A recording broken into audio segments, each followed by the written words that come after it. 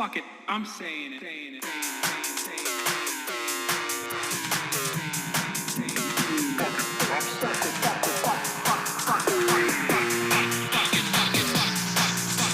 America deserved 9/11.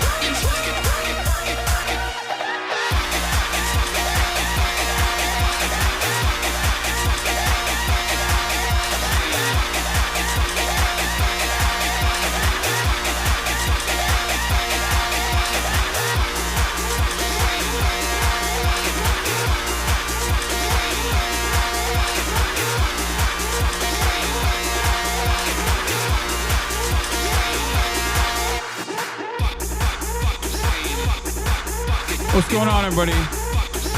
I hope everyone's having a fantastic evening, fantastic afternoon, fantastic pre-noon, no matter where you are in the world. I'm Hasan Piker, and this is our broadcast coming to you live from sunny but very cold California, Los Angeles, folks. We're live and alive, and I hope all the boys, girls, and MBs are having a fantastic one because today's a beautiful day. Today's a wonderful day. Today is a very special day. Now, people might be wondering, Hasan, why is this a very special day? It's a very special day for a very special gay.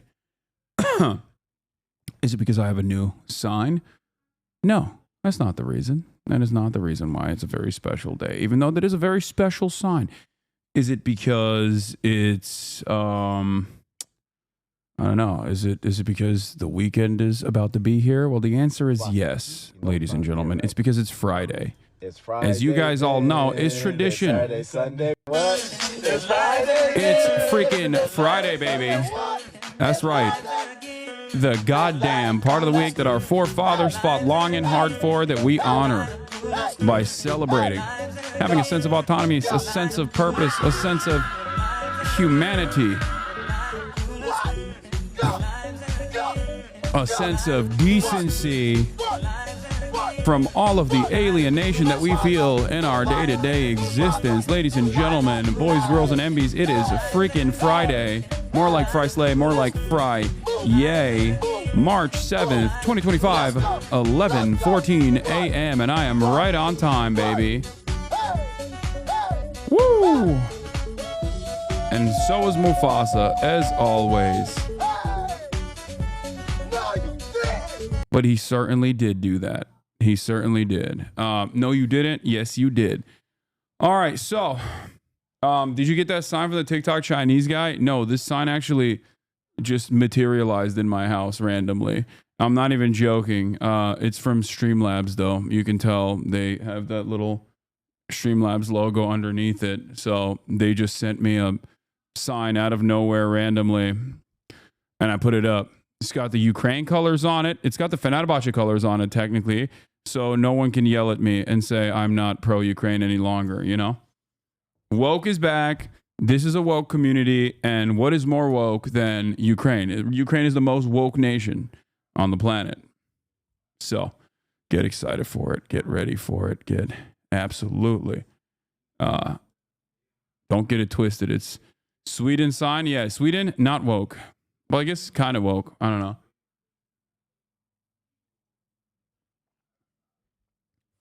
This, however, is the part of the broadcast where I tell you about my personal news about what's going on in the world of HasanAbi March between the time period where I press the stop streaming button and press the start streaming button. And let me tell you, a lot has happened in this world. A lot has happened in the world of HasanAbi March. I did the THEOVON interview yesterday. It was fantastic. It was amazing. It's being very well received. I ended the broadcast last night and didn't really do much. I didn't really do much at all. As a matter of fact, all I did was play some Kingdom Come, some me lordship. I've been playing a lot of Kingdom Come offline. Kingdom Come Deliverance. It's been really fun, really great. It really gets my mind off of the awfulness that is happening every single day. Hasan, you against Trump, greatest allies, Netanyahu, Putin, and Taiwan, and now you communist Hasan support back China, Ukraine, Palestine, Chechnya. What? I don't even know what you were saying there, but it's okay. No Kulwin is obviously still here, and he'll be on the broadcast shortly. He'll be on the broadcast in a little bit. Okay. What is this? Jason's spot on imitation of you. What is this?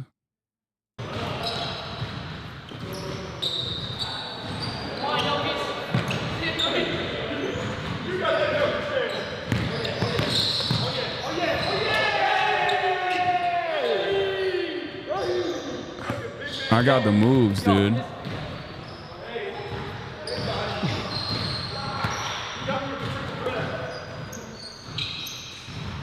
That was a good move, though.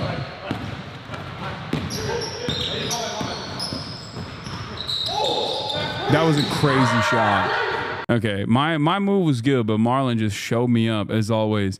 You were great on Theo. Thank you. Unk still got it. I mean, dude, this is Unk ball, baby. Look at that.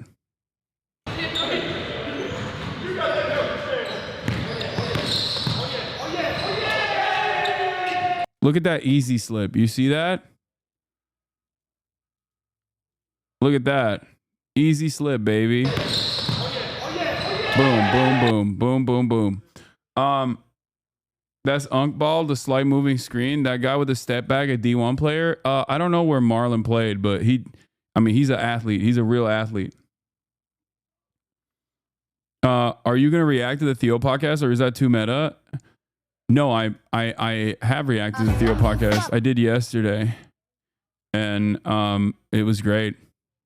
And also, there's a new TikTok. Everyday people is fucked up, and they recognize it, but they don't know who is responsible for it. Man, it's interesting. I never really heard it put like that. Like, what do I want my life to be like day to day? Do I want it to be this constant or do I want to not think about those things and think that some of that's the government's responsibility? I do my best to elect and vote in a way that I think is meaningful and vote for the best person. And then I try to enjoy my life and take care of my family and my neighbor. I don't know. That's kind of how I think maybe I start to break it down in my head, you know? Yeah. So what you were describing right there is basically the heart of, I wouldn't say the problem necessarily, but that is why a lot of people just like tune out, because they feel just powerless at the end of the day. You know, you got your protests, you vote, and then these guys do whatever they want to do. What am I supposed to do is like the attitude. Dude, this is why it's so difficult for leftists to like actually get any sort of prominent placement and to like talk to people where they're at, meet them where they're at. Like THEOVON describes an incredibly commonplace perspective that many Americans hold. He didn't say anything bad or anything like that, and you go, he is such a freaking piece of shit. Oh my God. And it's like, dude, calm down. You gotta dial it back. You gotta be cool. Be cool, baby. Be cool. Don't be weird. Be normal. Remember? HTS is dropping barrel bombs in Syria. Yeah, I saw that video. It's pretty crazy. Anyway, what was I gonna say? Oh yeah, personal news wise. Here, go watch this TikTok. Obviously, I'm gonna blast it right here. But personal news wise, not much happened. Kingdom Come Deliverance 2, you already know. That's all I've been doing. This morning I woke up, I worked out, had some big business deals. some big business deals. You know what it is. You know how it is. My dad has been weird politically, but watched some Theo, so I might be able to get him Hasan pilled. Yeah, so here's the thing. Okay? Here's the thing about that.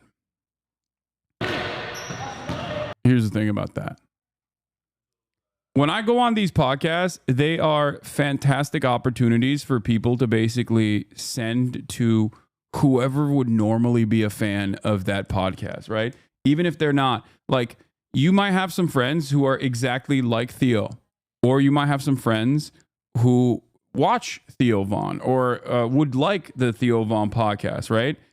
And you want them to figure out like what this Hasan guy is about. You want to Hasan pill them, right? You want to Hasan pill them. That's the podcast you send them. If you got some liberal friends, right? If you got some like Democratic Party operative style friends, you send them my interviews with the Podjons. You got some friends who are really into like finance or whatever. You send the Iced Coffee Hour podcast that I did. You got some friends who are into lifting, who are into bro culture, lifting, stuff like that. You send them the Bradley Martin podcast, because I am a collection of all of those things genuinely, right? I have all of these different interests that I maintain, but it's a great way to introduce me to whichever friend you have that has these has these opinions, like has those interests. So yeah, need a STEM podcast soon? No, that's the one that is not a real area of interest.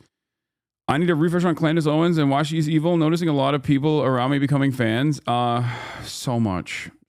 It's nice to see you're starting your own cult. Yeah.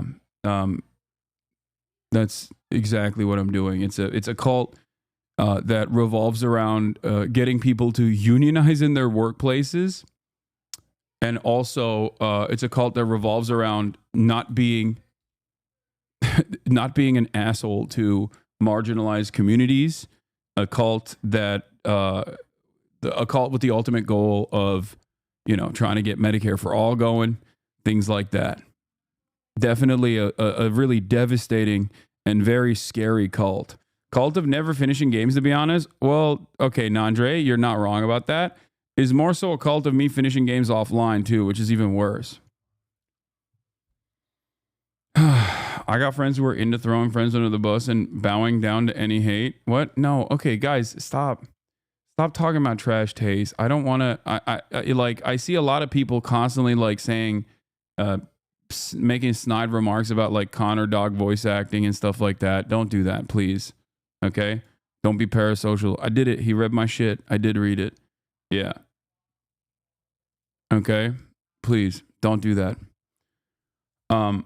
Don't be annoying like that. Cult of not streaming Disco Elysium. That is true. That is true. That is not false. Okay. I am disappointed in them, to be honest. I mean, that's fine. If you're a Trash Days fan, it's your personal feelings. It is what it is. But what was I gonna say? Other than that, if you keep responding to drama frogs, they'll keep chirping. Yeah, most people don't know what trash taste is. Watch live. Trump speaks at the first ever White House crypto summit. We're gonna obviously talk about the new crypto meta, or the old crypto meta that's becoming. I mean, this is the perfect thing to do, honestly, for the Trump White House. We'll obviously get into that. There's a lot of news to cover. I'm gonna be playing Marvel Rivals later as well, so let me blast off. Yes, I know. We're going to try to watch the Drewski thing too. You yourself say you don't expect other creators to be willing to deal with the insane harassment you receive every day. Yes, exactly. Make a coin and then we can use it to Hasan pill the mint. Yeah, we're not doing any of that. Okay.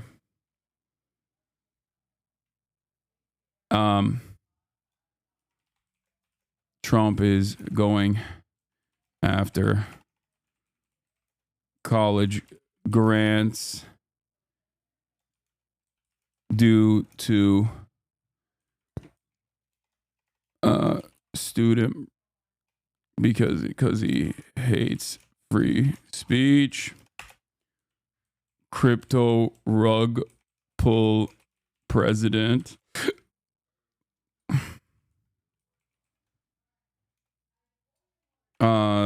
Doge drama.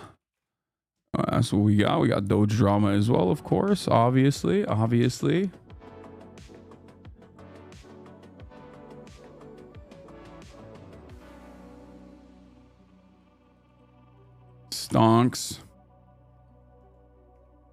Stonks failing.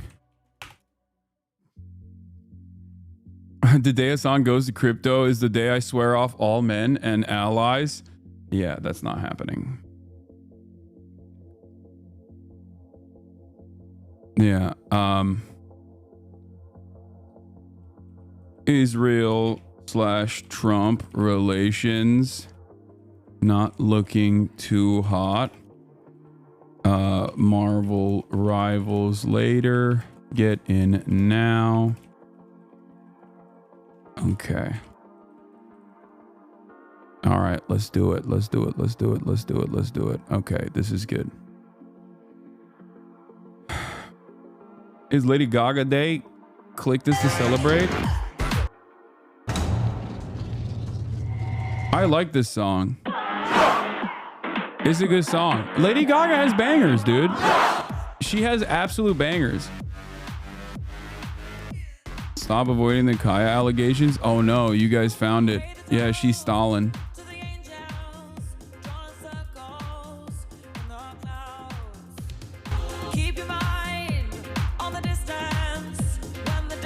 Song is trash. You're trash. Shut up.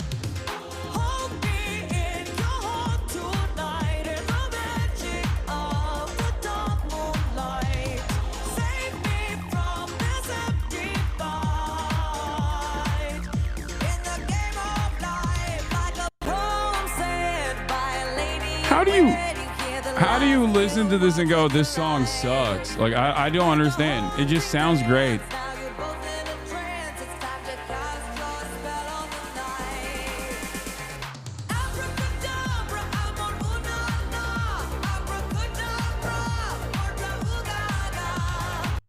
What do you think about Trump moving 35,000 units into Eastern Europe? This is what they were listening to at no. Okay, stop. No, they weren't. Okay. I thought you weren't into music. I mean, I listen to music. I'm not like an animal. Okay. I do listen to music sometimes. Also, I don't get it. Like when people say like, oh, Lady Gaga sucks, right? It's just like, it kind of doesn't make sense to me because like, it's very obviously meticulously and mathematically calculated music that will make you go, this is good. Like, it's okay. You can say that like, you know, the song is good. Maybe it's not your favorite song of all time. That's fine. Coworker music. Bro, saying Lady Gaga is coworker music is so funny. Like, bro, it's just top 40, man. What the hell? It's just, bro, calling top 40 coworker music is hilarious. What the fuck? Everything's a coworker ad, then you know what isn't? Shopping mall music? Just say you're homophobic, chatter. I mean,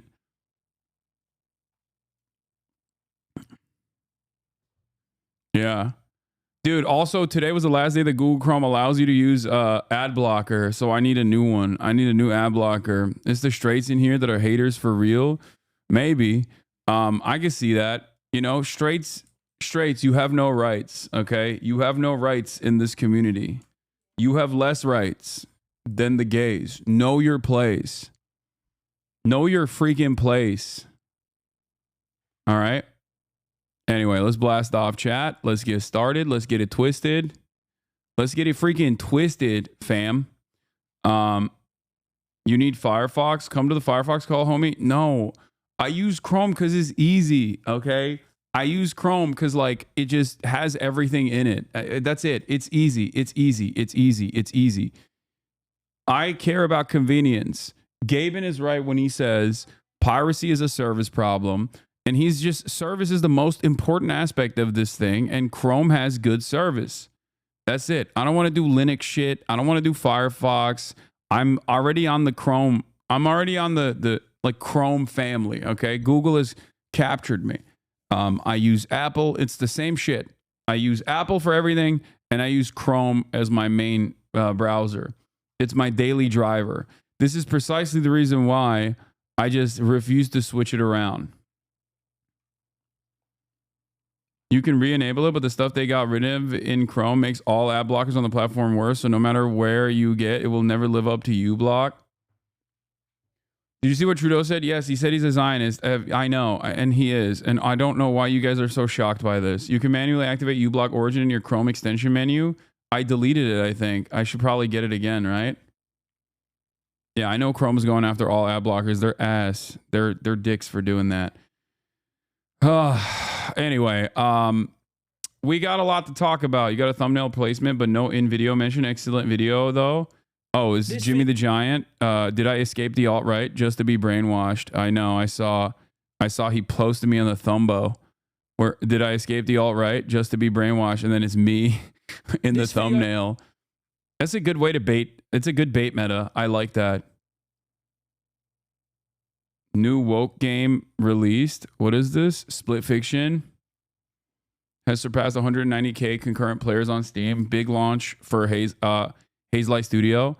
Yeah, non-binary. That sounds like 10-10 bait. I do want to play, guys. I know this is the creators of It Takes Two. Split Fiction, I'm excited to play. Yes. The problem is I don't know who I could play it with because I have like weird hours in general. Okay. I know. I really like Hazelight Studio co-op games. They're amazing. They're always so much fun. All right, we'll figure it out. We'll figure it out. Everybody calm down. Asmongold, that'd be kind of funny. I would do it with Asmongold. I don't think he would do it. But yeah. That would be funny if Asmongold and I played Split Fiction to completion.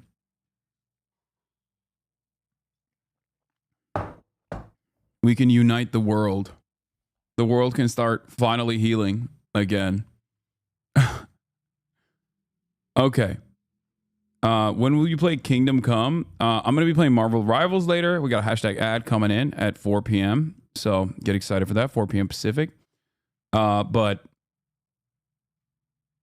look, Asmongold might be thinking Hasan is political. But then I put this hat on and then he'll realize that I'm apolitical. That I too am a centrist. Okay?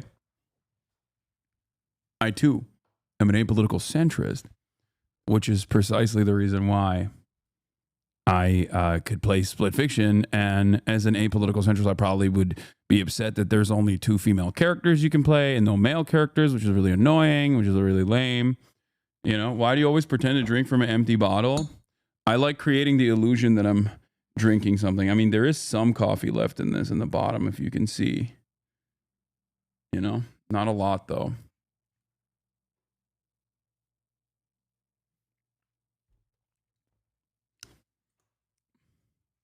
I love this. This is like a hobo jug. Like this is like a old timey jug for like an old timey jug where you would get like alcohol from the apothecary. You know what I mean? That's what it feels like. That's moonshine. Hell yeah, yeah. It's got to have like big XXX marks on it. Become a central streamer duo. Start a new org. Call it One True Kaya. Yeah. Okay, but we got a lot to get into. There's so much happening. Sam Bankman-Fried actively said if he ever, got into trouble, he would go on Tucker Carlson and come out as a Republican. And here is Sam Bankman-Fried doing just that. Now, one must ask themselves this very important question. Why is it that even a guy like Sam Bankman-Fried knows how easy and how how easy it is to hit the right-wing grift. Doesn't matter whatever crime you got going on. Doesn't matter what you did. Everybody knows you just hit the right-wing button and you're up. You're up good. Okay? That's it.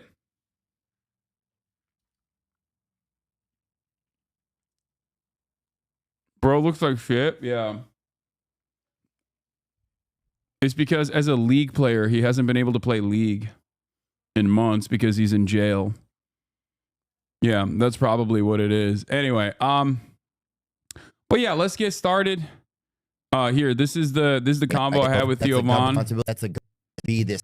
Man, it's interesting. I never really heard it put like Here, that. Like, this is a what snippet do I of want it. my life to be like day to day? Do I want it to be this constant like, or do I want to not think about those things and think that some of that's the government's responsibility? I do my best to elect and vote in a way that I think is meaningful and vote for the best person. And then I try to enjoy my life and take care of my family and my neighbor. I don't know. That's kind of how I think maybe I start to break it down in my head, you know? Yeah. So what you were describing right there is basically the heart of, I wouldn't say the problem necessarily, but that is why a lot of people just like tune out because they feel just powerless at the end of the day. You know, you got your protests, you vote, and then these guys do whatever the they want to do. What am I supposed to do is like the attitude that the average citizen has in this country. That's why things slowly but surely seemingly get worse year over year. Maybe not for you and I, because like, I mean, we're relatively successful, but for like average people, for everyday people, shit is fucked up and they recognize it, but they don't know who is responsible for it. And they become so malleable and so open to responding to anybody that will recognize their frustration and say, it's actually because of this and that. And I think Trump tapped into that so perfectly. And that's why he won. That's why he defeated the Democrats so handily, because he was like,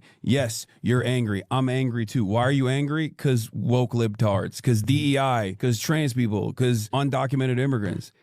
Undocumented immigrants aren't your landlord. They're not the one who's raising the price of rent. They don't own the mega corporations. They're not sitting at the board of BlackRock. You know what I mean? It's not a Guatemalan migrant that's sitting at the board of BlackRock, purchasing all the houses. They're not the real estate developers that refuse to add to the much needed supply of housing. Yeah, and instead put a rag and bone in every town, dude. I hate rag and Well, bone. it's just like, dude, don't tear down cool areas and just put up a rag and bone, dude. Yeah. It's not cool.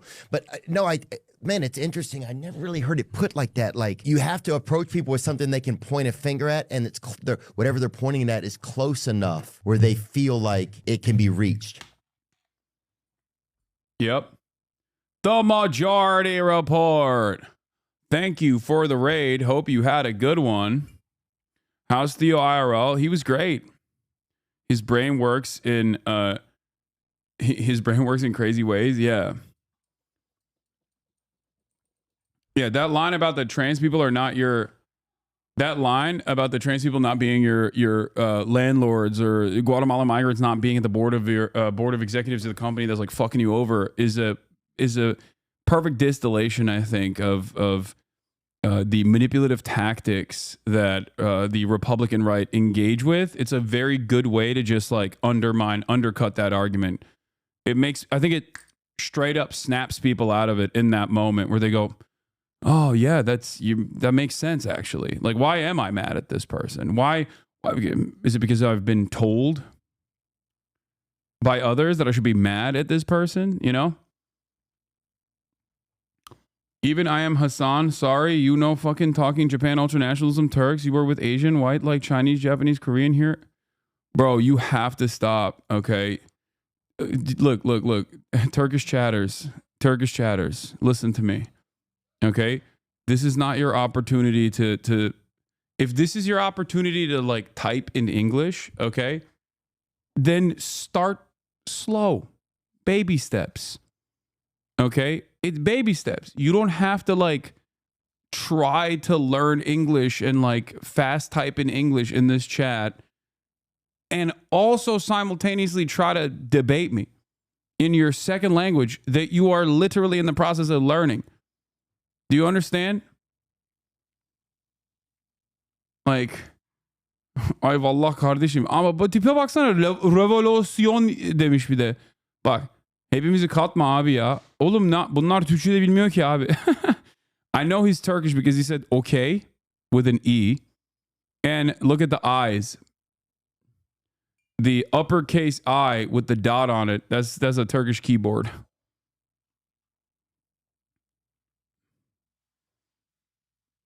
Anyway. Whew. But yeah, it's a great episode. I highly recommend you guys watch it. What is this? Another basketball clip? Let's see this.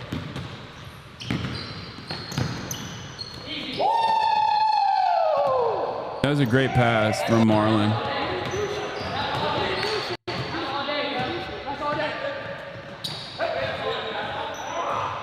That was a terrible shot from me. Okay, terrible pass from Jason. These clips go too long, I think. You know, you just got to cut it right where the good stuff happens. Hasan, you got to dunk that, my boy. I can't do that. I think for your talking point about how undocumented migrants contribute to the economy, you should incorporate a joke or something. There's no widespread conspiracy where undocumented migrants are winking at the cashier to get the sales tax wiped off kind of thing. Okay, thank you for the feedback. I think I'm going to stick to what I'm good at. You know what I mean? Thank you for the feedback. Pretty HMO too, but I think I'm not going to do that. I got this. I promise. Okay. Maybe go take that one back into the shop and, you know, whip up a different one. Okay.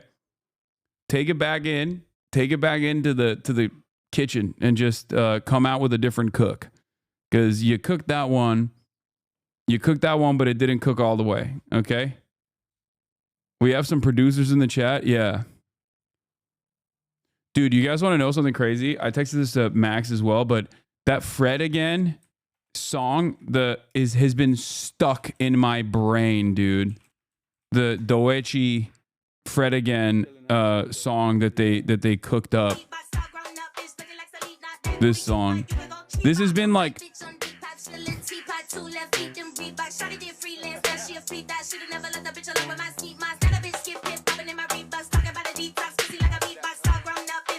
Dochi.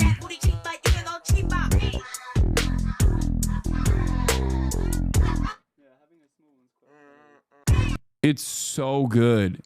It's so good. Fred Again is insane. He really is a once in a lifetime producer. Like this man is, this is not Glaze. I don't think this is Glaze to say he is the LeBron of producing. He's garbanzo beans. You are delusional, dude.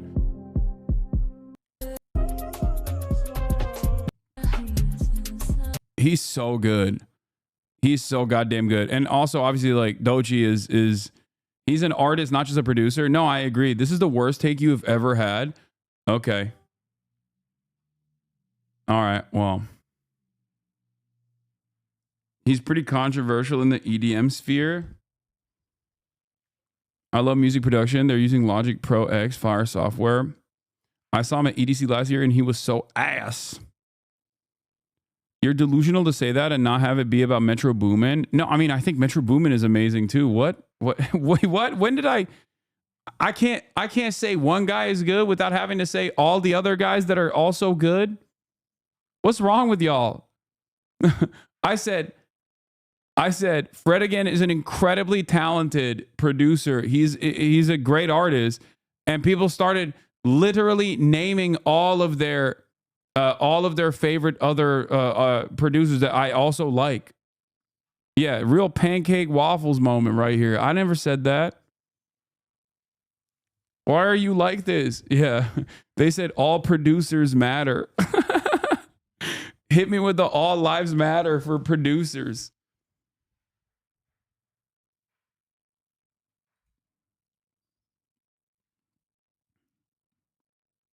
Chat really doesn't like you having music opinions. Yeah, chat lights up when I talk about anything that's not like, when I talk about anything that's not immediately politics, chat loses their minds, not realizing that like this is an area where we can have disagreements. Like it's not the end of the world. You know what I mean? It's not the same as like, it's not the same as having a disagreement about like whether trans people are real humans or not. You know what I mean? This is just like, to be fair, you say you don't listen to music. I mean, I listen to a little music. It's not that I don't listen to any music. I try to keep up with what's going on. Speaking of music, okay, before we get into Trump threatens new Russia sanctions after strikes on Ukraine, I do want to show you guys, speaking of music, remember that randomly I brought up Osama's son when I was talking about, you know, newer rappers and stuff, and like where rap is going and the direction rap is heading in general. And then it went viral on Twitter because Kirko posted about it.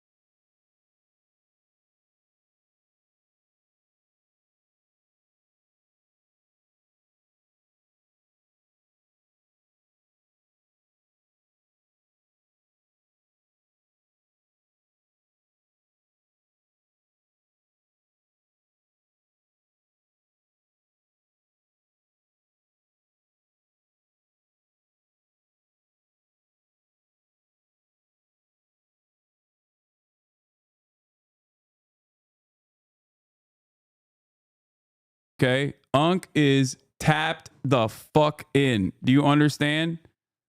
Unk is tapped in. Play some MF Doom. Which, by the way, none of those guys are bad. Those are incredible artists. I'm just saying that, you know, different strokes for different folks. Okay.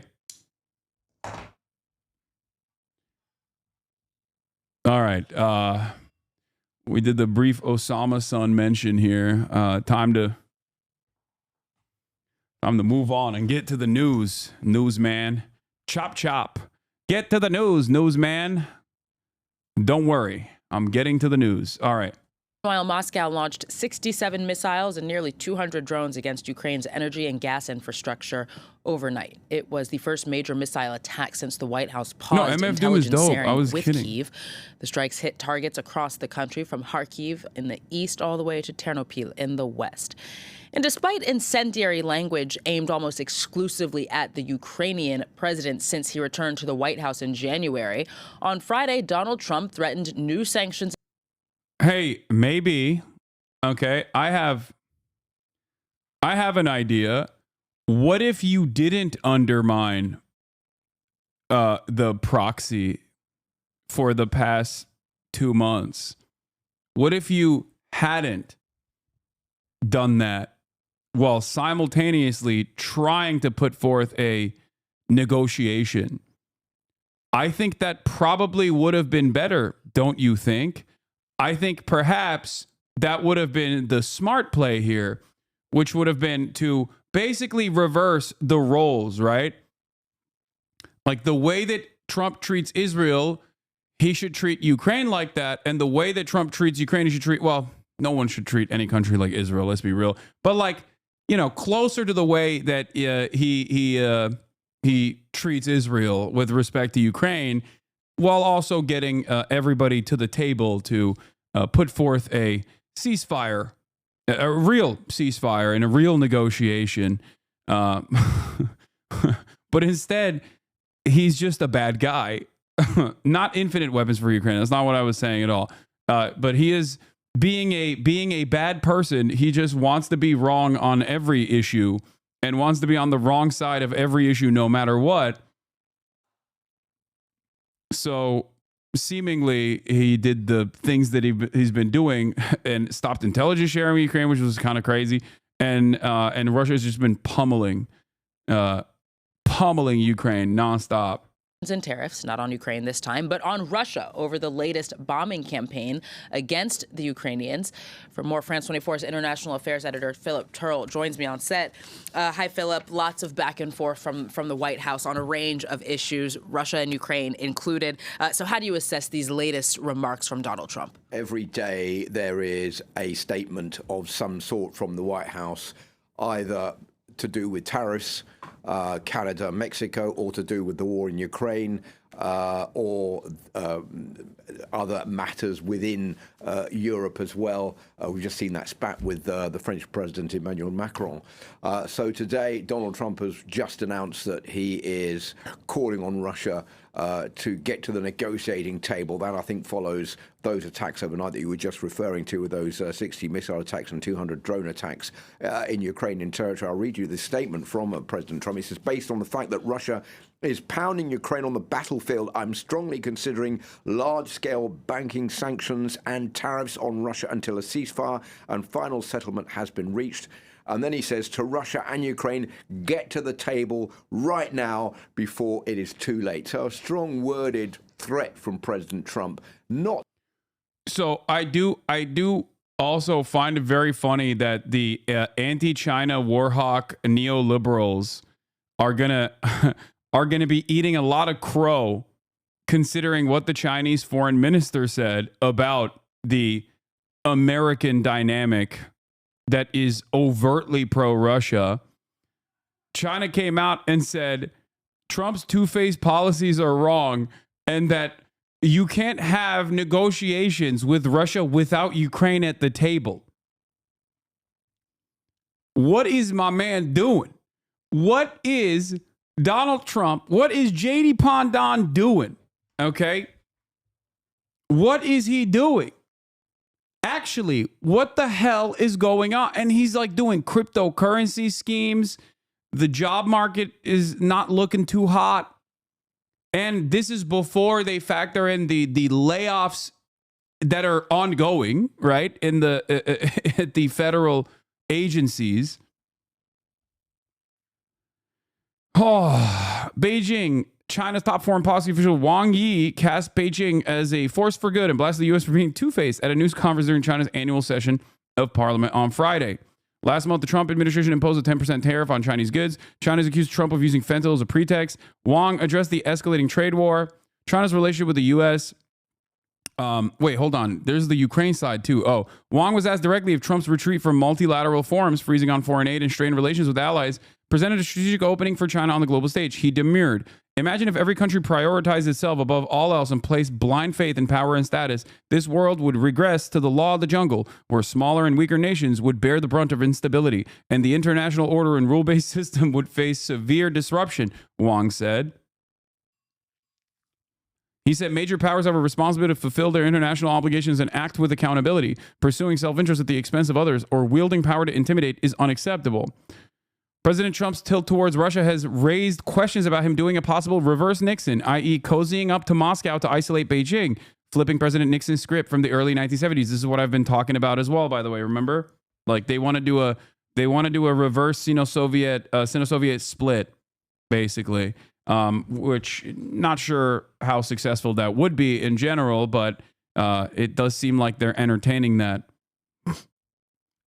When America engaged in a detente with China, the pressure of the Soviet Union, its primary Cold War rival. But Wang said the historical logic of China's good relations with Russia was steadfast. I want to emphasize that regardless of changes in the international landscape, the historic logic of the China-Russia friendship remains unchanged, and the internal driving forces behind our relationship remain strong.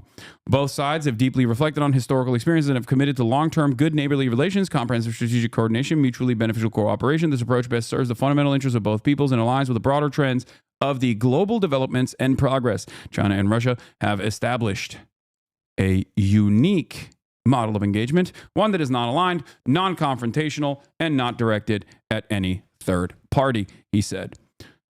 In terms of the Ukraine war, China has tried to position itself as a potential mediator, able to help bring the war in Ukraine to an end. But since Trump's foreign policy shift towards Russia, Beijing has been largely left on the sidelines. China said to this, China welcomes and supports all efforts aimed at achieving peace. This is a position that they've had since day one. However, it is also important to recognize that this crisis has deep and complex historical roots. It was not created overnight and cannot be resolved overnight. He said China is willing to work with the international community in line with the wishes of the relevant parties to play a constructive role in achieving lasting resolution. The world must move towards a new security vision based on common, comprehensive, cooperative, and sustainable security. Only by doing so we can achieve peace and stability, not just in Eurasia, but across the entire world, he said. He also had some statements about Gaza as well. But from what I understand, Anne Barma. My mom is just yelling. Okay. All right. Where was I? I just got a little confused here. Okay. But there was one more thing that I wanted to say. China's envoy to the EU, Liu Xiaoye, appalled by Trump's treatment of Europe. This is from the South China Morning Post. But China's special envoy for European affairs, Liu Xiaoye, said he was appalled by the way President Donald Trump had treated American allies in Europe, adding that a peace deal for Ukraine should not be determined only by the U.S. and Russia. Okay? When you look at how the Trump administration has implemented a brazen and domineering policy towards Europe, treating its allies in this way, honestly, from a European perspective, it's quite appalling, he said.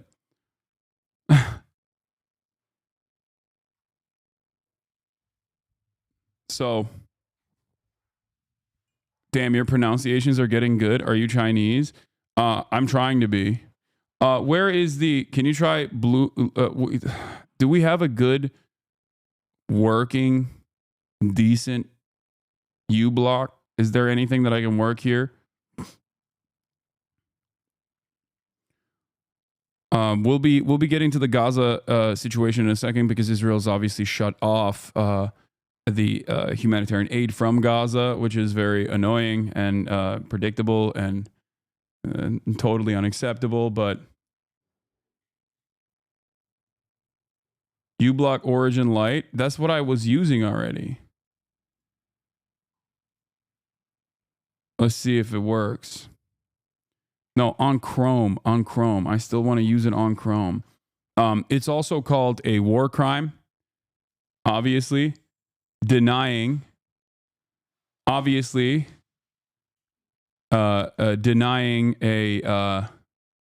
depriving a captive civilian population of humanitarian aid is clearly a war crime. That is what Israel is doing. They are doing war crimes.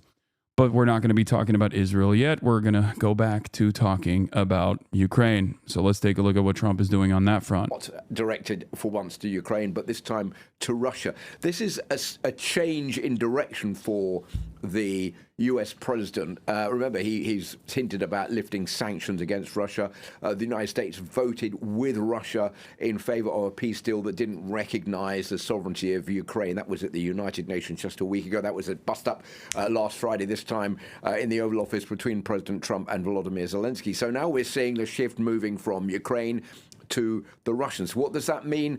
I think that basically means that Donald Trump's been very critical of Ukraine, but we haven't really heard anything from the Russians. And what has been clear all the way down the line is that whatever... Chat, Swift the Guru has the take for all of you.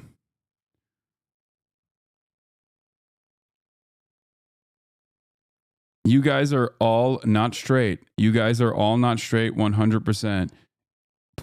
Gay. You guys are all gay. You guys are all gay. You guys are all gay. Thank you. Thank you for your bravery. You have demonstrated your profound observation skills, and you are not wrong. This is a very gay community. It's true. All right. Let's continue. Bye-bye. Whatever happens in this war, Vladimir Putin's made it pretty clear that if there's nothing that he agrees with, then he's not going to end the war. He prefers to carry on fighting. He thinks he's got more to gain, especially with the way the United States is behaving right now, by keeping the war going. All of a sudden, Donald Trump seems... Go to extensions. If you didn't let Chrome delete uBlock, you can click on the three dots to keep it and turn it back on. I did. I deleted it myself this morning like an idiot. Maybe I shouldn't have done that.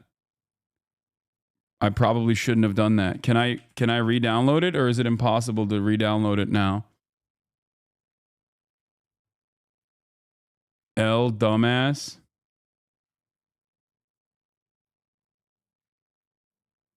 Yeah, you were not using the light version. uBlock Origin Lite works, and yeah, I was using a different uBlock.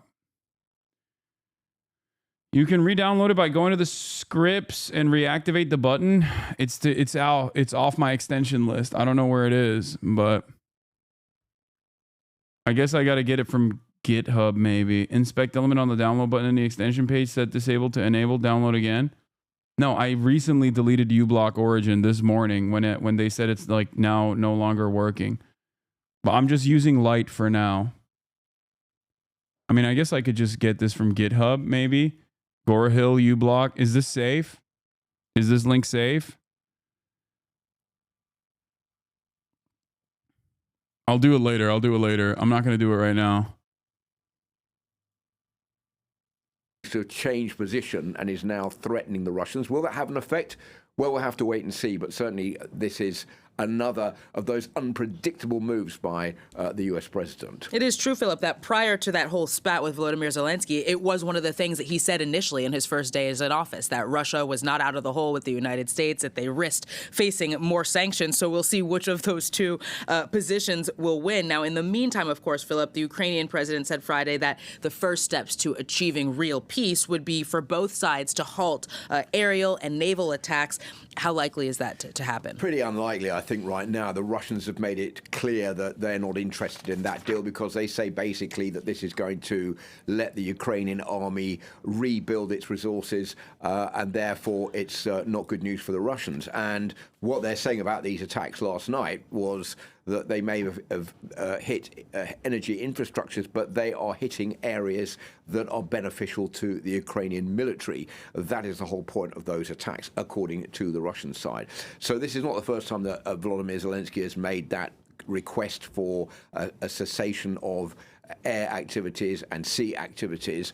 It's fallen on deaf ears pretty much until now, as has the call for this peacekeeping force, the coalition of the willing, if you like, to bring in this peacekeeping force into Ukraine. That's also been dismissed by the Russians as a no-go. The Russians see that as basically nothing more than NATO getting its foothold in Ukraine, and that for them is something that is totally unacceptable. In the next few days, what have we got? We've got Volodymyr Zelensky traveling to Saudi Arabia to meet Mohammed bin Salman ahead of new peace discussions there. Then we have Volodymyr Zelensky going to South Africa to meet the President Cyril Ramaphosa. That'll be next month. Cyril Ramaphosa, who's been also proposing to intervene to try to find a peace deal between Ukraine and Russia. So there is a lot of diplomatic activity taking place right now. But for the moment, still those bombing raids taking place on Ukrainian territory from the Russians. On Russia, if I may, President Putin is bombing Ukraine. Yeah. Do you still believe him when he tells you that he wants peace? You know, I believe him. I believe him. I think we're doing very well with Russia. But right now, they're bombing the hell out of. Horrible take on China defending small countries and shamming U.S. peace talks while they did nothing to stop the war for 3 years. Supported Russia all the way and keep an eye on Taiwan. Glaze China for what they do good. Don't act like a sheep, says Tolkien Society. You're not right. You're incorrect about this. China currently is outflanking the United States and has consistently outflanked the United States in terms of what I think is achievable. China is on the side of Russia. It is a conditional ally to Russia in this. Russia is the party that is committing the wrong. That much is correct. Okay. But as far as no, China does. China has a conditional allegiance to Russia. That is 100% correct. I don't think it's inappropriate to say that. Maybe they don't have as much hands-on support like the DPRK, for example, which is ironic because I'm certain that the DPRK Russian allegiance in that regard is something that China doesn't like anyway, because they like having the DPRK as like a security barrier for themselves. Having said that, however, in terms of trying to find a manageable negotiation out of this situation, China has always been committed to coming to the table to do a ceasefire. They literally did a Brazil plan, and now they're also outflanking the United States once again by stating that yes, Ukraine should be at the table. China should also be at the table as the other side, the America of the other side, I guess, but with demonstrable restraint in comparison to the United States of America in terms of their foreign policy. Do they dominate other countries in the South China Sea, for example, like the Philippines? Absolutely. Okay, they do. It is marginal in comparison to what the United States of America does all around the globe. If you're looking at these two as major world powers, okay, and comparing one's actions all around the world to the other, it's fairly tame and incredibly restrained. If America had a similar limited foreign policy attitude, I would not be as critical of American foreign policy. This is something that I try to explain to Americans in general. They don't understand it, even though I myself am American. I wish that the United States of America would have would demonstrate restraint when they're engaging with other countries as well. They apply some sort of soft pressure, but they act two-faced as well. It's a weird take from the Chinese all of a sudden. Once again, I want America to implement good policies, okay? Whether it be in our domestic affairs or whether it be in terms of our foreign policy.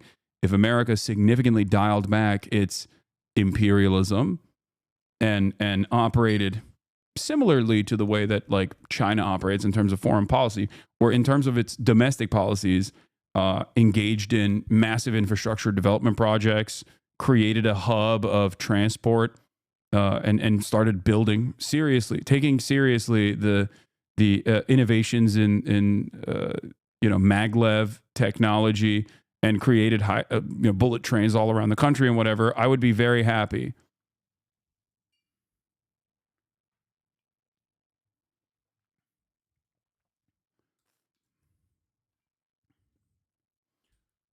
Let's continue. Of Ukraine and Ukraine, I'm finding it more difficult. The memes have gone full circle. Reddit conservatives are telling pro-Ukrainians to house the TPS Ukrainians. Trump is about to deport if they really care. Same shit when they smear you as a socialist, therefore the house homeless. I don't even understand what that is. Frankly, to deal with Ukraine.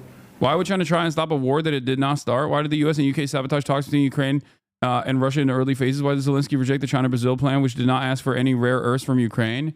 Yeah, no, I that's what I brought forth as well. I think China has been like, I wish that America would have a similar attitude in terms of like managing the conflict.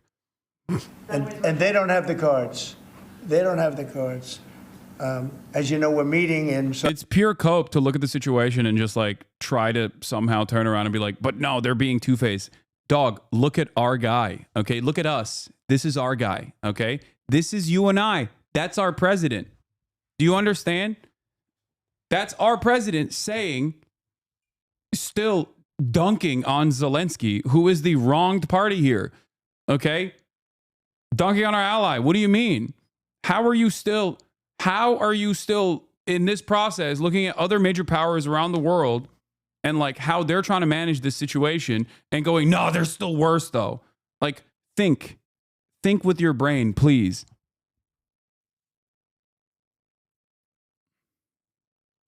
How aggressive are they towards Russia, China? I mean, no, not aggressive at all. Russia is a foreign adversary. It's outside of the Russia is outside of the sphere of Western influence. It's long been a foreign adversary, even after the dissolution of the USSR. This is precisely the reason why, just like with Iran, just like all of these other countries like Venezuela, there is basically a network of countries that have been cast aside by Western imperialism, and they have conditional relationships with one another. Like they have an allegiance with one another because they see it as they see any opportunity to coexist outside of the American periphery as they'll take it. This is why the Trump administration's accelerated accelerated sanction strategy that Joe Biden actually went crazy with created this secondary market around the globe. Because if you sanction every country, all of a sudden you have now sanctioned no country. You are just sanctioning yourself at that point. They don't have any other choice. They have no alternative. They have to work with one another because America forces their hand.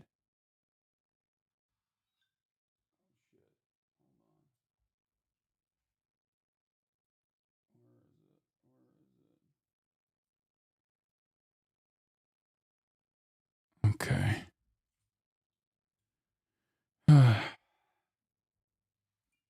Yeah, Trump sanctions 69% of the global south, the poorest nations. Or not just Trump, but Biden as well, because American foreign policy is uniparty. Saudi Arabia on sometime next week, early. And we're talking, I find that in terms of getting a final settlement, it may be easier dealing with Russia, which is surprising because they have all the cards. I mean, they're bombing the hell out of them right now. And I put a statement in, a very strong statement. We got all the cards. They got none of the cards. We got all the cards. Cards are ours. And PSA 10. I opened the cards. I say to myself, that's a new Pokemon. I will fuck this Pokemon. Get on the ball and get a job done. Michael, could you come up here? I see Michael back there. Where is my goat? Where is Steve Witkoff?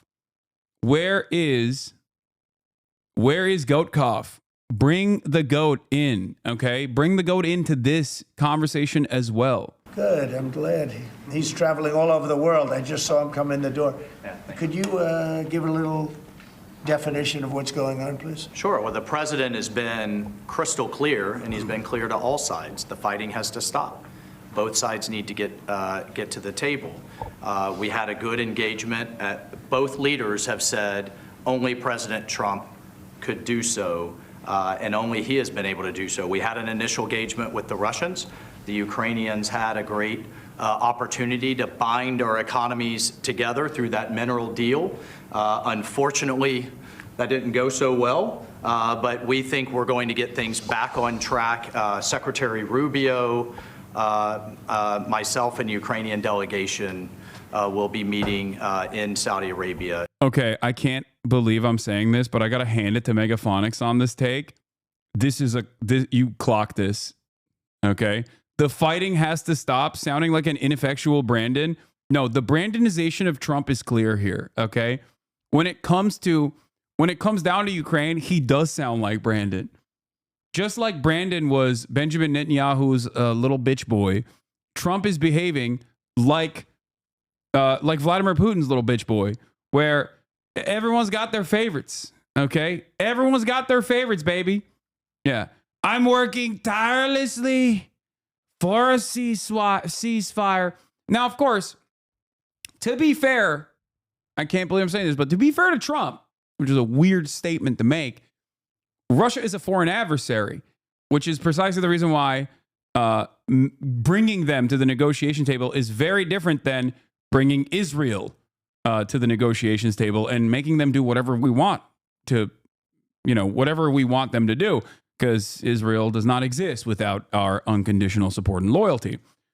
It's not the same for Russia. So it is trickier and more difficult to manage that situation. Having said that, however, he is still very much hitting I would say 65% Brandonization on the Brandon meter with this whole, I'm working tirelessly around the clock for a ceasefire, believe me. Next week to get these talks back on track, get a ceasefire in place, and drive peace home under President Trump's leadership. I think both parties want to settle. I think if I wasn't president, this war would have had no chance of settlement, zero chance. But I think we're going to get it settled and stopped. We got to stop. They're losing on average 2,000 soldiers a week. That's a lot of soldiers. Do you agree, Peter? It's a lot of soldiers on both sides, I agree. Do you, Mr. President, think that Vladimir Putin is taking advantage of the U.S. pause right now on intelligence and military aid to Ukraine? No, I actually think he's doing what anybody else would do. I think he wants to get it stopped and settled, and I think he's hitting them harder than he's been hitting them. And I think probably anybody in that position would be doing that right now. He wants to get it ended, and I think Ukraine wants to get it ended, but I don't see, it's crazy. They're taking tremendous punishment. I don't quite get it, but I suspect, Michael, he probably wants to get it ended. He does, Mr. President. The Russians are taking incredible losses on the front. As the president has said, this is a meat grinder of people, of material, of national treasure, and no one else has any solutions except to let this war continue forever. But I'll add, the president has had multiple conversations and a visit from President Macron of France, Prime Minister Starmer of the United Kingdom. We have the NATO Secretary General coming next week. We have this meeting with the Ukrainians. We've had it with the Russians. All of this in the president's first month in his leadership. We will engage in the shuttle diplomacy, and we will continue to use his leadership and what leverage we have to get both sides of the peace table. It's not going to be easy, but President Trump... This war should have never happened. It would have never happened if I were president, but it did happen. So a lot of other things shouldn't have happened, too. We shouldn't have 21 million people pouring into our country through open borders, many of whom are criminals, very bad criminals, including murderers, thousands of murderers. Donald Trump says he believes Putin wants peace. He killed far more than one person, and they're roaming our streets. But Tom Homan and Kristi Noem are doing an incredible job, and we're getting them out of here. And we'll get them out. We'll get them all out. But all these things shouldn't have happened. We shouldn't have inflation. We shouldn't have had this horrible inflation where the prices have gone up. Look at eggs. So we're doing... Dog, you're president now, though. I don't get it. Okay, you're president now. What happened? You're president. You said the previous president was responsible for the inflation. That's a big part of how you got elected. So I just don't understand. Like, it seems to me like what they presented as what the Democrats were doing, which is just like woke and gay shit and not fixing the cost of living crisis. They've just basically done the exact reversal of that, which is the anti-woke and anti-gay shit and not fixing the cost of living crisis. I don't know. I don't know. I'm just saying, like, it kind of feels like these guys are all not really interested in fixing some of these underlying material realities that impact the working class of the United States. We're doing a good job. We're doing a good Mr. job. President, in regards to the pause on military assistance to Ukraine, you put out on your social media post today that Russia is pounding Ukraine. Well, it doesn't take a month to fix everything, especially inflation, but respect to you for what you do. Yeah, perhaps inflation is not immediately related to whoever is in charge. That's number one. A reality that like Republicans refuse to reckon with. And secondly, and perhaps more importantly, this cost of living crisis that has been ongoing is not going to be fixed by Donald Trump's solutions. He never actually had any solutions, as a matter of fact. He just made it seem as though he just simply made it seem as though coming in and saying we're going to eliminate woke, we're going to eliminate DEI is going to somehow magically make prices go down. Okay? It was not. That was not the case. That was never the case. That's why everybody goes fell for it again award over and over again on Twitter.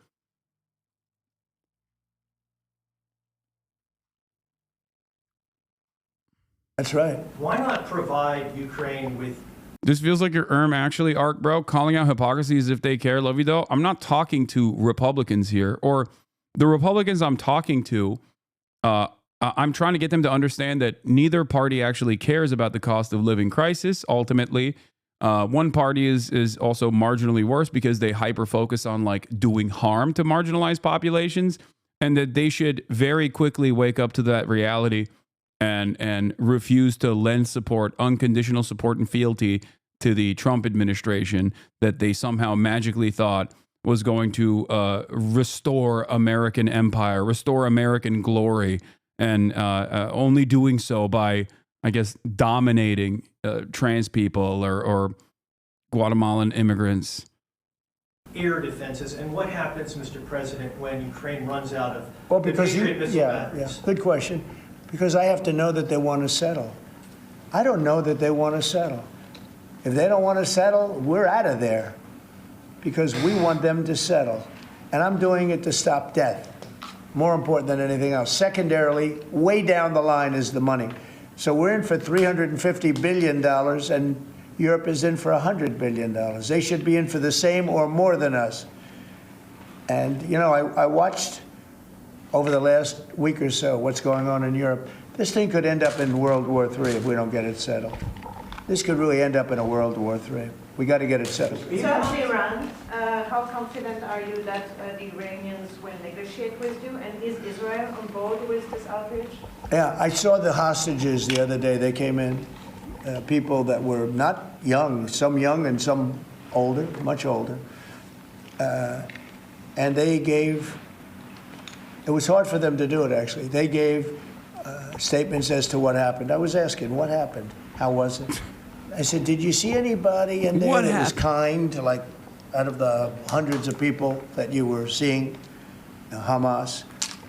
Did some of them wink at you and say, don't worry, you're going to be okay, or give you a piece of bread, or no? I said, were there any people that were, like, kind? I was shocked. The answer was nobody. There was nobody. Just the opposite. They'd be slapped and punched. One man broke his ribs. He couldn't breathe for a month. It was brutal. I was so surprised. Could you think there'd be a couple of people that would be kind? I think when Trump does Hasbara, it's really funny. When he does Hasbara, it's really funny because, like, he's just not, he's not about it. You know what I mean? He's just like, not a single one of them was kind. Not a single one. Like, the delivery is not landing. Yeah, he's just, they're so unkind. Meanwhile, did Hamas wink at you? Did they give you bread? Like, he's trying to hit like a Trumpian line there when he tries to add some seasoning, some flavor. That would say, you're going to be okay. But they had none of that. It's pretty amazing. Brian? Thank you, Mr. President. He's a kind person. Well, according to although not to...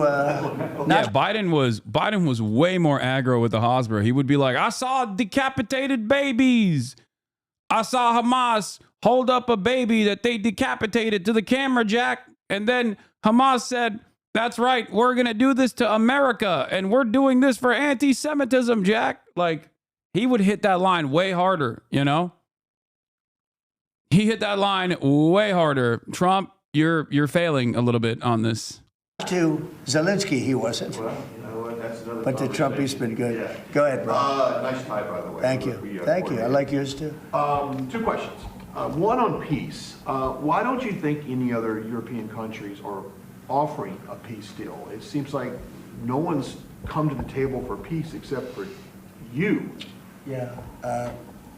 It's... Dude, the quality of the, I don't even want to call this a question, but like the quality of the glazed statements that you get from these new pressers have absolutely passed dear leader status, okay? Genuinely, it's getting, I'm watching quote unquote journalists do new types of tricks on it, okay?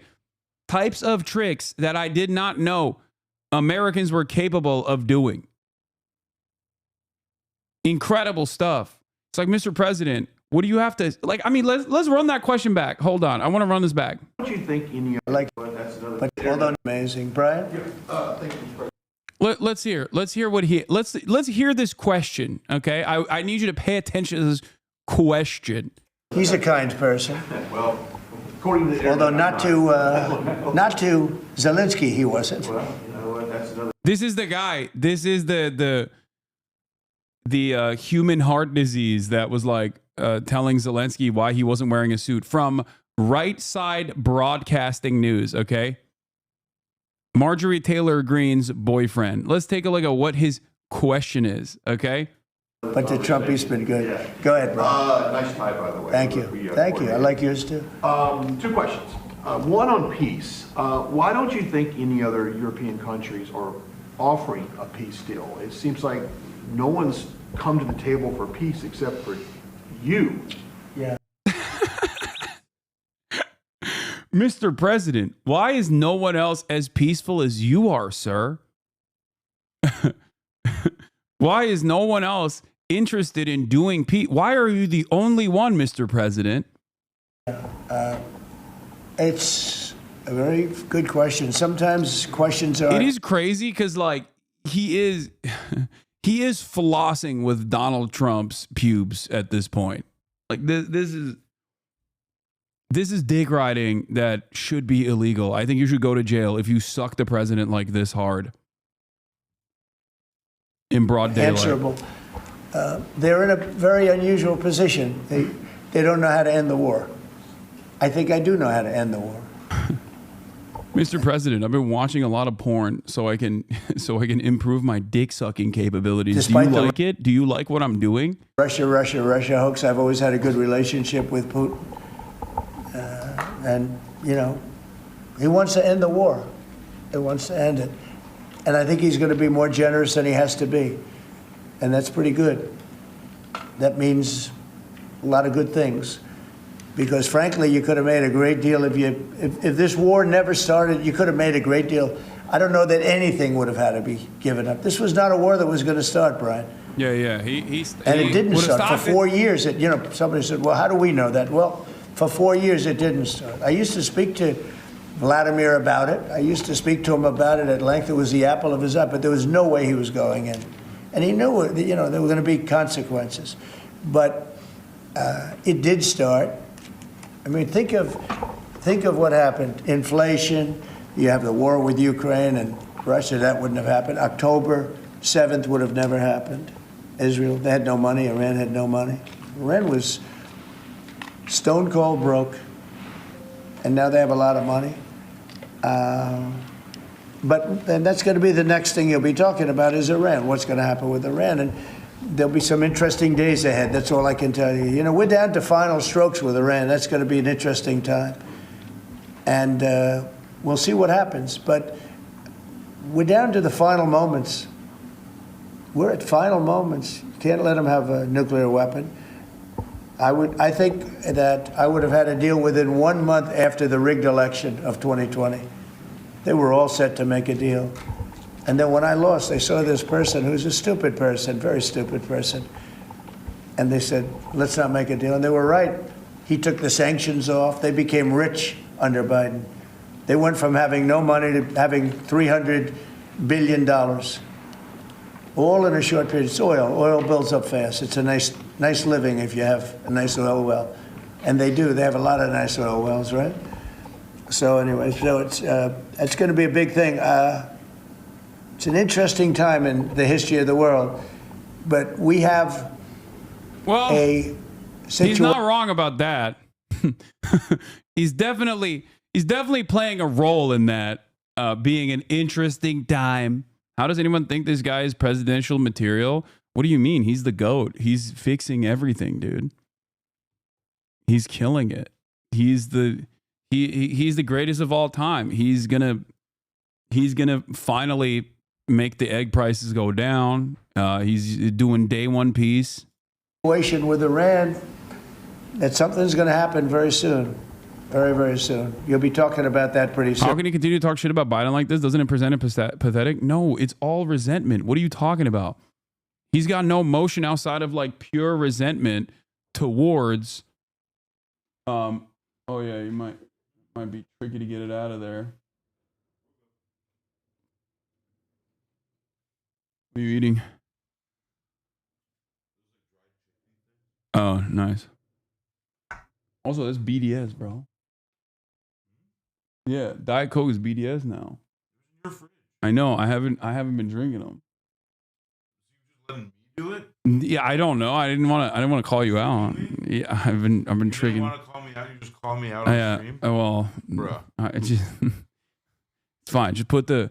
You're a snake, dude. Ethan's right about you. Put the red hat on. Ethan's right about you. Oh my God! Don't even. Setting up your friends. Don't even start, dude. Yeah, I'm actually being anti-Semitic by telling you can't drink Diet Coke. Yeah, exactly.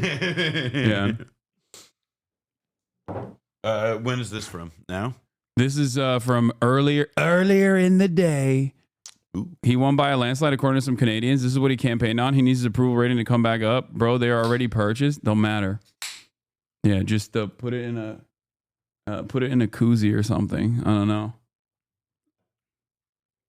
It is already purchased. You're right. Oh yeah, you can put the blue on it. Mike matches the fit. Oh, true. I didn't even think about that.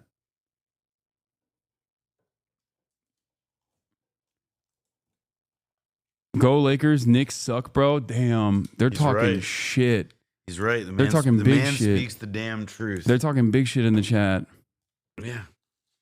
Soon, I guess, and hopefully we can have a peace deal. You know, I'm not speaking out of strength or weakness. I'm just saying I'd rather see a peace deal than the other, but the other will solve the problem. Mr. President, do you feel safer having your own Jewish hostages at your house? Yes. That's what it is. Yeah. Yeah, man, I'm not just a human shield in rhetoric. Yeah, I'm not just an excuse. He's here shielding me. He's here shielding me from the anti-Semitism allegations and also directly shielding me from getting drone striked. Yeah, no, there's like I'm in the path. I'm in the line of fire. Yeah. This is what happened to this camera. This was better. Oh shit. Fuck. I just moved the other camera as well on accident. Here. Hold on. That's better. Wait, but this got fucked up. Yeah, this camera moved as well. Now this camera moved. You can't ever win. Nah, it's fine. It's all good. Let's turn this off and let's do this. This is better, I think. I think it's better. Noah, I had that shirt bag in 92 high school era. Solid choice. Yeah, well, this is actually probably like my best thrift store find ever. Yeah, it's dope. Yeah, I'm really lucky. It's great. It looks sick. Offer him a wink and some bread. Oh, did you hear that? Trump said he talked to all the hostages. Oh wait, yeah. I overheard. And he's like some all of the them are release. old, some of them are very old. Yeah, he's like, I asked them, did any of the guys, were they nice to you? Did they offer you a wink or some bread? They said no. That's really good. Audio files are going to be up your ass today? No, the microphones are fixed. completely. So no. Your allies are calling on you to pardon Derek Chauvin. Are you considering pardoning Derek Chauvin? No, I haven't even heard about it. Oh my God, Ben Shapiro, you're so fucking washed. Ben, No you're motion, washed. Mr. Zero Motion. Yo, you are so washed, dude. That video got 75,000 views in 2 days. Oh yeah, right. We looked at that. Yeah, that was or like crazy. 50,000. But also, like again, I stand by what I said. It was but it was entirely CYA for him because if you Googled before this month, if you Googled Ben Shapiro, Derek Chauvin, you would get the video where for like the first time in Ben Shapiro's like miserable life, he showed some humanity or empathy or whatever. Thought, it was like, that's can't not have right. that. Nope. No, but so now when you Google Ben Shapiro, Derek Chauvin, even though there was probably never going to be a chance of the pardon because Trump can't free the guy because he's serving the state sentence. He's, like now Ben Shapiro has solved his problem. It is, all I can say is that like it's it's impressively cynical even for like a shit stain like Ben Shapiro. Like that's pretty impressive. Yeah. He's just you're so right with the SEO ploy. I didn't think about it like Who's that. Googling Ben Shapiro though? Come on, bro. So many people are Googling Ben Shapiro. Yeah. Google exists to connect people who collect Social Security to Ben Shapiro content. That's true. Like that's a radicalization funnel, All right, let's keep going. Let's see what else he Mr. said. President, on peace. I haven't heard that. In the first term, you may recall, I broke the news that you were nominated for the Nobel Peace Prize. And the reason for that was the work that you led on the Abraham Accords. I spoke yesterday with the member of parliament, the Norwegian parliament, that nominated you.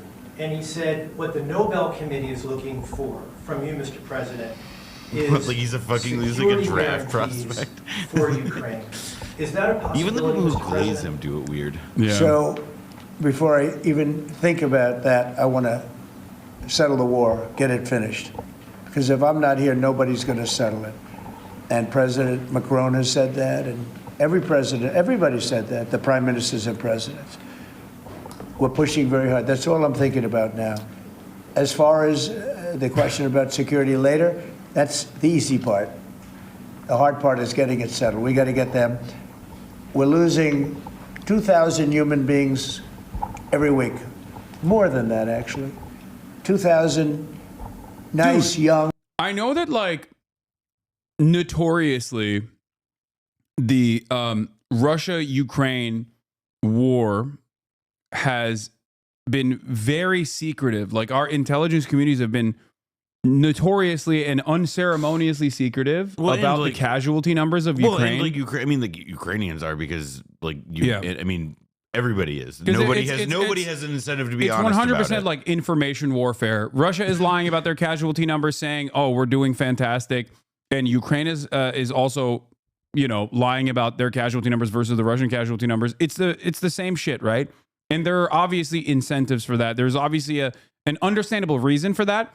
But what has been shocking for me, at least, is like our intelligence apparatus. Our intelligence apparatus is normally on this. You know what I mean?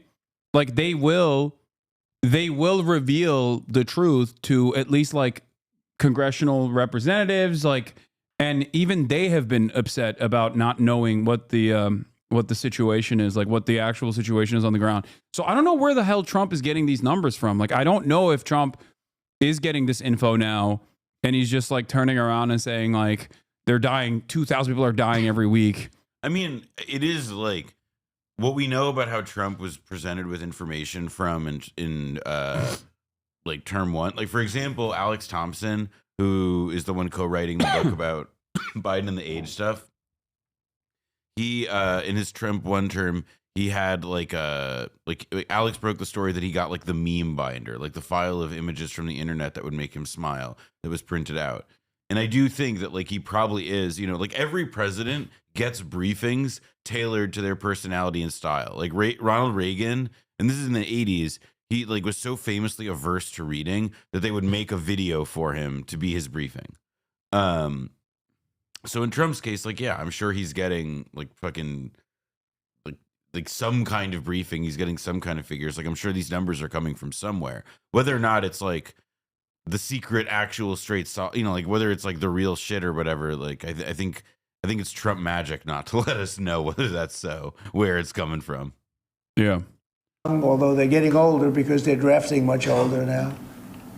In the case of one country, much older, because a lot of the young people have been killed. It's very sad, and I'd like to see if I could stop that. Wait, what? He's saying that the young people are being killed. That's why they're the soldiers in the ranks are much older. No, dog. They're older because they don't want to draft younger people. They don't want to completely shut off their next generation. Am I wrong on this? Isn't that the case? Like they've lowered the draft age multiple times at this point. But I thought that the real reason why, the age of all of the average age of like the Ukrainian defense force person is like 40 plus or something, and that's because young people are not getting drafted yet. No, it's not because they're killing the youth. It's because, one, if you're a young Ukrainian man, you probably got the fuck out of Ukraine, which is perfectly reasonable. Okay. Oh, he's talking about Russia? Wait, what? He's talking about the Russian military? No, I think he's talking about the Ukrainian one. I'd like to also see if we could stop making these massive payments from the United States. I mean, Biden gave away money like it was water, with no anything, got nothing for it. Europe did it in the form of a loan. They get their money back, we don't. So that's how we came up with the rare earth deal. But we started, behind the eight ball. He could have gone to Europe. He could have said, "Come on, you got to put up money with us. You got to put up money with us." But he never did that. They just kept handing money out because he was grossly incompetent. All right, thank you very much, everybody. Yeah. I mean, I think he was doing his classic like trail off anyway. Russia says sending European peacekeepers to Ukraine would be act of war. Have you seen the New York Times article about the explosive meeting between Musk and Elon Musk and Marco Rubio? Little Marco. Yeah, we're going to cover that in a second. Did America pay anyone back for helping with 9/11? No, that's not how this works. I don't think. Also, our weapons deals that we're doing with our European partners, as far as like NATO deals goes, it's directly benefiting the military industrial complex. It's our manufacturing industry that helps or that gets a lot of those contracts. That's how this works. I've announced that Steve Witkoff and I will be heading straight to the front lines of Ukraine to save the American taxpayers' money. Hell yeah, my goat, Steve. Putin says Russia will not retreat from Ukraine and give away anything that belongs to us. He made the comments while speaking to widows and mothers of Russian soldiers killed following his full-scale invasion. By the way, I personally think the reason why Putin is like escalating its bombing campaign and coming out and saying stuff like this is literally because Donald Trump is constantly undermining Zelensky. Yeah, I agree completely. I mean, it's just like he has maximum. I mean, when Trump is saying like Putin, he has maximum leverage, then like why wouldn't you act like you have maximum leverage? It's 100% the most like intuitive. 100%. Art of the deal, baby. I saw another thing that is also insane. I am Mr. I'm Mr. Easing sanctions for everybody. Okay. But the fact that the White House has asked the Treasury Department to explore options for easing energy sanctions ahead of expected talks between President Donald Trump and Vladimir Putin is wild. Like he's behaving like the way Democrats behave against Republicans. I mean, what I can't understand conceding before you get to the table is wild. What remains like unclear to me is the extent to which it's like, is he doing all this because he legitimately believes that like this is how you achieve like this is how you frame as maximum like political victory, like what the end of the war looks like, or is it like part of a larger strategy where it's like, all right, we want to make U.S. and Russia friends again, aligned against China and Europe in part now? Like like how it coalesces as strategy remains unclear to me. I think he just watched the Tucker Carlson interview and was like, I think Vladimir Putin does want to be America's Israel too, and he liked it. He believed him. He was like, yeah, why haven't we made Russia Israel? That's crazy. Yeah, lift all the sanctions. Give them unlimited. This is going to end up with Donald Trump doing unlimited weapons transfers to Russia. Oh my God. So they can blow up, so they can Gazify Ukraine. He's going to be like, yeah, that's right. They are. Russians have a right to exist. You are being quite Russophobic. He is. I mean, it already is on some level. Like that is like what is people, because part of it is like they're not framing this in terms of like any kind of, you know, like to me anyway, like they're not trying to justify it in like some like grand moral sense. Like it's all just like power politics stuff. Like, no, this is the way the world works. This is the way it is or whatever. And like where that's supposed to go again, like remains unclear to me.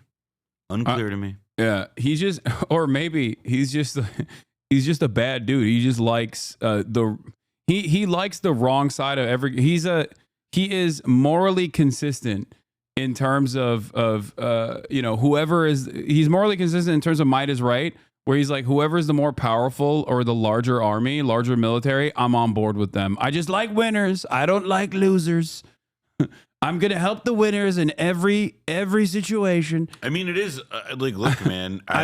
There are some famous people throughout history who have admired those who best reflect the will to power in their time, and I don't think it's at all shocking that Donald Trump identifies with that too. Yeah. Did you see the Chinese diplomats coming out and being like, Ukraine and China have to be a part of this? I mean, this is conversation. Like, I do think that there has always been people like have overread into the like strategic partnership that China and Russia announced after the invasion. Like people read that as like, oh, China's just endorsing everything Russia's doing.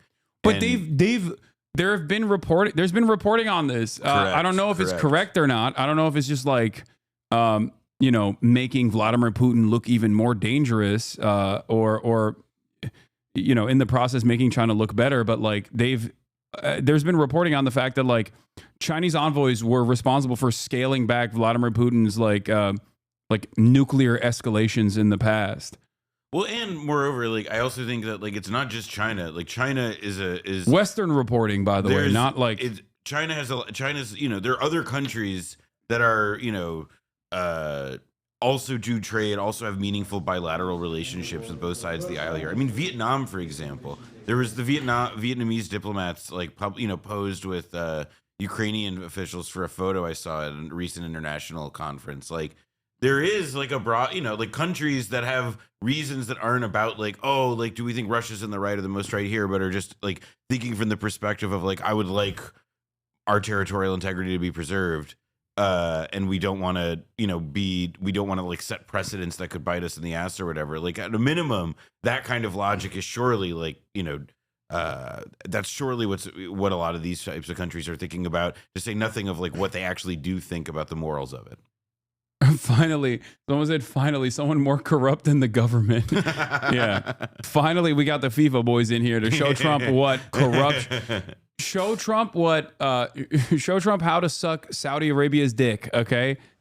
Yeah. Finally a more corrupt entity, a more nakedly corrupt entity that absolutely loves. They're there to give advice. Loves the Gulf states. I assume that this is going to be about FIFA, and then quickly they're going to turn into, they're going to turn around and talk about cryptocurrency, right?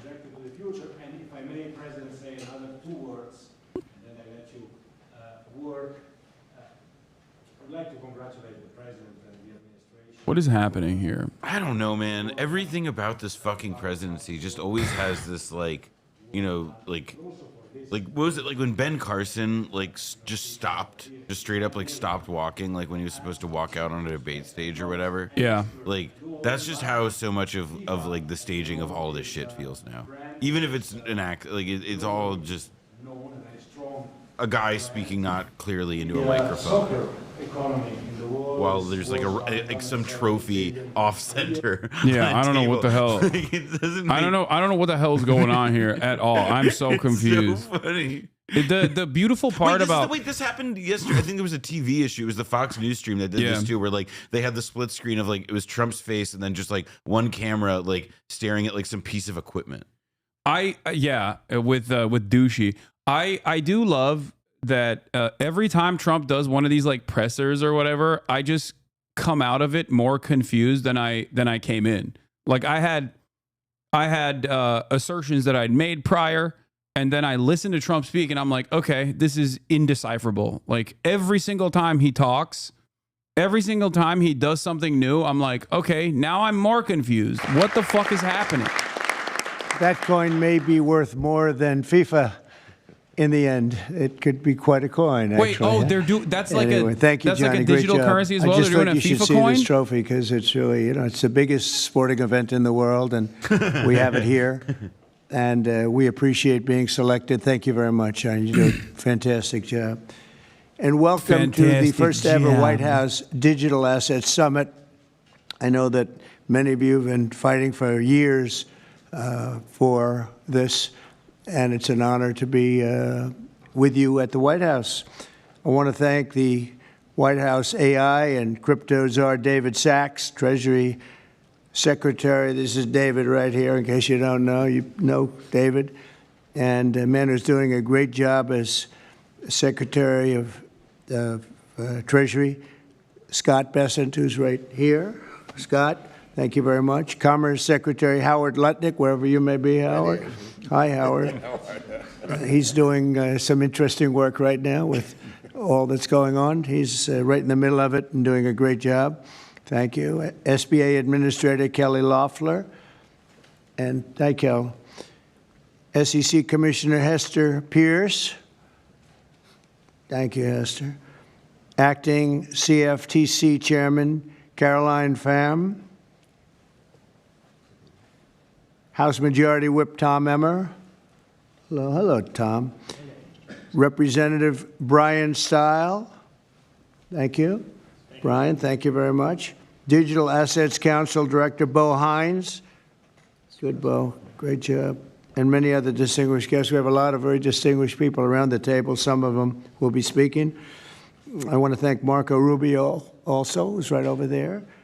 And we have tremendous people very interested in this subject. And last year, I promised to make America the Bitcoin superpower of the world and the crypto capital of the planet. And we're taking historic action to deliver on that promise, as you know, around the table. Yesterday, I signed an executive order officially creating our strategic Bitcoin reserve.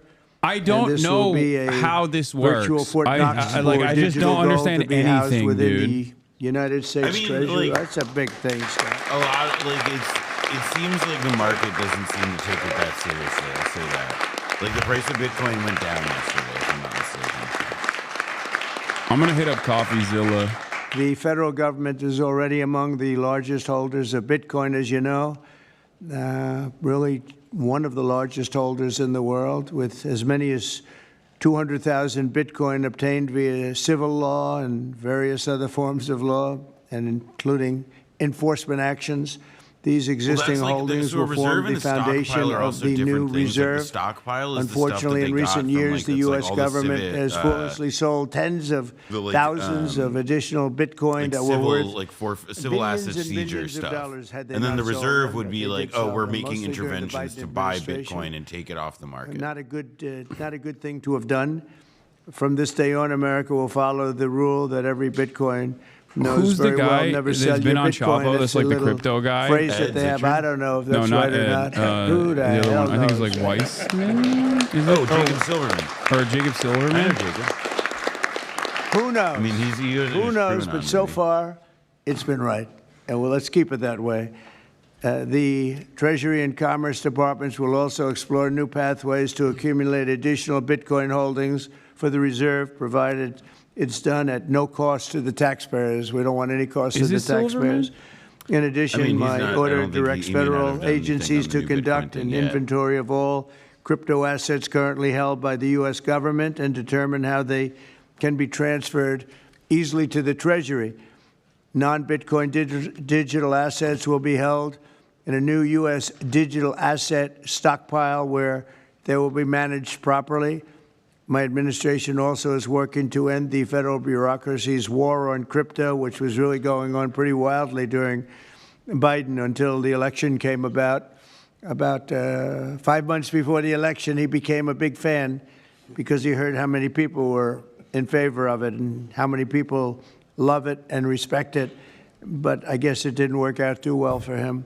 People understood what was going on and paved the way for groundbreaking innovations in institutional finance.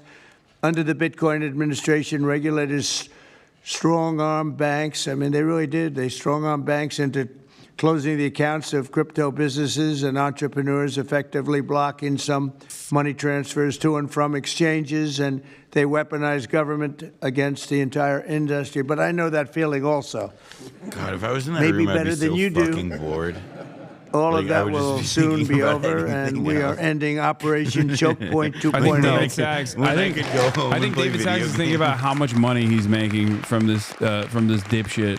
Because didn't he yesterday also pump David Sachs's coin or something? There was Some something like people that over the really weekend suffered. because It they were was like, we're going to be ridiculous buying what they were doing, Cardano In the and end, XRP. they came around, but they came around for the wrong reasons. They came around only because they wanted votes, and they saw that tens of millions of people were against them because of what they were doing.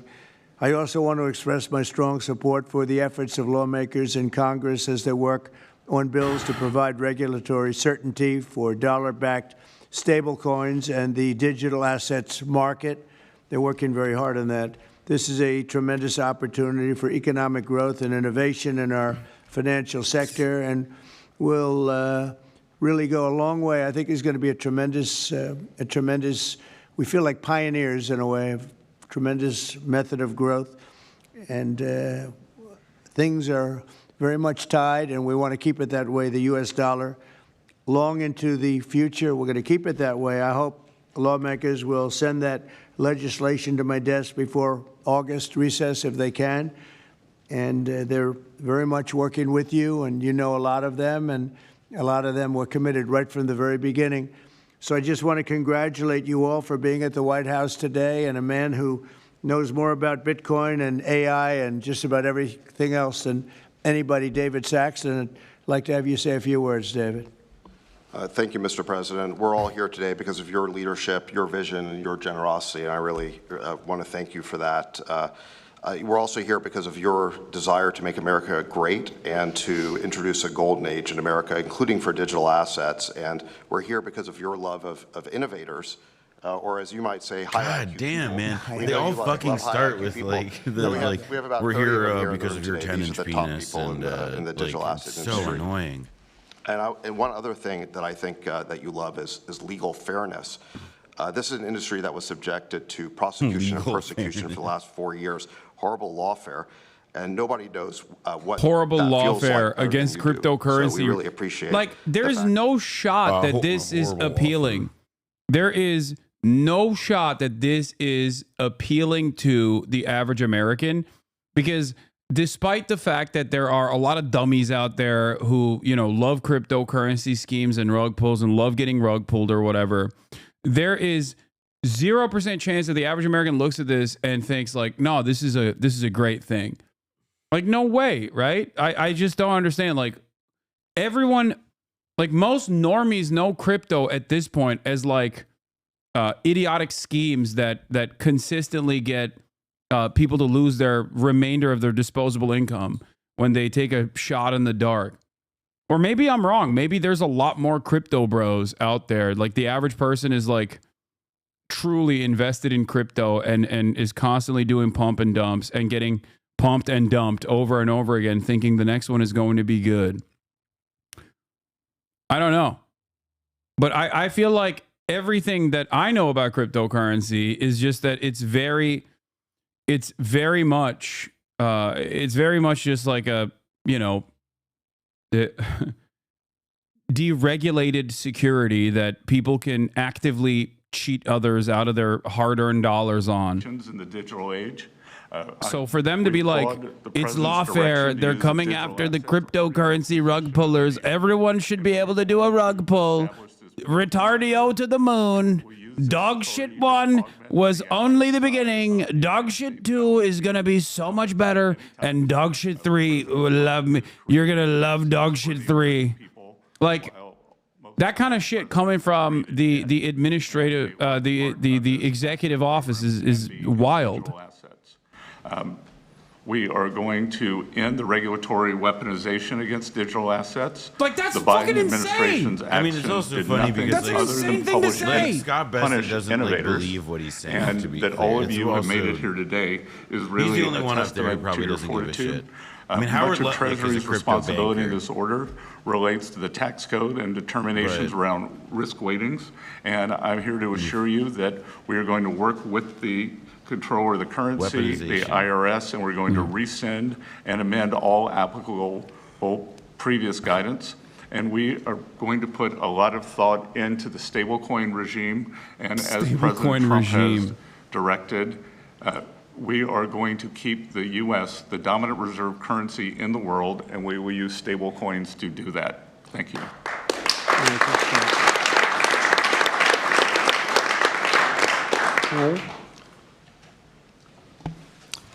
Technology is at the foundation of the Trump presidency. He understands technology, he embraces technology, and he's going to use technology to drive America forward.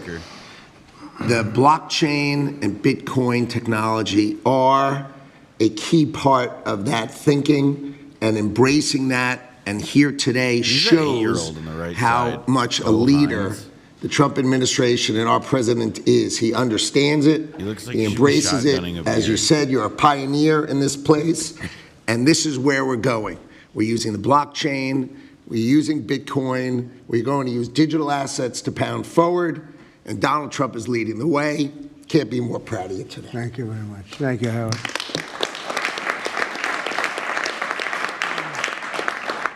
Kelly, go ahead, please. Thank you, Mr. President. This is truly a historic day, and as a crypto founder, I couldn't be more proud to be part of your administration. Former U.S. moving Senator at the speed of tech. could for not sure. get elected. And I want to see. It's a great day to have the war on. She not tried to just buy the crypto, seat. Her husband, who is what is he? The CEO of the New York Stock Exchange, I think. Tried to buy her the seat. Didn't administrator work. of the SBA. Oh, holy shit, that Small guy was business calling a is a big tremendous 8-year-old. network He played that college football. crypto can be like, deployed against, and so the SBA And he's, like, is our age. open to crypto. So I look forward to working Let's see what the with Asman. all of your leaders Let's see in what the this room Asman to heads are advance saying. your, Based. I love coins. efforts here. Will Thank you. Trump Thank pull you, off the biggest rug pull in Thank you history? very much. Yes, 76%. Wait, so but like, Well, Mr. is that President, I wanna say based? I don't thank you. understand. Do they I like want to thank that? you for I the wanna see- let's amazing see his team that you commentary. put together. I want to thank No, you he's for not gonna have any David. commentary. He's That's gonna what I'm go. saying. This I wanna kind of a see him meeting, say Yes. no one in this room Interesting. could have envisioned this just a couple years ago. You are the one that has the vision. You're the one that said, we are going to do 21st century finance right here in the United States of America. I've been doing this for 9 years. Right, and Glaze It is meeting, kiss amazing the how ring. far we've come. Okay, and that's a they're credit also to you, sour Mr. on this President, and crypto your shit, leadership, it and seems. God bless Everybody you for is, doing because this, because everybody it's going to knows make what a I mean. huge To what you're difference saying earlier, like with everybody's everything else you're doing. who's And by the way, encountered at this point Americans is love it. like They're going crazy. even if they Thank made you. money Thank you, on it, Tom. they didn't Thank make you money very on much. it thinking like, wow, this was an amazing investment that I made. Yeah, It they was didn't like, think wow, that like, I'm going to use, dog poop 3 to buy eggs in the future. Like, this is the currency of the future. Words, Cameron or Tyler, do you want to? You're very shy in front of the Actually, camera. Cameron, I think you said something earlier that I thought was really profound. Yeah, they're saying you said that a 420 year glaze ago. it, You thought it would Bitcoin be up more likely that you'd 1,000 end in up the in last jail 5 minutes. at the White House. Glaze off, mark of the beast. Not to put you on the spot, because you didn't do anything wrong, but that was the environment a year ago. Doing tricks on it. But do you guys want to say something, either one of you?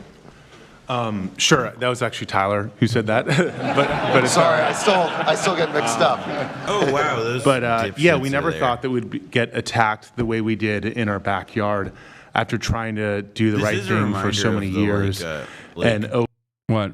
Like just like I forget how like crypto is also like a bunch of these guys like were in scandal and we're all in fraud and they were like just a few years ago they were persona non grata in polite circles, but now they're lead in Bitcoin and crypto. Well, it's because a Retardio whale just bought 4,000 of dog shit too I didn't see at this. $3 I thought that was $3 from million the dome, man. MC. And thanks for inviting Okay, us, that's David, why. and setting this up. Thank you. Thank you both. Please. I was just going to say, Are those the Winkle dicks? Yeah, that's what I'm saying, man. Like, Oh, they were shit. out of like they were like whatever the thing was like a huge it's not scandal. the first time, but now they're back probably because the Trump U.S. won the thinks that internet they're and very the US handsome. should Yeah, win they're so crypto. handsome. So Right thank out you of for your Central leadership on this. Casting. They're beautiful. They're There's beautiful. not one but High two of IQ them. individuals around this Folks, table. They like That's to what I always row. say. We need Doesn't high anybody IQ. row anymore? Do we use boats? So thank you very much. Isn't it Would anyone beautiful like to have say not anything? one but two of them, folks? God made two. Jesse Eisenberg didn't like him. my deep gratitude for the seriousness with which you're approaching our industry and how you're actually helping guide it in the right direction. I've worked with many central banks in other countries, and when I was working there, I was wondering why I, as an American citizen, can't help the United States financial system reach this higher level that the world is on course towards generally. And so I'm very grateful that finally there's been a new level of kind of common sense and adoption of these ideas. Me and the other people in this room do believe that the crypto, blockchain, Web3 infrastructure is the next iteration of the financial system. And I think that the U.S. should have its leadership position continue in that new financial system. And I'm very, very happy to see people like David Sachs, Secretary Bessent, Secretary Lutnick taking this very seriously with their time, and very grateful to them too. So It is crazy to I'm think that they're just spending time overjoyed on to see this this, when, like, and I they think could be doing it is a big part anything of else how that the could U.S. can continue its role in the contribute to global human financial flourishing. system. So thank you. Thank you very much. I mean, I this thought it is was very worse than every other thing, though. Yeah, it's literally this it's is like genuinely taking money and just like lighting it on fire. This is so much worse than like all the other things that they do. Like this is unironically worse than like DEI equals die. And the reason why it's worse is because they're just basically normalizing fucking people over. Like they're saying like, no, we're just gonna keep doing rug pulls. Like everything is done. We're all dust. Okay, America gone in the shitter, in the pooper. We're now actively. Well, but there is At least robber barons built the fucking railroads, but man. So, like, there are like historical parallels. Like you can look at like But like they at least but built the I'll give you railroads. an example though. So like in the 80s, right? Like there was this big bank failure crisis about the savings and loans. And what happened was that like savings and loans were these mortgage banks, and then they changed the rules and they effectively just became cash machines. They were laundries, crooks took control of them. Mm-hmm. But like what that meant was that by the end of the 80s, they had to bail all these institutions out. Yeah. And like the thing is with this, like, yeah, they're trying to normalize stealing from people, whatever, but like you can't normalize like anti-gravity. It's not real. It's not a thing. Like eventually, like the number will go down. Oh wow, it's over already. But they have to like there has to be an exit. Like there will, you know. But this is nothing. That's my point. Like scams have increasingly become like back in the day, you used to sell snake oil, which meant that there was a product, which meant that you were selling it like a tangible product that people could hold in their hands and maybe have some sort of like placebo I effect. agree that there's like a postmodern quality to it. Now that it's people are like being scammed. Now but it's just like, literally being like, this is a scam. But like, We're there's just no product. Yeah, there's no I product. get- No.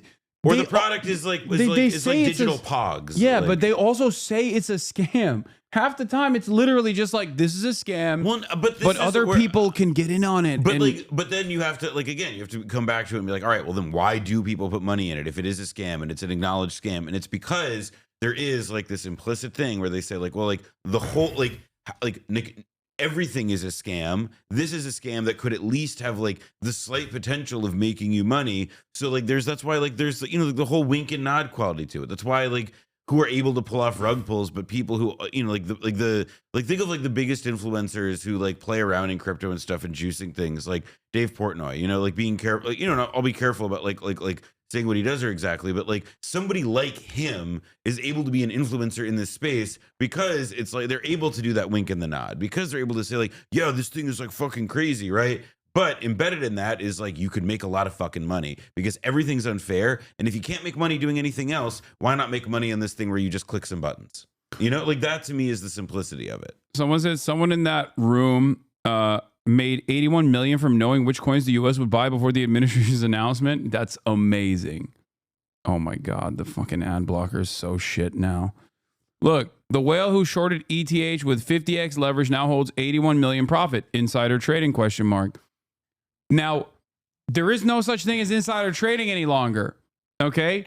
Because when you have the Treasury Secretary come out and say, we've been doing too much lawfare, we've been waging war on these transactions, like people that are engaging in crypto trading, at a time when we need significantly more control over this sort of thing, or just make it illegal in its entirety. That means there is no more insider trading suspicions at all. It doesn't matter. It's legal. It's completely legal. If they are openly stating that they are not going to regulate cryptocurrencies, they're actively saying that they're not going to regulate cryptocurrencies, then that means insider trading is not illegal. Just like rug pulls are not illegal. Okay. And they kind of weren't already. I mean, this though is where it's like, they may get away with it in the sense that like they make a ton of money, they defrauded a ton of people, but there is an end. Like this stuff has like a sell by date, and that's just how all financial scams work, even at the highest, like weirdest level, where you now have them like the mark is just like a digital asset there's never been a demonstrated use value for it or whatever. Not even the promise of one at this point. Yeah. Aside from speculation. Also, if you're like a DeFi truther, okay, if you're a DeFi maximalist, then you should be very upset because all of this stuff undermines confidence in cryptocurrency in the eyes of the average person. NFTs are were another major hit, I think, to people treating any sort of cryptocurrency seriously, right? Like, it just doesn't make any sense. Not that I don't even think that it's going to happen anyway. Like, I don't think it's going to become like the world currency or whatever. It's so stupid. It also would literally ruin America. Why the fuck would you, if you're the United States of America, unless like Satoshi or whoever is actually an American agent or something, and they maintain the overwhelming majority of Bitcoin that they have, where they can do market manipulation. The world currency currently is the dollar. Why would you change that reality? And that dollar is still backed by American imperialism. The real confidence in the dollar is obviously not the gold standard because it doesn't exist anymore, but instead is the American might, the American military that can always maintain some level of confidence. So you can always trade on the dollar. If they were to swap that out to cryptocurrency, that undermines American dominance of the global stage. It is yet another instance where Donald Trump is doing something that doesn't make any sense. Maybe he is JD Pondon. Satoshi can't because his BTC hasn't moved since he went missing. No, just all I'm saying is like the speculation of the guy that who the real Satoshi is or whatever. The question that people have is maybe he's an intelligence asset or something. Maybe it is the American government that owns all the reserves. Otherwise, it would make no sense for them to even move in the direction of cryptocurrency either. Earlier, his foreign minister warned that Moscow would see any European peacekeeping deployment in Ukraine as an act of war. Steve Rosenberg has the very latest. It feels like something is changing in Russia. A country resurgent and unrepentant. Russia feeling more powerful, more confident from seeing an American president putting more and more pressure on Ukraine. And as a result, less and less desire here to make any concessions, any compromise. Russia's foreign minister, Sergei Lavrov, made that quite clear. I asked him, is there any way Moscow would agree to European countries sending peacekeepers to Ukraine? Answer, no way. We see no room for compromise here. This discussion is being held with an overtly hostile aim. This would mean no longer a hybrid involvement, but the direct, official, and unconcealed participation of NATO countries in the war against Russia. And we mustn't allow this to happen. No compromise, but a lot of excitement lately on Russian state TV. America's doing things differently, reads the caption.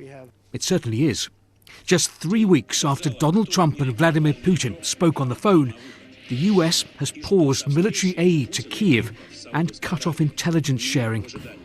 Right now, it feels as if everything the Trump administration is saying and doing is good news for Moscow and very bad news for Ukraine.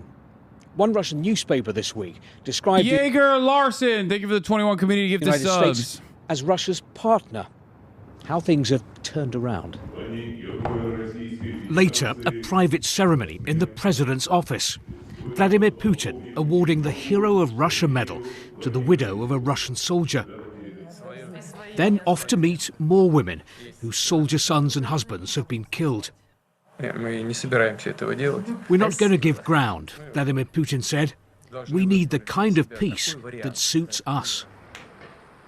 In Moscow, there's talk of a new world order and a growing belief that Russia is heading for victory in Ukraine. Vil Moragar, thank you for the 10 Russia's gifted. confidence fueled by America's U-turn. Steve Rosenberg, BBC News, Moscow. And this morning, a top Hamas official spoke to CBS. All right, we're gonna talk about, dude, that's crazy. That's a crazy thing that I never thought I would ever hear. A top Hamas official talk to CBS. That's crazy. That's a crazy thing to hear, man. Wild. Another sign of the changing times. Community gifted subs implies the existence of streamer gifted subs. Will you be gifting subs soon? No. But I welcome the Oilers gifting the subs. Yeah, CBS are all terrorist sympathizers. Yeah, I'm sure they'll come after CBS sometime soon. They'll be like, wow, CBS is Hamas. Yeah, CBS is also CBS is Hamas. It's true. It's correct. Cancel CBS. CBS News about talks to extend the ceasefire in Gaza after President Trump's chief envoy. Vil Morgar, thank you for the 10 gifted subs. Hype train level 3, baby. Explain what the president meant by his so-called last warning to Hamas. Deborah Patta has more on Steve Witkoff's comments to reporters at the White House.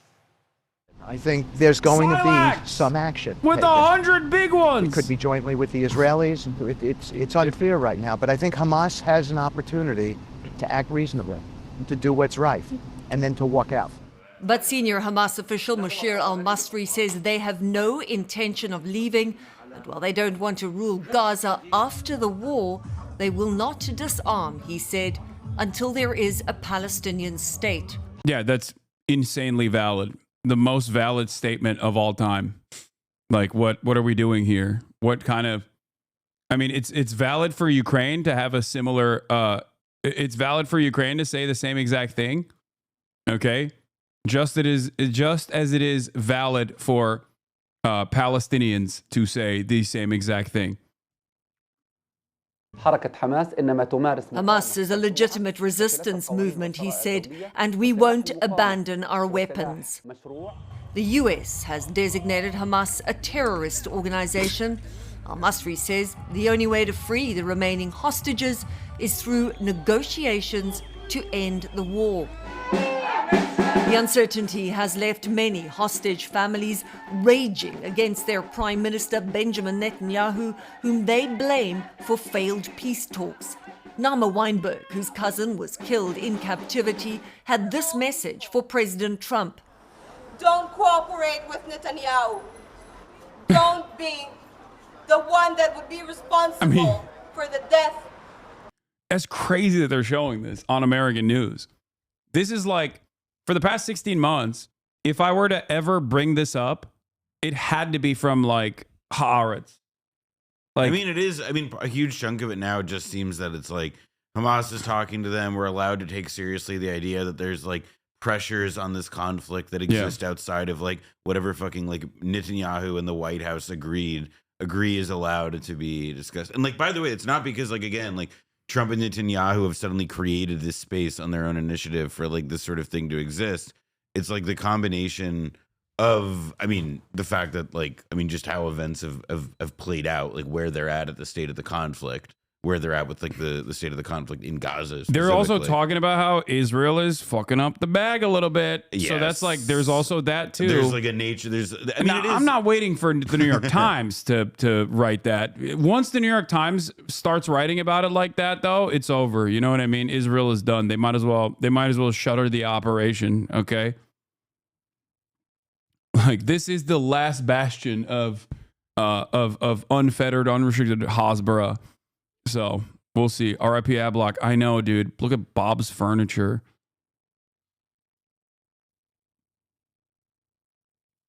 Wait, what does this do? Filtering mode complete. Basic, optimal, complete.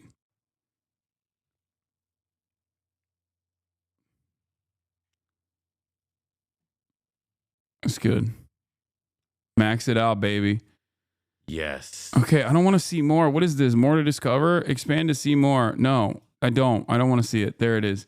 Moon Bitch Supreme. Thank you for the 20 gifted subs. I don't want to hear from chat every single moment that I have issues with Adblock or whatever.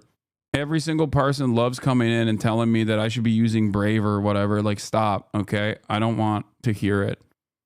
Let's just continue. Those that are still alive there. In Gaza, despair has replaced the relief over the initial ceasefire. Israel has blocked all aid to the more than 2 million Palestinians there. Most cannot survive without it.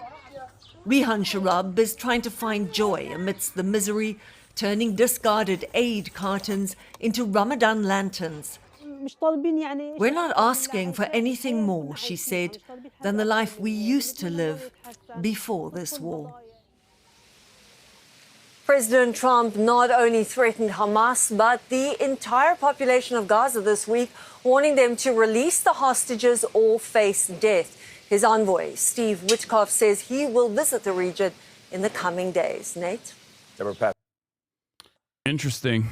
I mean, I am, there's now it's looking this like... This wasn't aired in the U.S.? Yes, it was. Apparently one of Netanyahu's coalition partners, one of the Orthodox parties, is going to leave. Like, there may be, like, some measure of... Like, we'll see. I'm curious. I mean, I'm curious... Wait, overdrafting them? Is that what the... I didn't see what the final straw cited was, but I imagine, considering that's been the biggest grievance, I wouldn't be surprised. Oof. How could CBS Mornings not be aired in the U.S.? Yeah, no, this is 100% a U.S. aired. This was aired in the United States. Yeah, you're wrong. See, Columbia Broadcasting Service. Actually, they're only airing in Peru today. Yeah, it's Peru Day at CBS. But yeah, scoop: Israel objected to secret U.S. Hamas talks and tense call between Netanyahu's right-hand man and Trump's envoy, Barak Ravid. Israel's very own. That is like the one thing you're really not allowed to tell Trump, that you can't talk to somebody. Yeah. I mean, actually, but fuck Trump that. Also, who the fuck is BB to say that about anybody in the U.S.? Like, also, Trump has never really liked Benjamin Netanyahu anyway. It's not like, I don't think that they have any love between them. He just loves the money that he gets from Miriam Adelson. Like, he doesn't give a shit. No, and also, like, Netanyahu is... There's a really good documentary that I watched. I think it was called like King Bibi or something. It's an Israeli documentary, but it's just like it tells a story of Bibi, like his own background, whatever. But it ends. Nobody likes this piece of shit. No, but nobody. It ends with Trump and Melania coming to Bibi's house for dinner, and they're all like, and it is such a one-way like glazing. Yeah, it is like a fucking Krispy Kreme factory in there. It was insane, and the impression that you get of it is that like they're both men who like on the whole are extremely conscious of like who wears the pants in the relationship. The problem though is that like eventually, as is evidently now happening, that like Trump was going to run into eventually wanting to do something for himself and for his administration that would conflict with Netanyahu. And whereas Biden was like, oh, we'll give you anything, we'll roll over, like, whatever. Like, that's just not Trump's approach. Like, setting, I mean, it's a crazy fucking world we live in, but it's the truth. It's undeniable.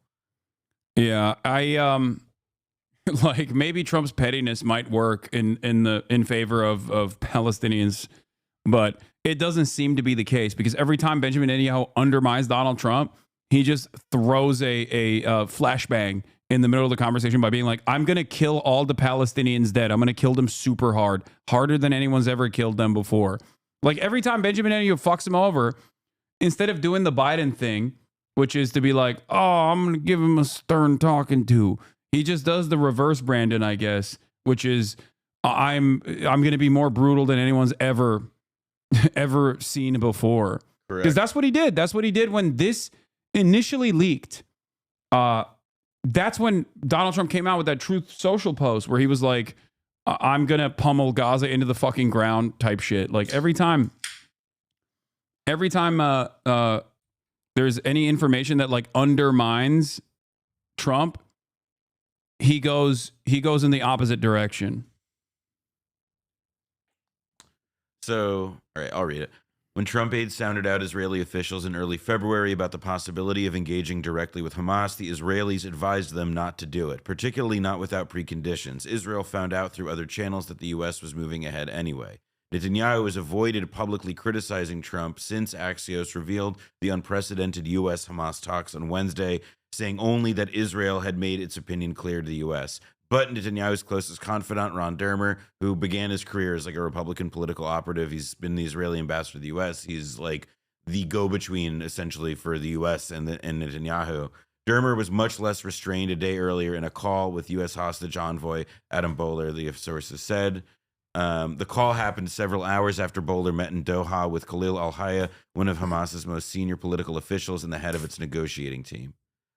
So, I mean, Boehler's negotiations in Qatari capital began the week prior with a meeting with lower-level Hamas officials. The talks were centered on bringing home American hostage Adon Alexander, 21, and the bodies of 4 deceased. This is also like part of what's got to be grinding Netanyahu's gears is that like Trump is actually doing something to bring a hostage back, and it's like that could create a. I mean, it's I don't know how much Netanyahu is really scared about, and I truly don't know. Like I don't know what the people around him's like biggest fears are domestically, like what they feel like could threaten their power. But it would strike me that like the American president outflanking you on bringing the Israelis home does seem like something that could have political consequences in the right context.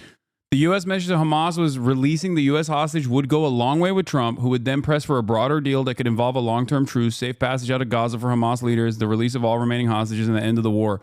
This part is really funny to me because that right there is, again, like Western thinking where they still have not learned the lessons at all, where they're like, no, these guys want to escape. They want to escape. They have like a... Telling a Palestinian... Oh, yeah, like it's like Sinwar was a look at him, he's such a schmuck for getting like caught. Yeah, or when they were lying over and over again about like Yahya Sinwar being like, he's probably in Doha by now. Oh yeah, or no, he's on the beach. He escaped through the tunnels. He's sipping caipirinhas. Like the one thing that Palestinians won't do is fucking leave. Okay, that's the thing that they just cannot comprehend. It's so like I get why an Israeli person, like an Israeli politician, would think that. I get why an American politician would think that because they're like, why the fuck would I get into trouble? Why would I put myself in the line of fire? These guys don't want to leave. Okay, that's why Yahya Sinwar died fighting rather than chained to multiple hostages, as the Israeli media previously had claimed, as though Israel shows restraint in terms of killing their own hostages. I gotta say though, like it is again, like not to just constantly like seem like I'm praising Trump and relative to Biden on this stuff, but it is just crazy how the eye of the Trump administration is like, we need to bottle this shit back up. And, even though we love Israel and we love, we love Zionism, we love the settler project or whatever, but the idea of like this war as a thing that like they've got to, put the cork on is like such a different approach to how like the first year plus of this conflict was being managed from the US. And that's because that's how it was happening. They were managing it. They weren't even, there was not even, I mean, it feels so psycho just how many arguments we had with people over, the extent to which like, oh, can Biden really apply pressure or whatever? And it's like, yeah, I mean, take a look at what goddamn Donald Trump is doing. Yeah. I do think that Trump's petty narcissistic nature might actually cause a little bit of a dent in the seemingly impossible to shake allegiance that we have to Israel. Like, because it's previous reports have shown that Trump is not exactly super fond of Netanyahu. There was a point where when Netanyahu, I think, celebrated the Biden victory that he like even called him a fucking asshole or something. So, that But this is where it's like there that is like and like his interest in like gaining momentum domestically by being like, see, I brought out an American captive. Like I'm the peacemaker. And, I mean, and also I think it's from the perspective of just like when you don't have an outcome of like we need to give Palestinians freedom, which is not fucking Donald Trump's perspective here. But the idea is like instead, what are the deliverables here? What are the things that I can actually get out of this? Yeah. What can I demonstrate as like a political victory on the broad category of Israel-Palestine shit? That both sides, Republican and Democrat, would prospectively like, and to me, that's more or less what's that seems, at least on this specific narrow part of it, because obviously it doesn't seem like Trump is doing anything to restrain Israel when it comes to the Syria shit. Like there's all sorts of ways in which Israel is very clearly not being restrained. Yeah, there's this moment from 2021. Trump the first person that congratulated Biden was Bibi Netanyahu, the man I did more for than any other person I dealt with. Bibi could have stayed quiet. He has made a terrible mistake, Trump said, according to Axios, as Trump referred to Netanyahu by his nickname. Netanyahu was very early, like earlier than most. I haven't spoken to him since. Fuck him. Yeah, I mean they're tight now. They're tight now, but also it does show that one will abandon the other if it's necessary. Yeah, Trump's criticism of Israel's Netanyahu draws strong condemnation from GOP rivals. There's that moment too, where Trump at a rally said Netanyahu let us down just before the U.S. killed top Iranian General Qasem Soleimani. This was before people were positioning themselves at that time to like the first quote right there criticizing him as DeSantis. And it's like, yeah, there was still that time when people were trying to position themselves and be like, well, how do you do Trumpism without Trump? And that was before that became obviously like a non-starter. And what was it? What did he call? What was the nickname for Ron? Pudding Ron? Oh, yeah. Pudding Cup Ron or something? Yeah. I don't know. He said, did he say meatball? That was a banger, but then he didn't do that. Yeah. Bro, Meatball Ron. Meatball. Look, I need you to understand the depravity and the dehumanization that my biggest haters who are Sex Pestiny fans, like long-term Sex Pestiny fans, put themselves through. This motherfucker has been following since 2019. I just unbanned him, chatters. Okay? Actually, _OB says, hey man, when are you and Steven doing another IRL stream? When that guy sent that first message, somebody who was like 14 is like now like halfway through college. Somebody who was like in 8th grade is now like halfway through college. Yeah. And he has not stopped hate watching consistently since then. since I was like, yeah, dude, this dude is defending saying the N-word to like his black podcast co-host. Like, this is insane. And he has locked in, just hasn't stopped. Look at this. Most of us are here to laugh at you, homie. You're like one of the cringiest commentators on this platform. You're so woke, man. Wow, man, you're a dog shit human. Wait, he was saying woke in 2020. That's yeah. I mean, we've been woke around these. I didn't know your woke game like that. Yeah, I'm glad you're not for this gross amount of wealth in one person though. ... Right, Hasan, who hosted. Are you going to respond to a single point made in Ethan's video or just ramble about nothing? Hasan might be the goofiest cunt on this website. Why is this a lib thing? Are you unwell? Hasan is the most brain dead commentator on this platform. Crazy people get their political opinions from him. Comes back to check in. Fingers crossed you get permaban, man. Have a bad day. Oh shit, I'm back. Hey, I'm locked in. Rent free, baby. Yes, I want you to keep. I want you to keep up the good work. I mean, listen, he's already done 6 years. If 6 years from now he's still going, then like that guy who was like 14, he could now be in Doge. Yeah. Yeah, if he's actually, he could be in Doge now. Once that guy, that 14-year-old is now in Doge. Once that guy or girl nears like the age of 18, maybe he can get unsolicited, footage of your favorite content creator having sex with other content creators without their consent. You know. Good job sticking to it, big dog. Definitely not a part of a cult, by the way. Definitely not in a fucking cult. Okay? Like how anyway, whatever. There's a mental health epidemic for sure. I will never understand the hate watching. No, that's why I've said these guys see themselves as like loyal servants to their cult leader, who is also a sex pest. So it tracks. I'm glad someone gifted it to you, buddy. Okay. Where were we? Oh, so in a shock announcement, Abdul Malik al-Houthi has announced that if Israel does not reallow aid into Gaza in the next 4 days, the Yemenis will restart the blockade in the Red Sea, by the way. As you guys know, they stopped it. Mysterious. I thought that they were just invested in the piracy of it all. I thought that their whole goal was to just do piracy, right? That's what everyone was saying. Even though they weren't doing that prior to the genocide in Gaza. And they did stop it when the ceasefire was implemented. But now that the humanitarian aid going into Gaza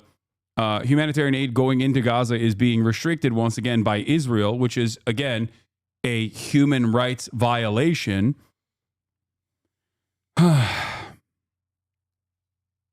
The Ansar Allah movement is once again saying we are going to re-implement the blockade again.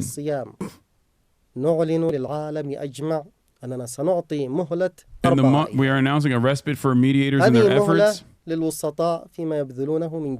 if the Israeli enemy continues after 4 days in preventing aid from entering the Gaza Strip and continues the complete closure of the crossings, preventing the entry of food and medicine into the Gaza Strip, we will resume our maritime operations against the Israeli enemy. We are very clear. We will meet siege with siege, and we cannot stand by and watch. In the month of fasting, we are announcing the whole world. Or this is the beginning. So, yeah, I love everybody going. What does the banner say? Yes, dude. It says. The bottom part of the banner says a curse upon the Jews. I know it's fucked up. I don't agree with it. I've made that very clear multiple times. If you want to understand the context as to why that this is their banner, I'll let Norm Finkelstein do the talking. All I'll say is that Hasan, I know, is saying he's not a curse upon the Jews, but he wished a curse upon this Jew last night. Wait, what? Oh, God. Okay. No, I'm kidding. I'm joking. I'm going to get fucking canceled again. No. I'm talking about myself. Just a promise is baiting. Here. Yeah. I have to ask you this, Norm, because I'm sure people raise this with you. The fact that Ansar Allah says, curse the Jews. It's their slogan, I think. Death to America, death to Israel. No. Curse the Jews. Yeah.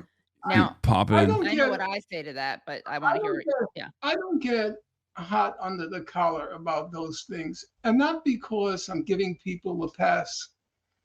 Israel describes itself as the state of the Jewish people. Right. What do you expect these people to do? Have they ever met a Jew who was nice to them? I doubt it. So if they conflate the two, let Israel, call itself by the name. It's call itself the state of the Nazi people, and that problem wouldn't arise. So then they would just say they hate Nazis, and then the matter would disappear. So I don't get it is just true. Excited about those things. It's not. I've said this story before, so you'll forgive me. My parents, as you know, they passed through the Nazi Holocaust. Okay, and the rest of it is his own. His parents' opinion about the German people as a whole. I mean, look, I'll give like a personal example. Like the first time I went to the West Bank, I remember having somebody was translating, and then somebody somebody was translating, and you can still tell that it was like the shorthand of talking and referring to Israelis as Jews and so on. It wasn't it was uncomfortable to me. Yeah. But then, I had to it was the first time I'd considered because that had never been something I'd directly experienced before, or had even found in media, frankly. It really was the first time that I had been struck with it. And I had to sort of think about it, be what are this has been expressed in many ways by people more eloquent than myself, but in what world has this person encountered a Jew in a different context? And can I really, Norm said it well, can I really get hot under the collar about this? If I'm here in part because of what people who wear the, operating under the aegis of that flag are saying or doing, it is, It is, yeah. I mean, the greatest example of this is if you are a Jewish person living in France and someone draws a Star of David outside of your house, that is an entirely different context. That is very clearly and deliberately signaling that an anti-Semitic act is most likely going to occur, right? That in and of itself could even be interpreted as anti-Semitic, understandably. Whereas when Jewish settlers in the West Bank spray paint the Star of David outside of the house of a Palestinian villager, that means that they're going to go there and they're going to blow up the fucking house with makeshift Molotov cocktails. Or it's a sign, like in Gaza, what you see now is like, I saw a photo of a before and after of a bookshop. The before, lovely bookshop before the war. After the war, come back, everything's all fucked up, scattered all over the place. There's an orange, Star of David spray painted onto it.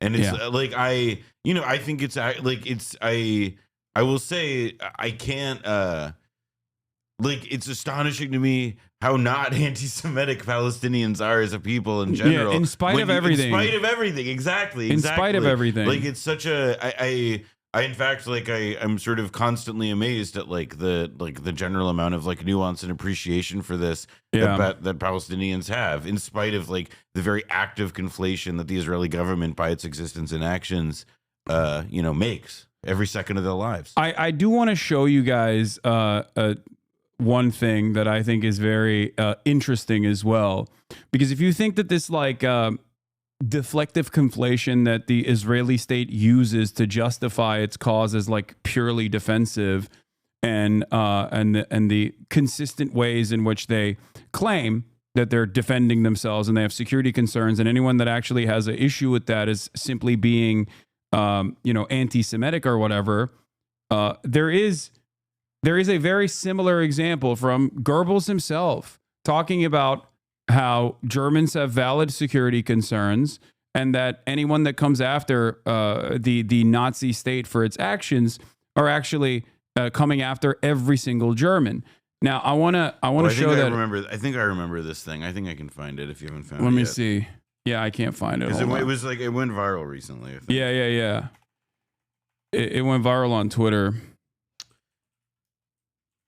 There's here, like more or less like this brief one. Yeah, that is the one. Yeah. National Socialism today is Germany's guiding political idea and worldview. The entire German nation affirms it. To criticize National Socialism today, therefore, means to criticize the entire German people.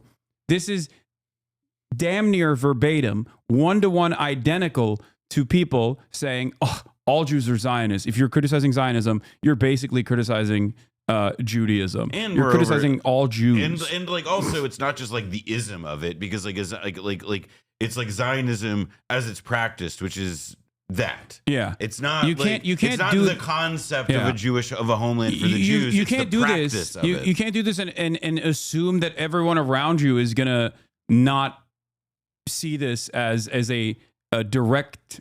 There is no separation that you want. This is a standard that applies everywhere. This is like, you see the same thing when like Azerbaijan rolls into formerly Armenian territories and puts up their own cultural objects and displays them ostentatiously. Like it's a thing that takes place. You're being quite Islamophobic for criticizing that.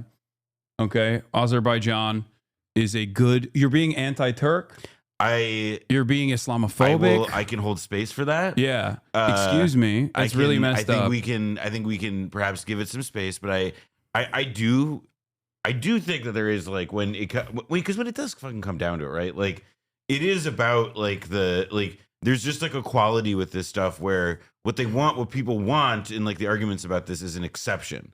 They know what these images suggest. They know the historical meaning of them, like the import that when you see this kind of shit, that it suggests like ethnic cleansing is going on, mass murder is going on. But like, no, what they want is an exemption that says, actually, in this context, maybe it makes sense. Yeah, and it gets more purchase and legs than which is the same defense who does like anybody who does this shit makes. It just gets further along than others are allowed to. Israel has turned like thousands of years of Jewish history, and religious iconography into fucking different versions of the swastika, and then they complain and say, how dare you? Like, how dare you say these things? How dare you get mad at us? You must be anti-Semitic for behaving this way. It's like, no, dude, they're anti-you. They're anti-death and destruction. Okay? And if you consistently present if you consistently present your actions as though you're doing it for Judaism, if you falsely conflate Judaism with the violent, aggressive actions of Israel, then yes, of course, people are going to inevitably go, yeah, I guess this is. I mean, shorthand. I will say that like the biggest thing in this regard that like kind of like did damage that I still think about a lot and is the like the women's lingerie stuff, where like essentially, right, like there's this both like an age-old stereotype of like, you know, like Jews in Europe, like, you know, like like the anti-Semitic old like Christian stereotype of Jews is like these like sexual predators in their communities. It's one of the bases of the blood libel. And just sort of seeing that like seeing a bunch of people like en masse like do everything they can to legitimate it in an unprecedented way, not because they're the only people who ever perved out in a war zone like that before, but because like they were empowered to document it on social media, you know, brandish it for the whole fucking world. Yeah, the front facing like shameless nature of that is so strange. Like and it's like if you again like this, it's you know, like all part of like the same. Like again, and you can't do this and then go, how dare you put the Star of David on a fuck Zionism poster? That is the most anti-Semitic thing I've ever seen. Okay? That's it. It's ridiculous.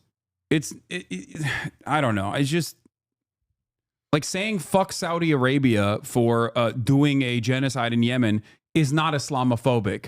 Okay, just like saying "fuck Israel" is not anti-Semitic. Yeah, but they got the Kaaba. Did you consider that? Yeah, that's it's so stupid. It's just so. I don't know, man. Like I feel like sometimes, in order to understand where my interlocutors, my naysayers, the people who smear me as an anti-Semite are coming from, I have to like shut off my fucking brain to not recognize any of this shit. You know?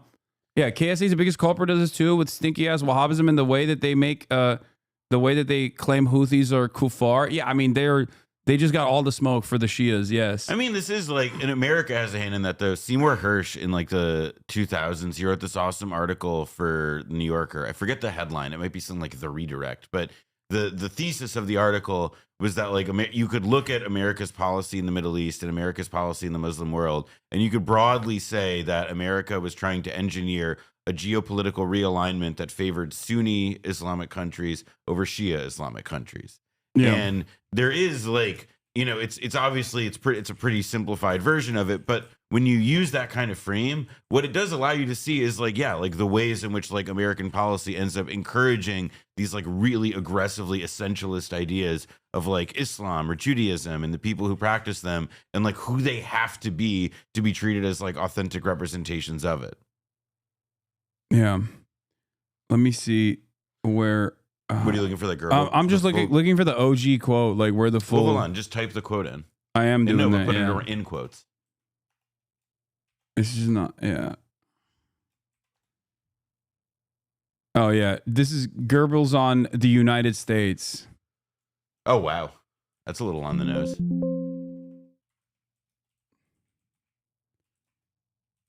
Yeah, here. Look, here's Joseph. Here is Joe. Also, I want to say Joe this for Goebbels. I want to say this for Hasan's behalf before we read. We're reading this because we think it's bad. Okay. I mean, yeah. We're not fans of Joseph Goebbels, and we think it's bad. Yeah. All right, continue. Here.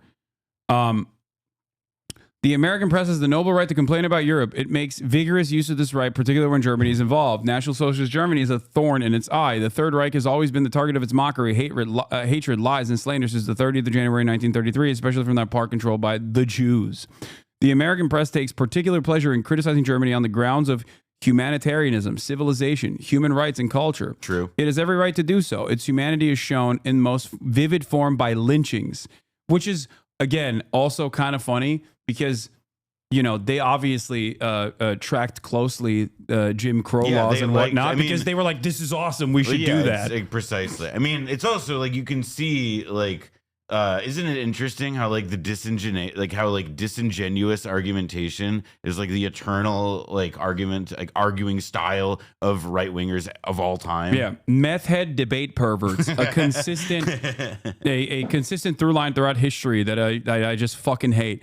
Its civilization is shown in economic and political scandals that stink to high heaven. Its human rights are displayed by 11 or 12 million unemployed who apparently chose to be so. And its culture exists only because it's always borrowing from older European nations, such as a nation of whatever. He's like dunking on America. And then he goes, the American press replies to our complaints by saying that it has nothing against Germany, only against National Socialism.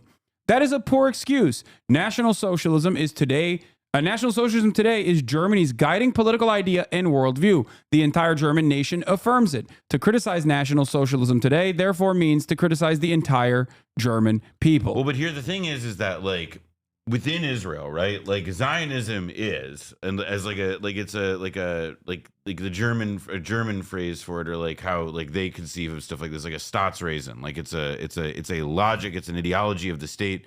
They support it, they endorse, like it's a accepted like reasoned in society. But it's like what that speaks to, right, is like part of the problem with Zionism in the first place, because it ends up like creating this essential category, staking what was previously not like, again, like what was like a population spread across, I mean, like dozens of countries throughout the world, but now essentially like in the post-Holocaust world has staked the like category of Jews to the activity of the state here. So it's like essentially realizing, like fully affirming that logic that Goebbels is laying out there. No. Evan, who is Jewish, you are literally a Jew-hating Nazi. The real analogy here is, I don't hate the Jews. I don't hate Jews. I hate people who support genocide, which is the equivalent of saying, I don't hate Muslims. I hate people who support genocide. Do you see how supporting genocide is independent of religion? Yeah, this was the original post. I don't hate the Jews. I hate Zionists is the equivalent of saying I don't hate Muslims. I hate the vast majority of Muslims. I mean, look, it is like it's a real issue that like Jewish liturgy, like Jewish scripture, and like there is like the end of the Passover Seder, right, concludes with like the line next year in Jerusalem. And so in the hands of people who like aren't willing to appreciate that, like perhaps like this, millennia old expression of religious culture or whatever is not literally a guidebook for how the world should look in 2025. Like it's a problem that there's not like that it seems like also so many people have given to these hyper simplistic interpretations of Jewish history and culture. It's nauseating. Yeah. It is very frustrating once again.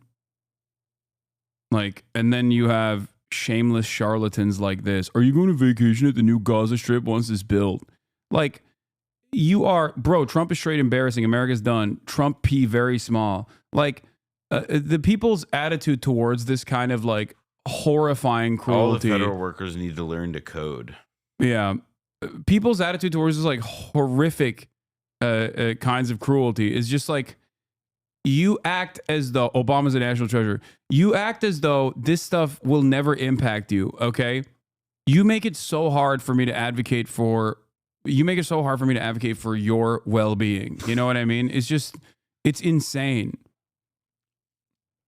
How are you any different than these fucking Nazis, How are you any different than these groypers? Liberal groyperism is real, I think. It's crazy. The liberal groyper is something Felix must have invented. Yeah, he did. he cooks that. He does talk about the liberal groyper, and I think that's still his he's a scholar of groypers, period. Yeah. Well, he is a groyper. As a groyper himself. Yeah. Anyway. Same type of burger brains who don't care about war outside the borders of the USA. Yeah, it's just like they also don't understand like war overseas is directly coming from your coffers. Money that could be spent on building roads. Okay, that's why I brought the Eisenhower "Give Peace a Chance" speech or whatever. I've talked about that before, and it's not like Eisenhower was a good dude, Oh yeah, well he talks. It's like he leaves the White House. I mean, well that's like a case though of like, imagine a guy just like helped like murder an entire family in a house, and like as he's leaving the house and like wiping the blood off his hands, he's like, You know what we should really be concerned about? Violence in our society. Like, he's totally right, but it's sort of like his credibility is a little annihilated by the time he's talking about it. I mean, also, I think like these types of people also just sort of like resent thinking about like the world as an interconnected entity, and that like there isn't really a world in which like America is apart from the world and vice versa. That it's like, you know, our fates are are somewhat interconnected here. Our media does everything in its power to make it seem as though that's just happening over there, and that is by design. So you don't recognize that what's happening over there actually harm you, okay? That's it.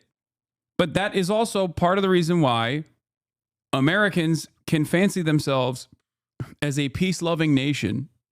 That is the irony there, which gives a unique opportunity for a reasonable politician to come out and truly advocate for a different vision of American foreign policy, because the only person that presents themselves as a peaceful dove, even though they clearly aren't, cannot be someone like Donald Trump. And that is what has happened in, at least in 2016, and certainly this past election cycle.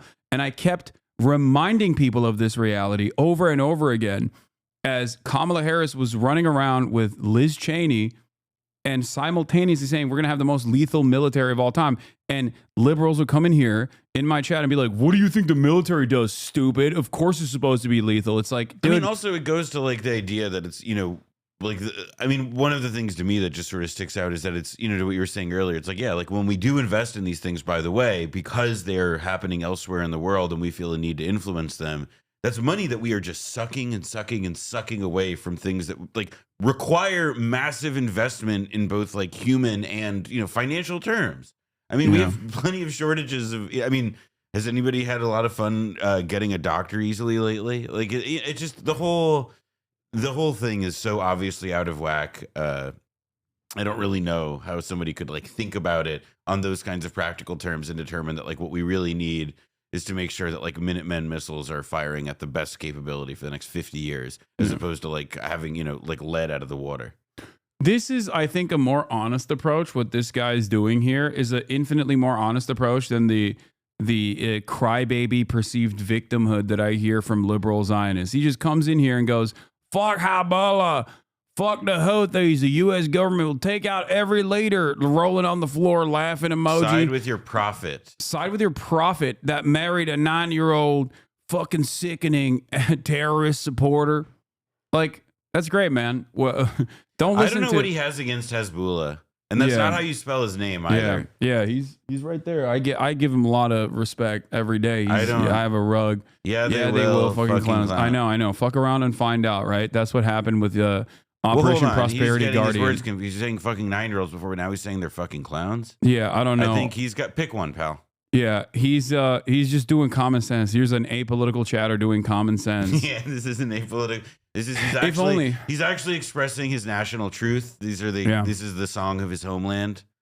So much fun when they all get killed. Like, dude, imagine the clowns. No, like, what did the clowns do? What this right here? I think is this is something I think about quite a bit.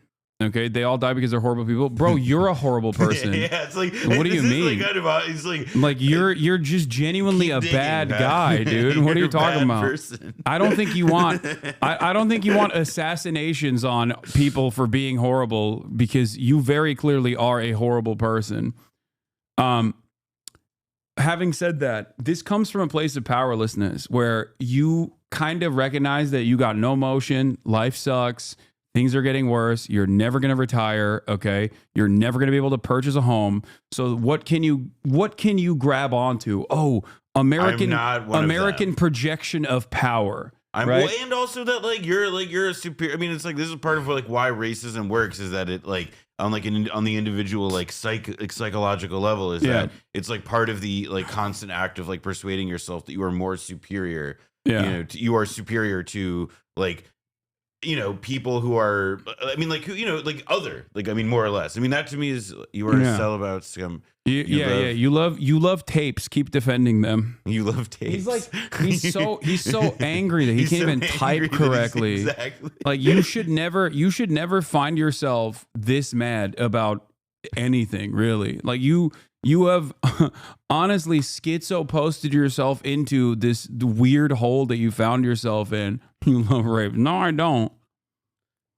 I don't know what else to tell you. I mean, if you think that, then there's not much to salvage here. Perhaps you have to tell yourself this so that you can consistently feel angry. You know? That's it. All right. Look at your clips. He learned to spell. Yeah, he's a clip watcher. Now somebody pointed out that he's got grammar. Yeah. I went to high school with Stankmaster. He had to switch schools because he bought his cousin thongs for her birthday. That's true. There it is. That is true. A Lamau clown. Yeah, I know. I'm the clown here. Definitely. But you just said fuck clowns, dog. Yeah. I don't follow this guy's clown attitude. He wants to have sex with me because he's saying like he wants to fuck clowns. Yeah. He said the words. He doesn't need to rewatch the clips. Exactly. Is always people who are like, I am an easily tricked adult and I saw clips and I didn't even listen to what you were saying in the clips. They were just framed in a negative way. And not only did I watch these clips, it made me so angry that I came in here with my account Stankmaster to yell at you about some shit that I imagined you're doing. That's it. John Fetterman, Colombia let anti-Semitism run amok to cater to lunatic fringe and paid provocateurs. Leadership allowed those assholes, curse word, to take over the campus and terrorize Jewish students. Now Colombia pays for his failure, and I support that. Trump is yanking $400 million from Colombia over allegations of anti-Semitism. If you hate clips, why don't you just watch H3's videos in full? I told you, I will watch it right next to him. If he wants me to watch it, I'll watch it alongside him, baby. I'm not letting him make money off of things that he clips out of context. Once again, the entire video in and of itself is an assortment of clips from your sex pest community. Okay. Me reacting to it would then give him another opportunity to just cut clips out of context, as he has done since the video came out. I mean, if he wants to, he can debate me. It's impressive how it's like the rage bait is so easy it's crazy. Wait, what? Millionaire, by the way? Well, I'm confused. Why this is my favorite thing that haters do to me, where they're like, where they come in and they're like, people only watch you because you're fucking hot, dude. You're a goddamn. People only watch you because you're so fucking hot. Dude. Yeah, you're so fucking hot. Sexy. You're a millionaire, dude. Well, people and also, fucking like, I want to respond. One thing though, like having glanced at what was the aforementioned video in full that he wants you to watch, like. It's like three out of context children stacked in a trench coat and called something more comprehensive than it is. I showed Noah a piece of it this morning because I'm still entertaining whether or not I should do a response, because there's so much like unfettered Hasbara in it. Well, it's like a combination of that plus like what you were saying, like inventive ways to take you out of context. Increasingly inventive ways to take you out of context. Like one of my favorite ones is when he's like, I'm an easily tricked adult, and Hasan actually tricked me into believing that he didn't have radical opinions. And then actually, Hasan's commentary on liberals being able to be manipulated, what if that means that he was easily manipulated? Was tricking me. He got an ice cream truck. Yeah. He put on the music. He came to my block. He's like, he played the ice cream song, and there was no ice cream. There was only Hamas. Yeah, he's like, I'm a fucking 40-year-old adult who is the stupidest person you've ever met.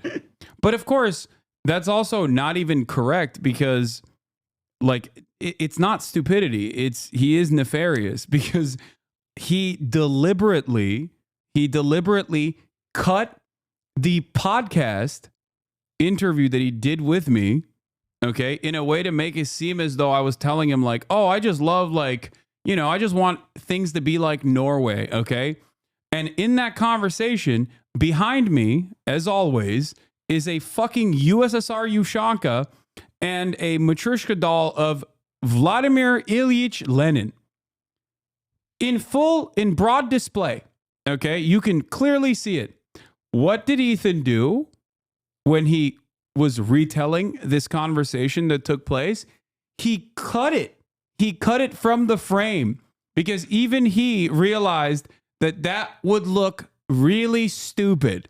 He's lying about, he never represented himself as a radical. He never represented himself as like a radical. But let me just make sure that this Lenin thing, which by the way will remain in the frame to other clips I cut to in this video. Let's make sure that one stays out of frame for this, because that would really make me look fucking stupid if I continued to say that Hasan was misrepresenting that he thought that he was something radical, and there was like a giant thing of Lenin just to the right of his head. That might make me look like a fucking dumbass. It undercuts his point. I don't know. Which is ironic, because if you go back to that podcast from like fucking however many years ago, from 2021, the reason why I had a conversation with him before we even started the Leftovers podcast together, where I very clearly explained to him my political positions a million times over, was because I said America deserved 9/11. That entire conversation revolves around me describing to him the concept of blowback. Okay? Yeah. Exactly. Noah being here for that is great. Is extra funny. I mean, here's the look. Having like seen a bit of it, like my impression of it is that like, because like the narrative arc of like Hasan is like master deceiver, like it doesn't really make sense. It does seem to me that instead like what it is like an attempt to like retcon a reason that Ethan doesn't like you now. Like it's not, it's like it's coming up with something that wasn't there, that has to be like an explanation for how you got into, how you made everybody really upset about how you made everybody call, like say Zionist as a slur or whatever. Yeah. Like that all of this is your fault and has very little to do with like the secular change in opinion toward this fucking issue as a result of October 7th. It is because of the brainworms that you have slowly but surely used to infect both your listeners and also the people you've duped into being, it's a fucking conspiracy that you've run. It's a multi-year game. Tom Ripley over here. Yeah, no, it's funny. Like one of my favorite things that haters of mine do is when they will like go and find something that I've said on a podcast or even on my own broadcast and go, ooh, look, he's admitting that he comes from an affluent background. We found a secret thing about Hasan, and it's like, hey, dumbass. I said it out loud on a fucking podcast. How can your argument simultaneously be that I'm sheltering the truth from the public while it's something that I've openly stated on a fucking podcast and on numerous other occasions as well?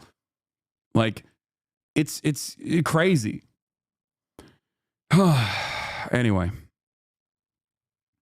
Yeah. If you're an American, you are affluent, to be honest. Good take. I mean, you're right. Labor aristocrats, America. I knew you about mentioning the Piker curse before you ever introduced us to Boner Chelly. Yeah. Didn't y'all do a socialism versus capitalism debate on your podcast? That is still up? Yeah, I know. Also, I'm such a radical terrorist that a radical, rabid, anti-Semitic terrorist that he still fucking monetizes the Leftovers podcast videos. He still hosts them. That's really funny. Yeah, he still hosts them. Anyway, getting back to other radical anti-Semitism happening in this country, the Trump administration has taken $400 million from Colombia over allegations of anti-Semitism. This is a part of, I would say, it's a part of Project Esther, which was the Heritage Foundation operation that paired along with Project 2025, where they were going to actively target, any sort of. Was it Heritage? I couldn't remember if Heritage was the group. I mean, I know. Was it American Enterprise Institute or Heritage? I always mix it up, but I'm pretty sure it was Heritage Foundation. Canary Mission offshoot. That's what I thought. I didn't think that I feel like was I mean, maybe it was, but no. It is Heritage, but like they're basically trying to do like Canary Mission style actions. I mean, my impression was always too that they like saw the ground that they got with 2025, and they're like, this is like an amazing blueprint for how we should be doing things on all of like our big issues from now on, which is like come up with these master plans and you know, because everybody needs a plan. Maybe something will get taken up. Evidently, this did. What? If you criticize me, you must like Trump and think America is great. When will you act your age and genuinely address the real criticisms you have instead of playing up a caricature to purely entertain? You know what? Actually, you know what? I will say, I think that is like literally what somebody should say to Ethan. Like straight up. That's the exact. When will you act your age and generally? Except it's like. Except instead of saying if you criticize me, you must like Trump and think America is great. Someone should ask him why he thinks all of his critics, including his former fans, why he considers them all to be rabid anti-Semitic terror lovers. Because that's what it is. He stubs his toe and it's like, well, this is anti-Semitism. Also, I never said that. I don't know what you're talking about. If you criticize me, you must like Trump and think America is great is not, you know. Well, I think it's just awesome to like say, to demand that somebody stop caricaturing their opponent's positions by caricaturing your position. Yeah. That's a pretty good way to ask He owned me. Yeah. And what I do love about these guys, though, is that they never actually have like the criticism. It's just vibes based. Well, yeah, because also like the criticism is not a criticism. It's a disagreement. Yeah. And it's like really hard to say, like, to turn like, I disagree with you into like something that's like a stirring fucking Like thing. he goes, no real response as usual. No real response. What's there to respond to? What is there to respond to? Where's your plan, Elizabeth Warren? Tell me what we should respond to. I asked a question like, what are the issues? Like, what is the real criticism you have of me? And you went, no real response as usual. Only further typical loony lib to not being quizzical about what it is that's being asked of you. Well. Yeah. Also, yeah, Noah, you are getting a little wild after fucking only 3 streams where I've pulled up like a couple of these losers every now and then. But yeah, if you have a real criticism, you can let it be known, you know, instead of just vaguely gesturing to the bad vibes overall. I mean, I am having sympathy that it is like this stuff does cross your eyeballs at different points throughout the day. Yeah, I mean, 1,000 times a day. Anyway. I love you. I love it. You go too fucking easy on these people? No, because if I go too hard, then they clip it. And then they post the clip compilations being like, oh, look at how mad he is at his own chat, bringing up reasonable criticisms over and over again when there's no criticism to be fucking had. You know? This was funny as well. We're going to get to this too, but before I do that, of course, DOJ, HHS, ED, and GSA announced initial cancellation of grants and contracts to Columbia University worth $400 million. Okay? Now, this is definitely a ridiculous thing that they're doing, and if college campuses don't quickly recognize that this is going to inevitably turn on them as well, okay? If their reaction to this is, no, you don't understand. We need to suppress more Israel criticism, as a matter of fact, and capitulate to this administration instead of trying to engage them in a legal battle by utilizing the pre-existing First Amendment rights that you have at your disposal to defend you, okay? You are cooked. More tank top streams, no response as usual. Shut up. Typical no response. Yeah. This is the same playbook, okay? McCarthyism will not stop at what these people claim is anti-Semitic speech. Go to Dylan Saba's Twitter. He had a good response. You always glazing Dylan. Always dude. Glazing my man Dylan. Yeah, no, he does have great. He does have he great. Has And great, also this he is has great his thoughts. Yeah, he has great thoughts and great statements. And this is his this is his job. He thinks about this stuff a lot. Yeah. Oh yeah, here I had already liked it. Oh wow! Should and be I'm clear. the glazer. Should be clear to universities that this is a vicious cycle. The repression of student protests is what's causing the escalation that causes demand for more aggressive crackdowns that cause more escalation. The feds and donors and ideologues are thus less and less satisfied. At a certain point, it makes financial sense, on top of the moral obligation to cease funding genocide and apartheid, to just meet the students' demands, actually end the protests, and deal with whatever blowback comes instead of extending the crisis. Correct. because the cancellation, a joint governmental task force on anti-Semitism, announcing the cancellation of $400 million of federal grants to Columbia University with an announcement that more cancellations of grants will follow because they claim that Columbia is not hard enough on their student protesters. And this is, by the way, this is a starting pistol. This is a way of signaling to like the rest of the fucking like this is what we could do to you. I mean, granted, like I'm not. It is really hard for me to imagine like what they can do besides like a somewhat more intensified version of what they're already doing, which is to just like harass anybody who says anything about Palestine in public. You know. What? But the claim is that if enough people believe criticism of Israel is anti-Semitic, by definition is anti-Semitic, but enough people believe that criticizing Israel is anti-Semitic, that if by definition becomes anti-Semitic as minority groups define their oppression. Time out. Minority groups. Minority groups define their oppression is like not. That is itself like a bit of a glib simplification. No, he doesn't believe this person. Cool. He's just saying that that's like. Also, Zionism is not a minority position. Okay, it is not a fucking minority position. It is a fascist ideology that is the majority position in this country.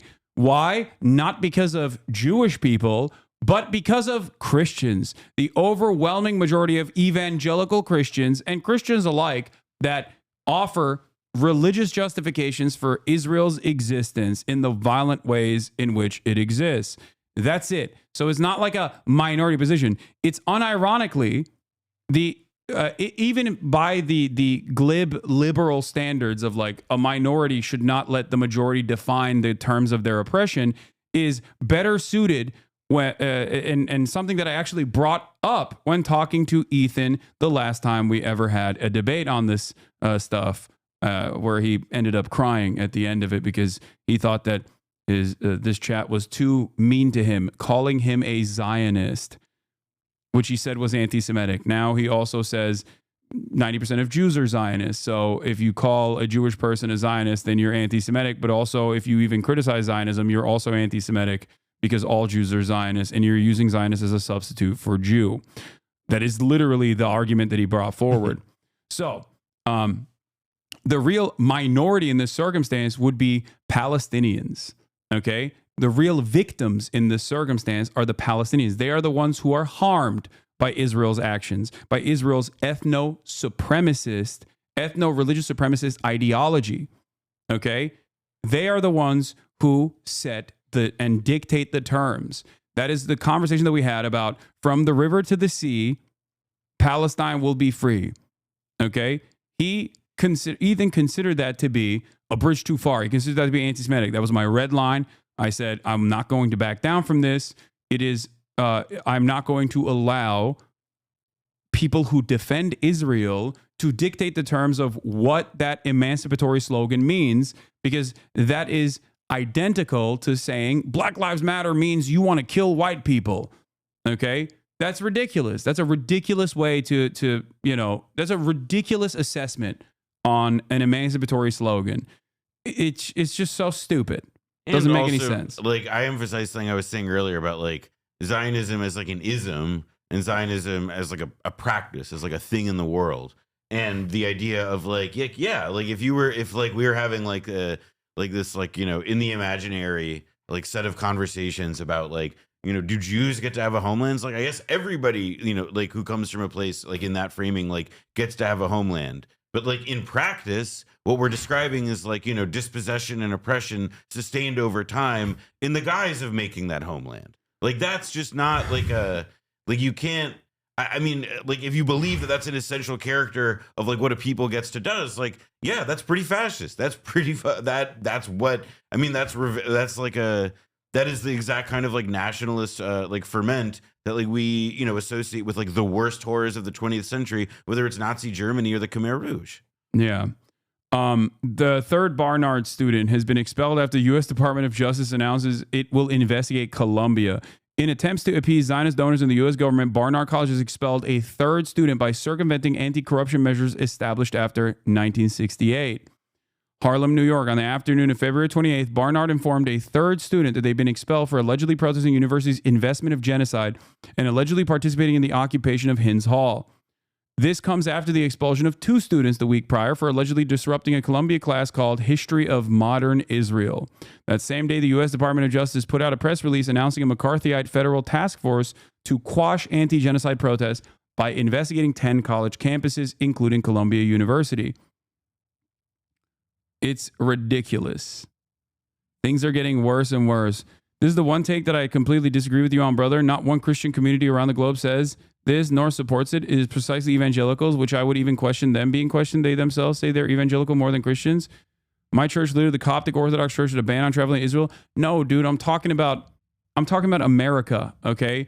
In the United States of America, evangelicals are an incredibly powerful force in the field of American politics, okay? Since Paul Weyrich, who himself was not evangelical but actually Catholic, recognized the nascent white supremacist, well, not nascent, the overt white supremacist attitude that evangelical Americans had, evangelical Christians had, the Republican Party has firmly utilized the evangelical base of support as their most loyal soldiers. This is precisely the reason why Republicans often make decisions that make no sense to the average American at the behest of this group of people that are rabid, okay? That is what, and there's a lot of them in comparison to Jewish people. There is a fuck ton more evangelical Christians in this country, okay? Anyway, that's what I'm talking about. All right. You want to do the Trump meeting? Which one? Did we do the Musk Doge one? No, I haven't. I have not done that yet. But I want to see if there's a video of it or something, because I want to see. Well, there's no video of the meeting. Yeah. The Times had people inside. Like, that's how they got it. This is the one, yeah. Yeah. No. All right, you want to start it off? I'm going to go pee real quick while you start. Marco Rubio was incensed. Here he was in the cabinet room of the White House, the Secretary of State, seated behind the president and listening to a litany of attacks from the richest man in the world. Seated diagonally opposite, across the elliptical mahogany table, Elon Musk was letting Mr. Rubio have it, accusing him of failing to slash his staff. You have fired nobody, Mr. Musk told Mr. Rubio, then scornfully added that the only person he had fired was a staff member from Mr. Musk's Department of Government Efficiency. Mr. Rubio had been privately furious with Mr. Musk for weeks, ever since his team effectively shuttered an entire agency that was supposedly under Mr. Rubio's control, USAID. But in the extraordinary cabinet meeting on Thursday in front of President Trump and around 20 others, details of which have not been reported before, Mr. Rubio got his grievances off his chest. Mr. Musk was not being truthful, Mr. Rubio said. What about the more than 1,500 State Department officials who took early retirement in buyouts? Didn't they count as layoffs? He asked sarcastically whether Mr. Musk wanted him to rehire all those people just so he could make a show of firing them again. Then he laid out his detailed plans for reorganizing the State Department. Mr. Musk was unimpressed. He told Mr. Rubio that he was good on TV, with the clear subtext being that he was not good for much else. Throughout all of this, the president sat back in his chair, arms folded, as if he were watching a tennis match. After the argument dragged on for an uncomfortable time, Mr. Trump finally intervened to defend Mr. Rubio as doing a great job. Mr. Rubio has a lot to deal with, the president said. He is very busy, he is always traveling and on TV, and he has an agency to run. So everyone just needs to work together. The meeting was a potential turning point after the frenetic first few weeks of Mr. Trump's second term. It yielded the first significant indication that Mr. Trump was willing to put some limits on Mr. Musk, whose efforts have become the subject of several lawsuits and prompted concerns from Republican lawmakers, some of whom have complained directly to the president. Cabinet officials almost uniformly like the concept of what Mr. Musk set out to do, reducing waste, fraud, and abuse in government, but have been frustrated by the chainsaw approach to upending the government and the lack of consistent coordination. Thursday's meeting, which was abruptly scheduled on Wednesday evening, was a sign This that is the beginning of when it gets funny, by the way. Was a sign that Mr. Trump was mindful of the growing complaints. He tried to offer each side something by praising both Mr. Musk's team that was not present, the president made clear he still supported the mission of the Musk initiative. But now was the time, he said, to be a bit more refined in his approach. This is like the lightest, most like baby criticism that you can give to Elon Musk. From now on, he said, the secretaries would be in charge. The Musk team would only advise. It is unclear what the long-term impact of the meeting will be. Mr. Musk remains Mr. Trump's biggest political financial supporter. Just this week, his super PAC aired $1 million worth of ads that said, "Thank you, President Trump." And Mr. Musk's control of the social media website X has made administration staff members and cabinet secretaries alike fearful that he will target them in public. But if nothing else, the session laid bare the tensions within Mr. Musk's team. And news of the sharp clashes spread quickly through senior ranks of cabinet agencies after it was over. This account is based on the interviews with 5 people with knowledge of the events. In a post on social media after the meeting, Mr. Trump said the next phase of his plan to cut federal workforce would be conducted with a scalpel rather than a hatchet, a clear reference to Mr. Musk's scorched earth approach. Mr. Musk, who wore a suit and tie to Thursday's meeting instead of his usual t-shirt after Mr. Trump publicly ribbed him about his sloppy appearance, defended Do we know what the I mean, it's the Times, so their style is not to link to other people. Yeah. But I would love to know what he said about Musk. Yeah. Like what he said that was the fucking, oh my God, I love it. I love this. I love this. Yeah. This is finally some good fucking news. Yeah. Defended himself by saying that he had 3 companies with a market cap of tens of billions of dollars and that his results spoke for themselves. All right, let me take this. He's about to say you bankrupted 7 businesses. He's about to hit him with that one. But you're not a real billionaire. You're fake. You can't go band for band with me, Mr. President. But he was soon clashing with members of the cabinet. Just moments before the blow up with Mr. Rubio, Mr. Musk, and the Transportation Secretary, Sean Duffy, went back and forth about the state of the Federal Aviation Administration's equipment for tracking airplanes and what kind of fix was needed. Howard Lutnick, the Commerce Secretary, jumped in to support Mr. Musk. Mr. Duffy said the young staff of Mr. Musk's team was trying to lay off air traffic controller. What am I supposed to do? Mr. Duffy said, I have multiple plane crashes to deal with now, and your people want me to fire air traffic controllers? That is probably the best. But it keeps going. It's so good, the best man. part. Mr. Musk told Mr. Duffy that his assertion was a lie. Mr. Duffy insisted it was not. He had heard it from them directly. Mr. Musk, asking who had been fired, said, give me their names. Tell me their names. Mr. Duffy said there were not any names because he had stopped them from being fired. At another point, Mr. Musk insisted that people hired under DEI programs were working in control towers. Mr. Duffy pushed back, and Mr. Musk did not add details, but said during the longer back and forth that Mr. Duffy had his phone number and should call him if he had any issues to raise. I love the this. exchange ended with Mr. Trump telling Mr. Duffy that he had to hire people from MIT as air traffic controllers. These air traffic controllers need to be geniuses, he said. Dude, I love it. Dude, I love it. When I see stuff like this, it actually increases my libimeter so hard where I'm like, oh my God, they literally are the stupidest people. Like these are unironically, like Trump is unironically dumb. He's such a dumb guy. It pisses me off how much of a dumb guy he is. He's like, it's so good. They gotta be MIT. My uncle went there. My uncle was a genius. He was a professor there. And they gotta be from MIT. It's the greatest university. They gotta be brilliant. Well, it's also like we need to make sure the air traffic controllers are from MIT because we don't want the people from MIT doing the things that we're laying people off in, like, biomedical research, finding the cure for cancer, finding Alzheimer's treatments. Exploring all that helium-3 that your chat kept telling me about on the moon. On the moon. Yeah, like... It's not cheese, it's helium-3. Correct. And instead we need those people making sure that planes don't crash into each other, which they weren't doing, by the way, when we had wokeness. I just... makes me so mad. But it is funny because, I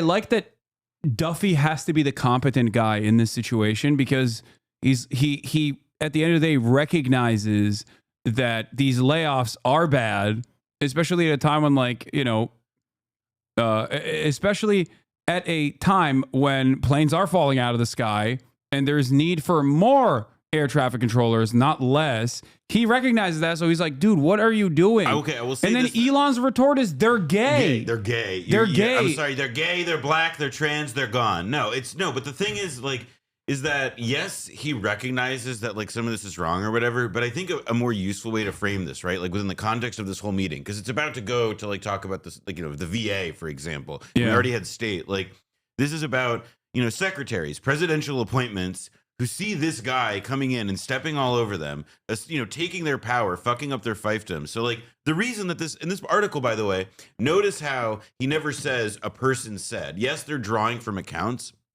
but, like, this is reconstructed, you know, on deep background, meaning that more likely than not, the person speaking to the two reporters, Maggie Haberman and Jonathan Swan, is somebody who is in the meeting, who has an axe to grind, and who wants to make Elon look like a putz. Yeah. And that's because these people see the threat he poses to their power. They see that, like, this guy doing what he's doing, like they, you know, like they say in the article, they agree broadly with the objectives of Doge, you know, which is a belief that is in direct conflict with what actually doing that thing means, which is like cutting their nuts off collectively. Yeah. Like, no wonder they're pissed. They've been taking a fucking beating in the last You're week. cutting your nose to spite your face because you have this, like, insane ideological commitment to deregulation, but that Trump even saying that they're going to use a scalpel instead of a hatchet implies that they certainly recognize the situation, and that they're going to have to be more careful in the future, because otherwise, like, you know, it's going to become too unpopular. Like, these decisions are far too unpopular because they're far too consequential. The Secretary of Veterans Affairs, Doug Collins, has been dealing with one of the most politically sensitive challenges of all the cabinet secretaries. Mr. Musk's cuts will affect thousands of veterans, a powerful constituency and a core part of the Trump base.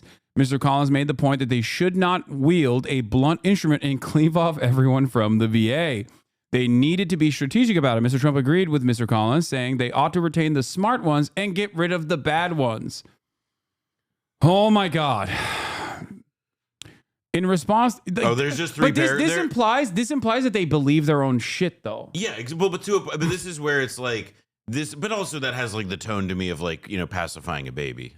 Like, there's a quality where they're like, well, of course we're gonna keep the good ones and get rid of the bad ones. I mean, but they're running away from the fact that, like, laying off any veterans at all is an insane political prospect for, like, the administration that runs more or less on, like, you know, like American flags on the back of trucks. The next paragraphs are just a bunch of statements that are all boring. Yeah. Okay. In response, okay, yeah, she's and then Duffy is with him. Mr. Musk, who later claimed on X that the cabinet meeting was very productive, seemed far less enthused inside the room. He aggressively defended himself, reminded the cabinet secretaries that he had built multiple billion-dollar companies from the ground up and knew something about hiring good people. Most cabinet members did not join the fray. Mr. Musk's anger, directed at Mr. Rubio in particular, seemed to catch people in the room by surprise, which I'm going to show you in a second, like the aftermath of it, because Trump was asked about it. Another person said Mr. Musk's caustic responses to Mr. Duffy and Mr. Rubio seemed to deter other cabinet members, many of whom have privately complained about the Musk team, from speaking. But it remains to be seen how long this new arrangement will last. Here it is. This is this is Donald Trump getting asked about the clashes that took place, according to the New York Times reporting, between Little Marco and Little Elon. Mr. President, since you last spoke about it yesterday, some details have come out about your cabinet meeting with Elon Musk. And even the dick riders in that room, by the way, still cannot stop themselves from engaging with palace intrigue. So this kind of story, dude, what is this? What is this channel? I don't know. Dude, that's Real America's Voice, dog. What do you mean? Excuse me. I'm always so good. Excuse me. It's, I swear to God, we have like American Timu media. You know what I mean? No, everything. Yeah, everything is like this. Everything is like this. All of the independent media is like this now. Yeah, it's like fucking like China has Shein, and we have like 50 million different conservative media brands. Yeah, it's great. I love that. Musk and some clashes potentially between Secretary Rubio and Secretary No Duffy. clash. I was there. You're just a troublemaker. And you're not supposed to be asking that question because we're talking about the World Cup. You're not supposed to be asking that question. First of all, Donald Trump has never shied away from a glaze sesh that is completely irrelevant to whichever world leader is standing next to him. That's his favorite thing, to just make, like, I don't know, the Jordanian king stand next to him as he answers a question about how Zell Disney is a corrupt dictator, or how wonderful the Doja operation has been so far. He just sits there. The Jordanian king just like has to nod his head along, or Keir Starmer or whatever. So obviously, the reason why he's saying you're not supposed to ask that question, the FIFA president is here, not in front of the president of FIFA, is because he doesn't like the question. And because it's like, and this is the other thing, is like, it's true. Like the premise of it is like very real, and it's probably like the one of the, you know, it's probably given, I mean, to the extent that Trump feels heartburn, it's probably giving him some version of it. Yeah. Not in front of the FIFA president of all people. Not here, not now. How dare you? Well, I'm great with Marco, and they're both doing a fantastic job. There is no clash. Mr. President, Who are you with? Who are you with? NBC. No wonder. That's Mr. a President, NBC. who has more authority, Elon Musk or the cabinet secretaries? Any other questions about the World Cup? Can we I'd love to discuss. This is something. Yeah. His mannerisms are great. All right. Finally, you know, it took like a month. It took 6 weeks. It took longer. It took longer than this shaky allegiance to kind of start crumbling a little bit. It is like, I think it's, you know, not counting the pre-inauguration period, because those are, you know, that's preseason. It does really seem that like 6 weeks was about the time that most people, like, if you gave it to them, would have said that like Musk and Trump would start, you know. Oh wow. Emhud loves this photo. It's such a awful photo. Is that her boy? The guy? Yeah, that's the guy. That's the guy who. That's the guy from that news outlet that I didn't see the substance, but that looks like a still from it. Yeah, it's just. This is a terrifying. This is a terrifying photo. Yeah, I'm dude. really pissed at the French lady for making that movie that gave us this image. This isn't fair for me to look at. Yeah. I always forget too that she has like crazy hands. Like, yeah.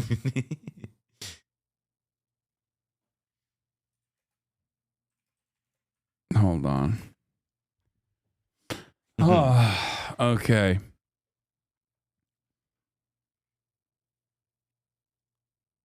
Chat, what is a FIFA task force? What is this? Do I even have to say it? Okay. All right, let's see what else what else happened when they asked the same question again later. Thank you so much. Thank you. Thank you. Thank you. She says, "Want to follow up on the cabinet meeting, sir, about like Marco Rubio and Elon Musk?" Musk will play an advisory role. Doge will play. We're talking about FIFA. Thank you very much. He's like, he loves the sport. He is just so. This man does not fuck around. When it's ball. Yeah, he's like, when is football He's like, time? I'm sorry, we're here to talk ball. When is football time? When is football time? Why are we talking about Marco? Yeah. Why are we talking about little Marco? I'm here to talk about Does ball. little Marco no ball? If not, I don't care. Don't want to hear it. Don't want to I'm hear sorry, it. I thought we were here to talk all. about Gooners. Yeah. Are we not here to talk about Gooners?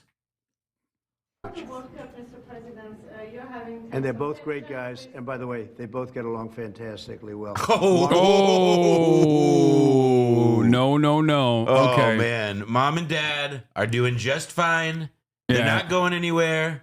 She's just spending a night outside of the house because the bed's not comfortable. Everything is fine. And it's your fault that they're breaking up. It's actually, you're being a troublemaker. You're not supposed to ask that question, or they're not going to stay together. If you're a good boy, though, maybe they'll stay together. Maybe they will. Maybe they won't. Joe has done unbelievably as Secretary of State, and Elon is a very unique guy who's done a fantastic job. Do you think he needs Yeah, to be reined in as enough. president? Enough. It's FIFA. Enough. It's FIFA. It's FIFA. I don't play 2K. I don't play 2K. Enough. It's not a good game. It's not real. It's a Mickey Mouse game. Enough. It's FIFA. Best 2 of 3 in FIFA. Golden goal. Yeah. 5-star teams. All right. Thank you. So there is also the layoffs that have climbed in February to the highest level since the pandemic. And that is not even taking into account like the other additional layoffs that might happen because of the Doge cuts that are happening, even though they've said that they're going to scale those back now, because everything that this administration does is just break things first and then ask for forgiveness later, or just like try to piece it back together later with not much thought given to it at all. The unemployment report is giving us a fuller picture of the job market under the Trump administration. Meanwhile, new figures show layoffs reached the highest levels last month since the height of the COVID pandemic. Money Watch correspondent Kelly O'Grady is with us. Kelly, good morning. Good morning to you, Adriana. Okay, so today's jobs report missed expectations slightly, but showed a labor market relatively unchanged in regards to hiring. So we saw 151,000 jobs added last month, and the unemployment rate ticked up slightly to 4.1%.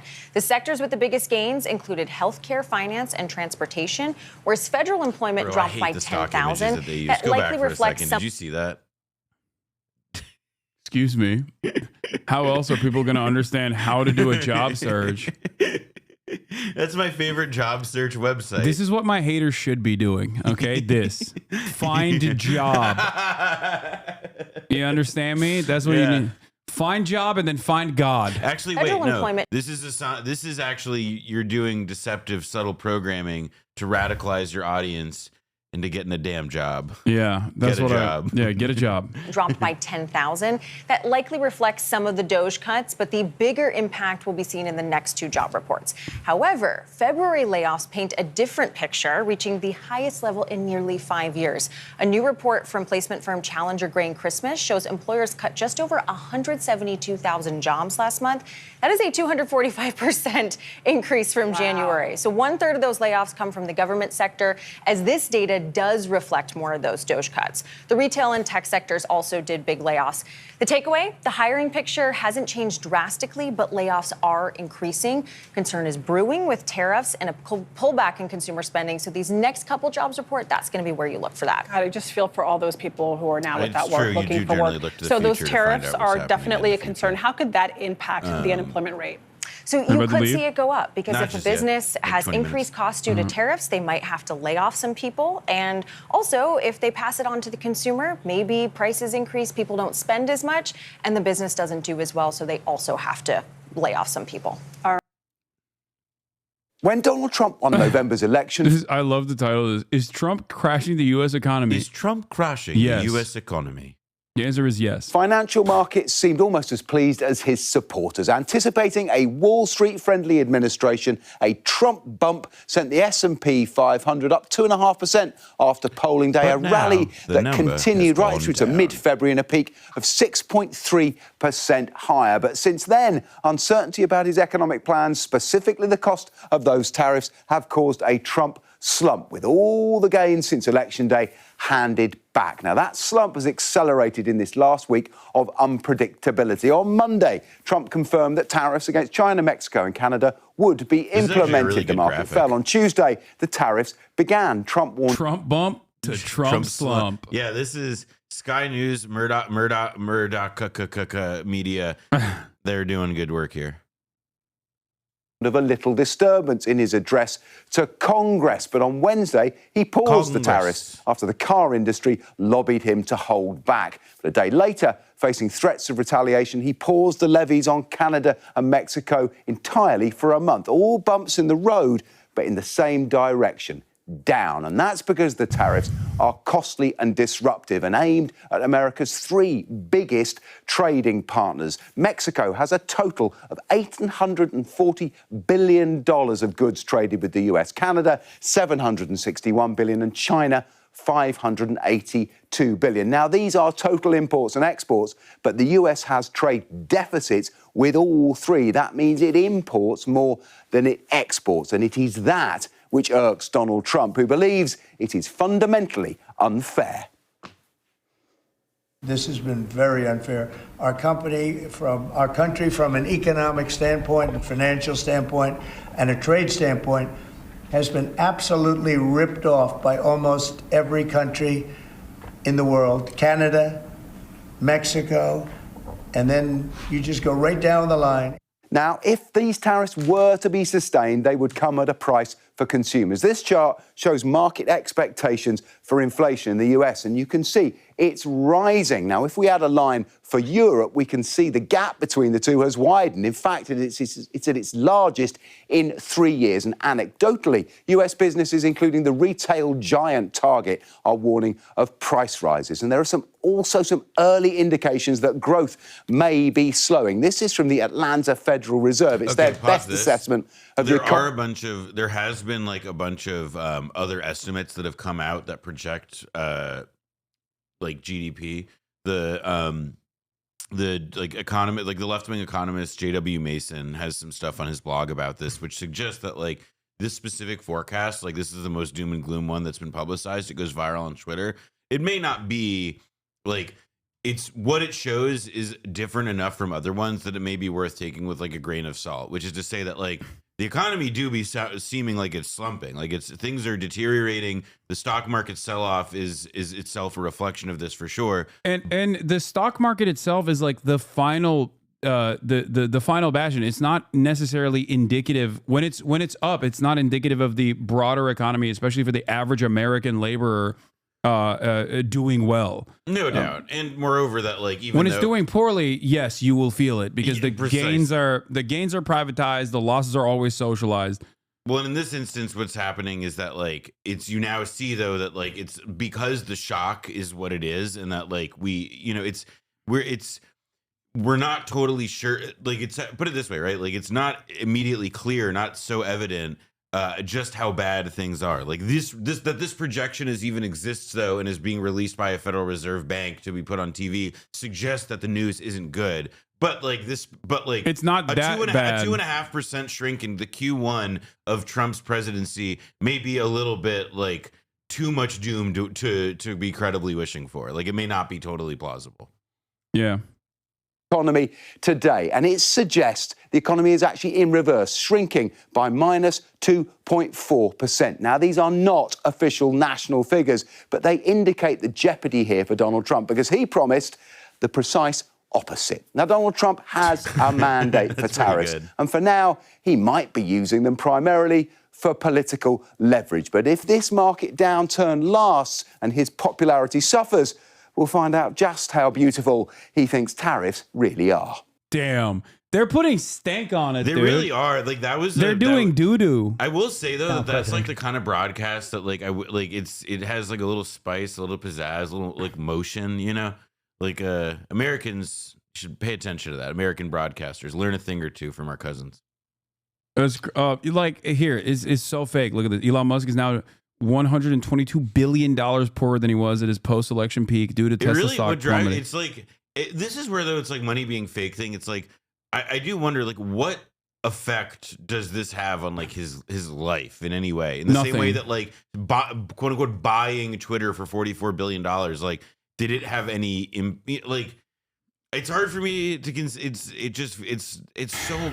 Money. This is it's impossible to conceive. This is the fakest money has ever been throughout the history of currency. There's nothing faker than this, dude. Oh no, he lost $121 billion from eliminated from his net worth because it's like directly tied to his Tesla stocks, and Tesla stocks took a shitter.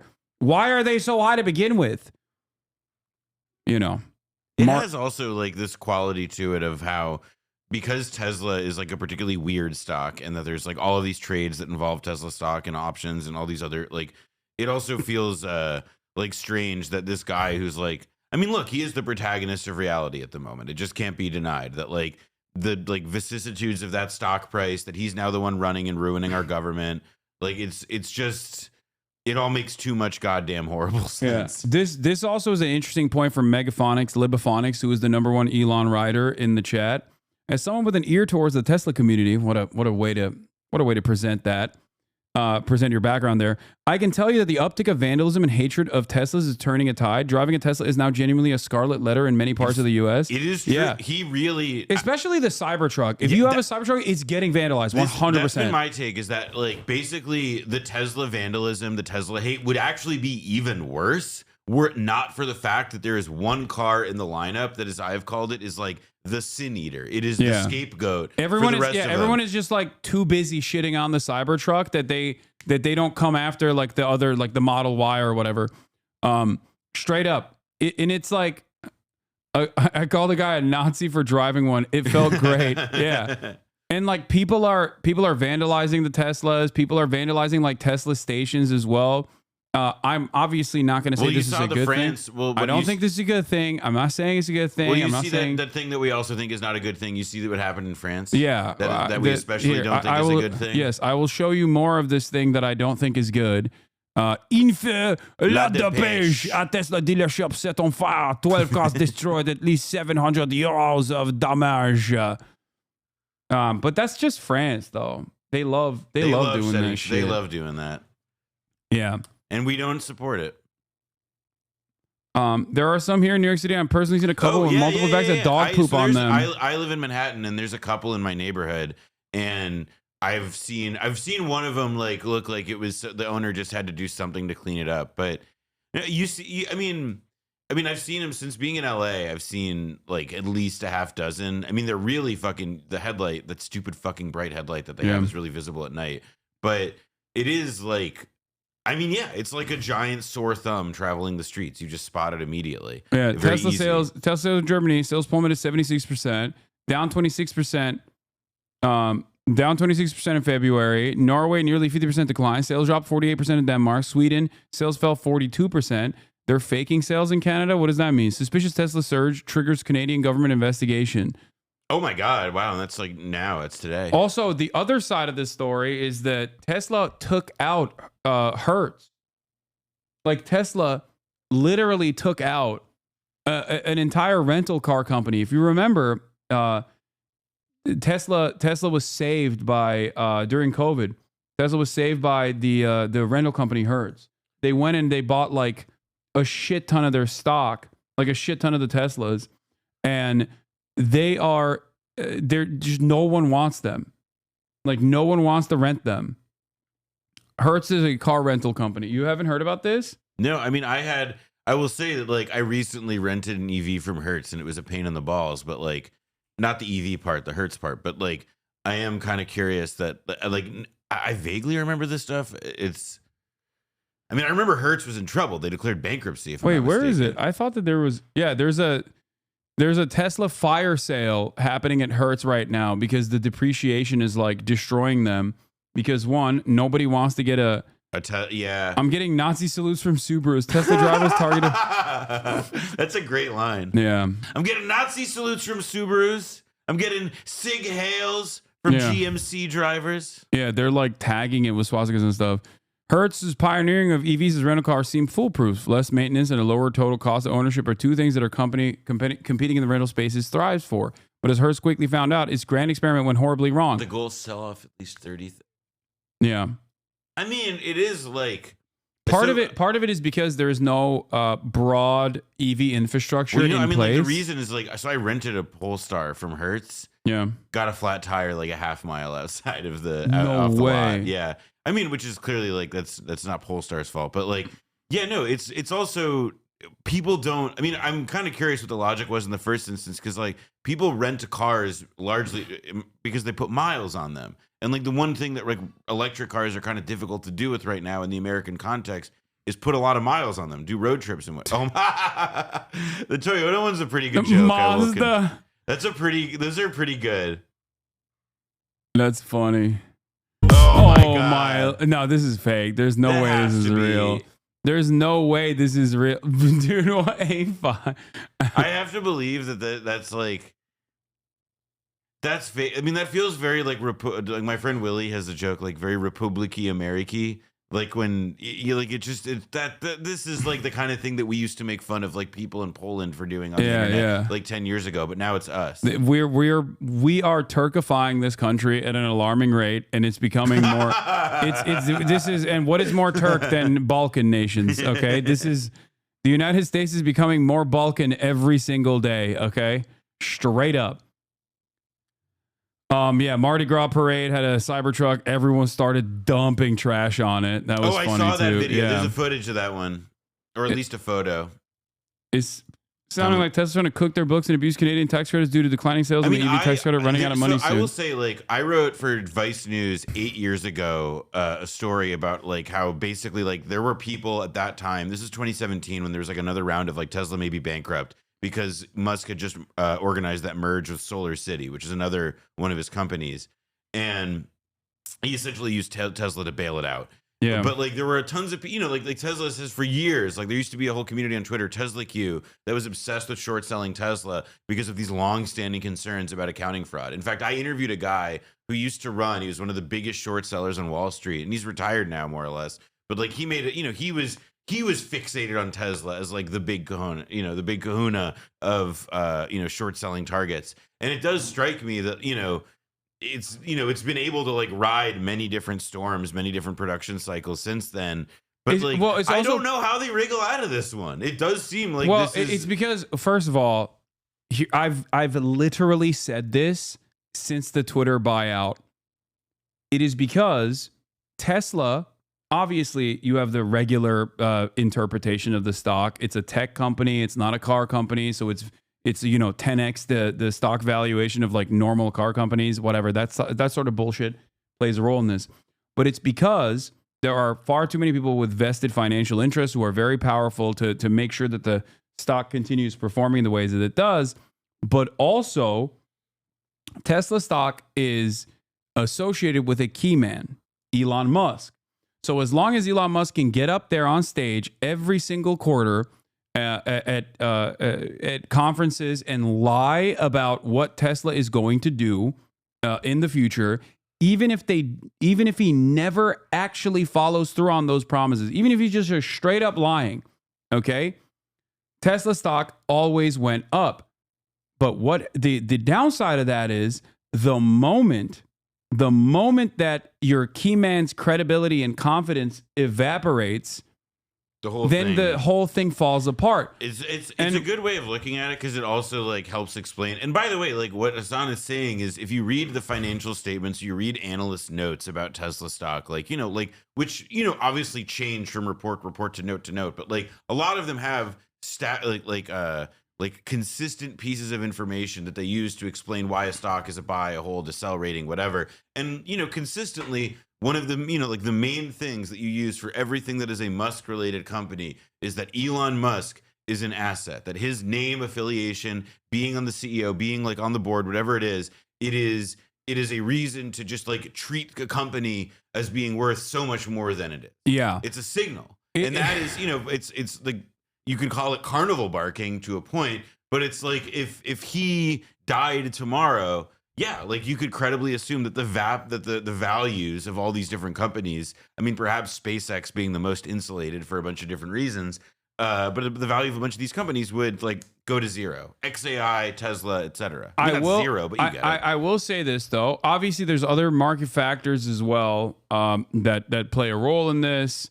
In terms of like Tesla's stock kind of taking hits over time, one of which is obviously the mass production of electric vehicles from other car manufacturers that have significantly better procurement strategies, that have better builds overall, right? Because like Tesla ultimately is kind of dog shit too. But that has also played a role in this as well. But the most significant aspect is Elon Musk. Now, I was wrong when I said I thought that the public confidence in Elon would be undermined because everyone would see how fucking narcissistic, thin-skinned, and stupid he is after purchasing Twitter and making a fool of himself over and over again with unlimited right-wing sentiment. Turns out the reality is, no, people are just as stupid, and they went along with everything he did and said by saying, no, he's brilliant, no, he's brilliant. Having said that, the association with Trump has finally set in this negative association Also, with like, Elon it Musk was- and the Sig Heiling. And it was it was also, by the way, like inevitable in that, like, you know, electric cars have been marketed, and Elon Musk's company, like you know, like they arose and developed like their market segment in years when, you know, having an electric car was a pretty lib coded thing. Yeah. Like he built a customer base of libs. That's the other. That's the other thing. He became like the world's like most annoying Republican. Yeah, like and- you do the math on that. And that's one. the other side of the story, which is that the base, the customer base that he tried to build for himself, he thought maybe he could expand on it because like liberals love EVs, liberals love you know, renewable energy or whatever. And he thought maybe in his mind, he's a fucking moron, that he could get the Republicans on board with Teslas as well. But all he did was agitate libs into selling their fucking Teslas, while also simultaneously trying to penetrate a market that would not, under any circumstance, buy any electric vehicle, let alone a Tesla. Okay? Well, That's this is it. why, like, and the big test of that, by the way. Okay, Pramia Jayapal is taking notes. Okay. Trans kids didn't hike your rent. Billionaires did. Immigrants didn't make your groceries more expensive. Billionaires did. Federal workers didn't take away your health care. Billionaires did. Okay. At least some Democrats are. Somebody at least can string a sentence together. 3 of them in this case. That's a bar for 6, bar. actually. These are bar for bar, verbatim. I'm ghostwriting. That's a staffer watching you for sure. No, probably not. I don't know. I mean, I'm sure they came up with that on their own. Okay. The other thing that was like when Ford unveiled the Ford Lightning, you know, like this like F-150 with a battery that could like power a house. Like that car is extremely cool. It's crazy. I mean, it's the F-150. Yeah, it's like, yeah. I mean, it's a little too damn big in my opinion, but it gets at like, okay, if there's anybody who's going to be able to like you know, like chudify the electric car, the thought to me was always going to be like, oh yeah, it would be like whoever does like the F-150 electric. But like even that's not like proven to be. I mean, like it's popular and it's in demand, but like clearly it's like the Cybertruck that has emerged as like something like that, and it's like been to the detriment of the rest of the lineup and to the idea of like flipping people on buying EVs to begin with. Because like I imagine that there probably is like some segment of asshole out there who doesn't really want an EV but wants a Cybertruck. Yeah. Oh, true. The GMC Hummer EV is the Chud EV, especially because it has that stupid ad. Like, oh my god, it's so sick. It can like move. It can crab walk. It can crab. I walk. love that. If it wasn't so if it wasn't such a monstrosity, like oh man, it wasn't such a monstrosity. It wasn't like 2000s conservative, like like boomer con coded. It wasn't also like, to me, like I see the crab walk thing though, and I'm like, is that What just is like an this? advertisement for not being able to parallel park? Bro, don't send me up lovely tweets, please. While I got fucking anti-Semitism crosshairs on me. Okay, god damn, I'm gonna get my fucking. That's it. Someone's gonna clip that and just be like, dude, see, he briefly saw a up lovely tweet. That means, you know, I'm not saying he's anti-Semitic, by the way. I'm just simply saying that people will use that against me and this community. Yo. That is a ridiculous article title, though. To be fair, I didn't even see it because I don't. My eyes don't glaze anything. No. E.F. Lovely is nice, man. I'm not Obviously, saying that. He's but Yeah. I'm Yeah. Anyway, a lot of the EV charging infrastructure in America was built by Volkswagen as a consequence of the Dieselgate controversy. So I don't think they really fully asked it. And I'm not aware of anyone else doing large scale EV infrastructure in the US. No, they're shutting off EV infrastructure. I mean, I recently had this experience where like I rented this car and I had to drive 250 miles 2 ways and like use it, finding superchargers, etc. It wasn't difficult, and I was in a pretty rural area, but like you also see though how like Rivian's got chargers, Tesla's got chargers. Like there is like this like incomplete patchy quality to it that is like, again, segmented by brand. Anyway, getting back to the American collapse here. Trump suspends most new tariffs on imports from Mexico and Canada. Trump Wow.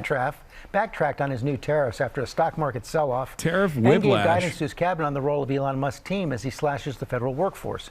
Chief White House correspondent Mary Bruce is tracking it all. Good morning, Mary. Good morning, George. Well, after a roller coaster week here in Washington and on Wall Street, the president is now reversing course, pausing many of the tariffs he put in place just days ago. This morning, President Trump with a dizzying reversal, allowing Mexico and Canada to avoid 25% tariffs on many goods just days after imposing them. But the retreat not enough to calm anxious investors. Amid the whiplash, the Dow dropping Thursday more than 400 points. The president insists Wall Street wasn't a factor in his decision. No, nothing to do with the market. I'm not even looking at the market. I never heard of it. That's when you know. I don't know what a stock is. That's when you know it is definitive proof that it has everything to do with the market. You gotta just, because there's a bunch of ways to answer that by the way are like, well, I think the market's gonna like what we're doing. I think the market is responding to half ideas, but no, he's like clearly concerned about it. Yeah.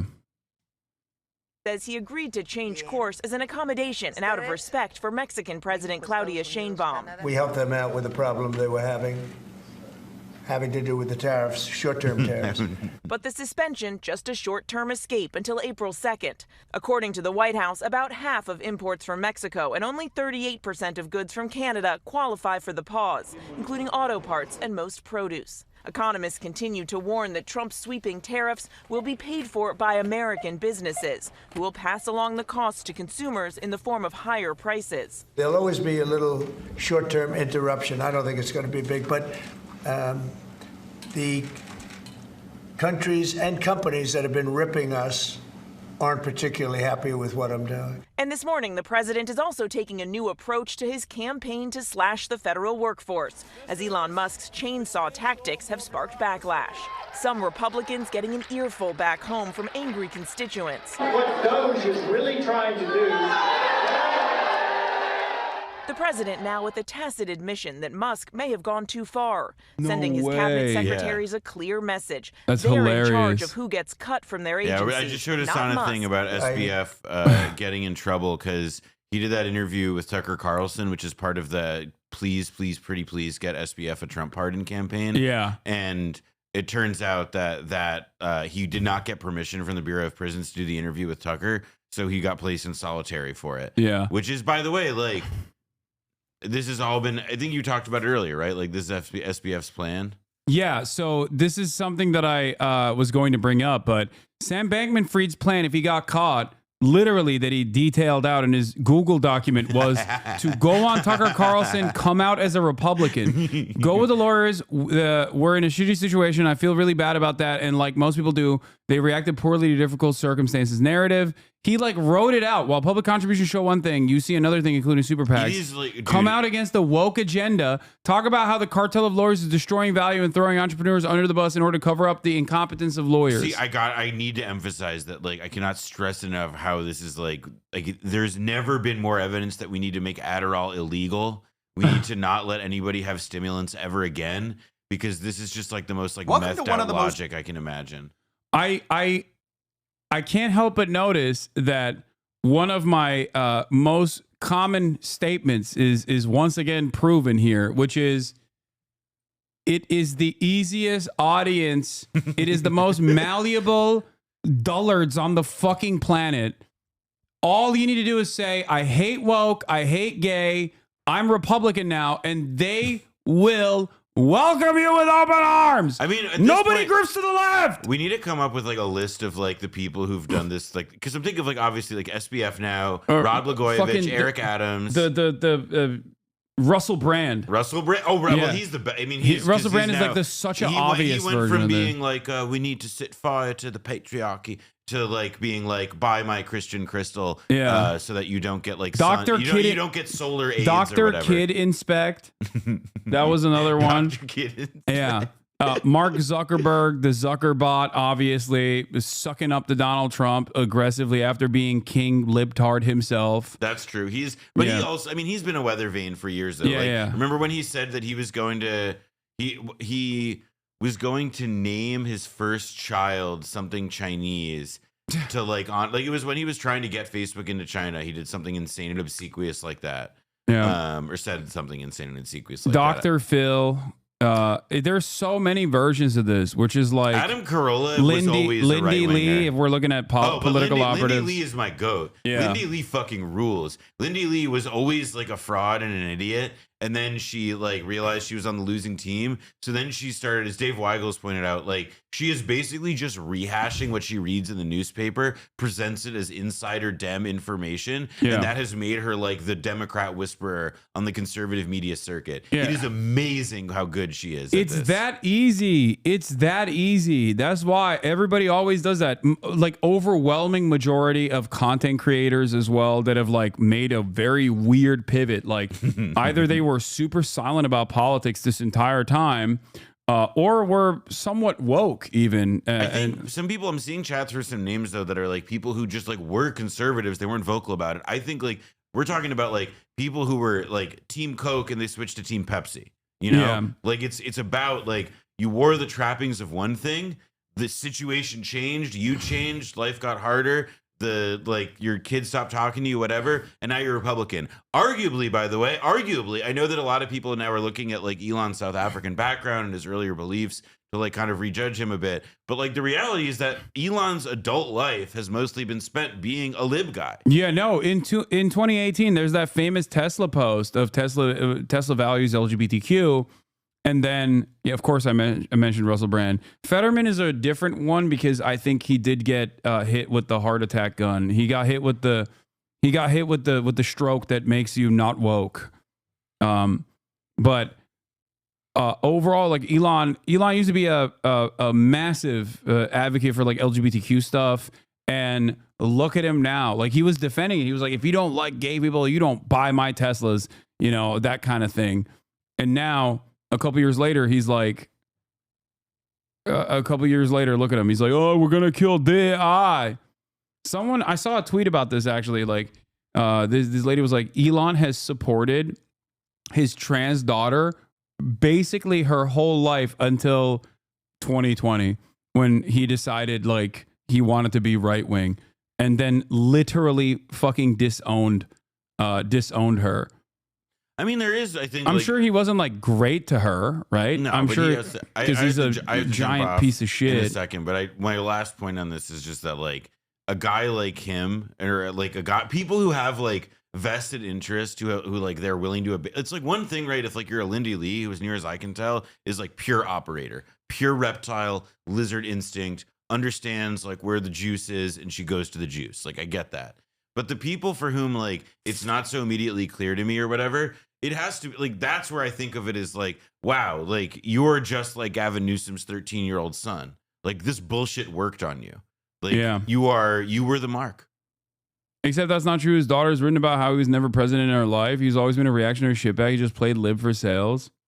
I mean, I see. Well, that's that. where it's like I'll say like that's why I prefaced it by also saying that like people are looking at his roots now and they're calling into question. But like I emphasize like his public profile. Like yeah, like he played the lib, making an electric car company. You got to do that. Being in the Bay Area at that time, like yes, tech executives are generally pretty conservative people, always have been. But like it, you know, he coded as lib and didn't really seem to try like he was ever going to code conservative. It's just that then like, you know, the situation very much changed. Yeah, it's just it's a very easy market to market yourself to.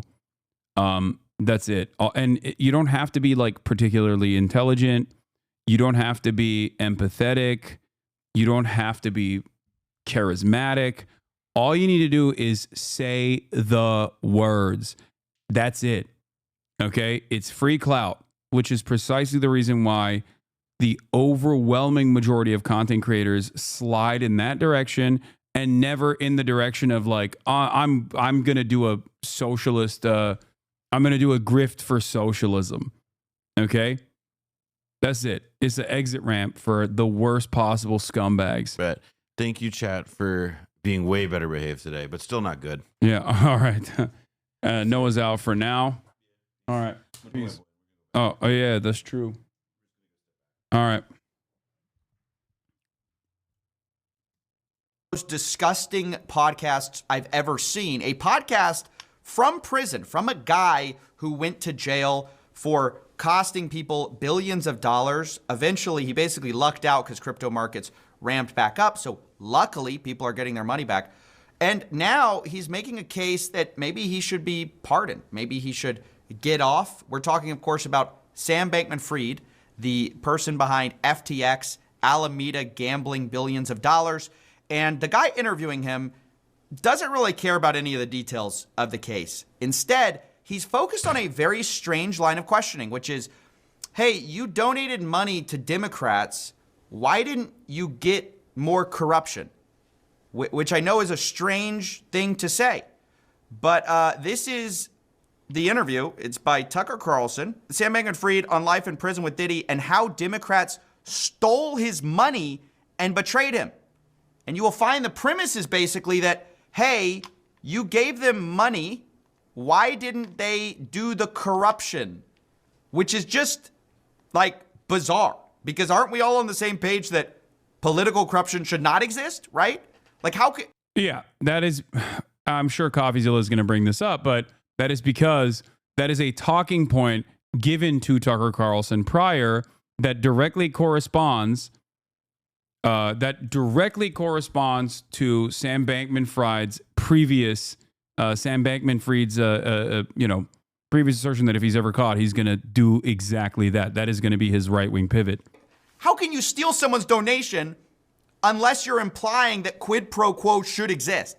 The implicit assumption here is, oh, they should have basically let you off, even if you stole billions of dollars, because you gave them money, which is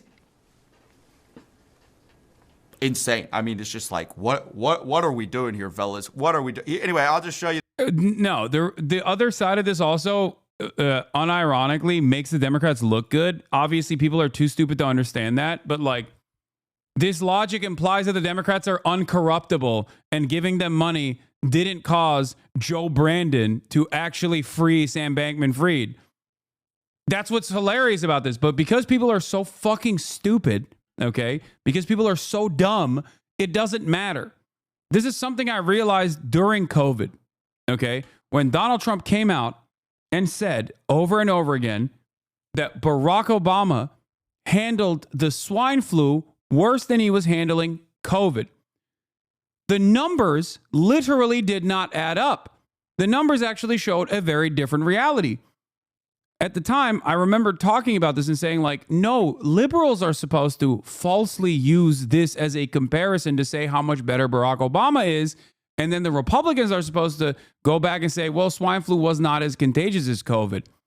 But that never happened. And the reason for why that never happened is because there was no need for it. There was all you need to do at this point, because of the height of partisanship, the height of polarization that we're experiencing. All you need to do is Democrat bad. That's all you need to say. You can literally say something that they've done that unironically is good. Okay. And even then, people are just like, well, it's a Republican saying something about Democrats, so obviously I'm going to interpret that as them doing the wrong thing.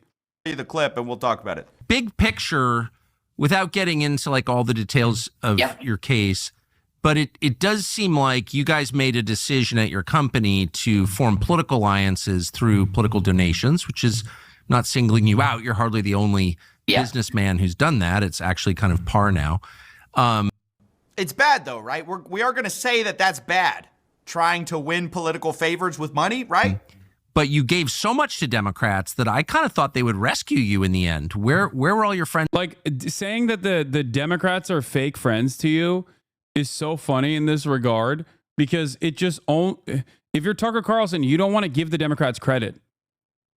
But here, Tucker Carlson is literally giving the Democrats credit for being an incorruptible force. But because of the height of political polarization, people don't understand. Because of the height of political polarization and how stupid people are nowadays, they don't even understand what fucking Tucker Carlson is saying here. They just go, yeah, that's right. Democrats are fake friends, I guess. Friends of the Democratic Party. They usually keep their friends from going to jail. Tony Podesta never went to jail. Why did you? Oh, it's a really good question. Obviously, I can only guess at the answer to that. I can only speculate because I'm not in their minds. The answer is it was billions of dollars of fraud. What are you talking about? Why weren't you rescued from, your billions of dollars of fraud because you gave some money to different? Isn't that what we all want? What is this? And then, by the way, my favorite part about this is the rationalization of basically Sam's going to say, well, maybe I wasn't Democrat enough. And maybe if I had been no. Yeah, the reason why he's saying that is because, once again, he spelled that out in this Google Doc. He spelled it out. While public contributions show one thing, you see another thing, including super PACs. As in, the Democrats knew that my super PAC donations implied that I was actually secretly a Republican. That's why they didn't save me. Oh, no, that's not why.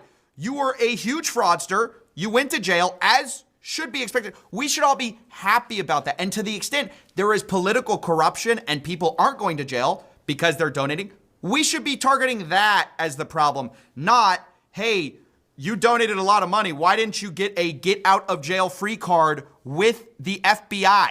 But, one fact that might be relevant is, in 2020, I was center left and I gave to Biden's campaign.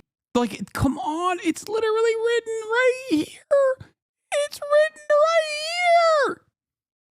That's how simple this is, bro. You could just out and about say it and that's it. This is not something that he revealed, okay? Note, these are all random, probably bad ideas that aren't vetted, confidential, on the top of the Google Doc, okay? This is information that was leaked to the public. Do you understand? This guy believes in nothing, by the way. I was optimistic he'd be a sort of solid center-left president. I spent the next few years in D.C. a lot. Made dozens of trips there and was really, really shocked by what I saw, not in a good direction from the administration. By late 2022, I was giving to Republicans privately as much as Democrats. And there it is. That started becoming known right around FTX's collapse. So that probably played a role. So, okay, just so we're clear, his explanation is the reason I didn't get any quid pro quo is because I also gave to the other team trying to win their quid pro quo because he was trying to hedge his bets. Remember, this is the same guy who goes, oh yeah, all you have to do is say the right shibboleths and people are going to believe it. Basically, you just say whatever you need to get power, which is exactly what he's doing here, by the way. He's aligned himself now he was with the left when Biden was in office. Now he's with the right now that Trump's in office because he's angling for a pardon. And why aren't we skeptically looking at that? This guy believes in absolutely zero. All of a sudden, he was left and then he was donating to the right because he wanted to get both sides. And now his explanation of the reason, I didn't get pardoned, which this is not why, but he's basically saying the reason I didn't get pardoned is because it got out that I was trying to win both sides. I was trying to buy both teams, and that's the no-no. And it's just insane. This interview's kind of implicit premise is if you don't give people a get out of jail free card, you have stolen their money and betrayed them. Do you guys understand how insane this is? The literal chapter title is Democrats Refuse to Rescue SBF Despite His Large Donations. What are we doing? Look at the comments. A lot of people are falling for the grift. Fraud should not be political, the most contentious take. SBF isn't center-left. He's just self-centered. Tucker's I'm listening to face. It's not that bad. He's 100% trying to get Trump or Elon's attention for a pardon. The VODs getting blagger and blagger. They're not. Why did you say that his comments were falling for the grift, chat? No, they're not buying it at all. Oh, you mean on the Tucker video? Of course Tucker Carlson's audience is eating that. Dude, I'm going to go back to the same. Okay. I just realized you were talking about Tucker Carlson's video and the comments under the Tucker Carlson video. Yeah, no duh. Oh my God. What a shocking revelation. Tucker Carlson's fans are fucking stupid. Oh my God. You're telling me now for the first time ever that a right-wing broadcaster's right-wing audience are a bunch of dumb fucking hogs. Hello. I mean, yeah, you're going to see a lot more of this, by the way. America deserves the best. America gets the best when the fries are cooked in 100% beef tallow. Only available at Steak and Shake. Sayonara, Ronald.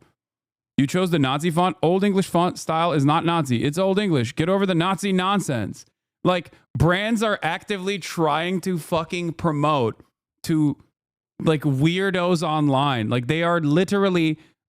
marketing is moving in the anti-DEI direction. You're going to see literal Burger Reich nonsense. Okay? I'm telling you right now, this is deliberate and it will happen more frequently. Okay?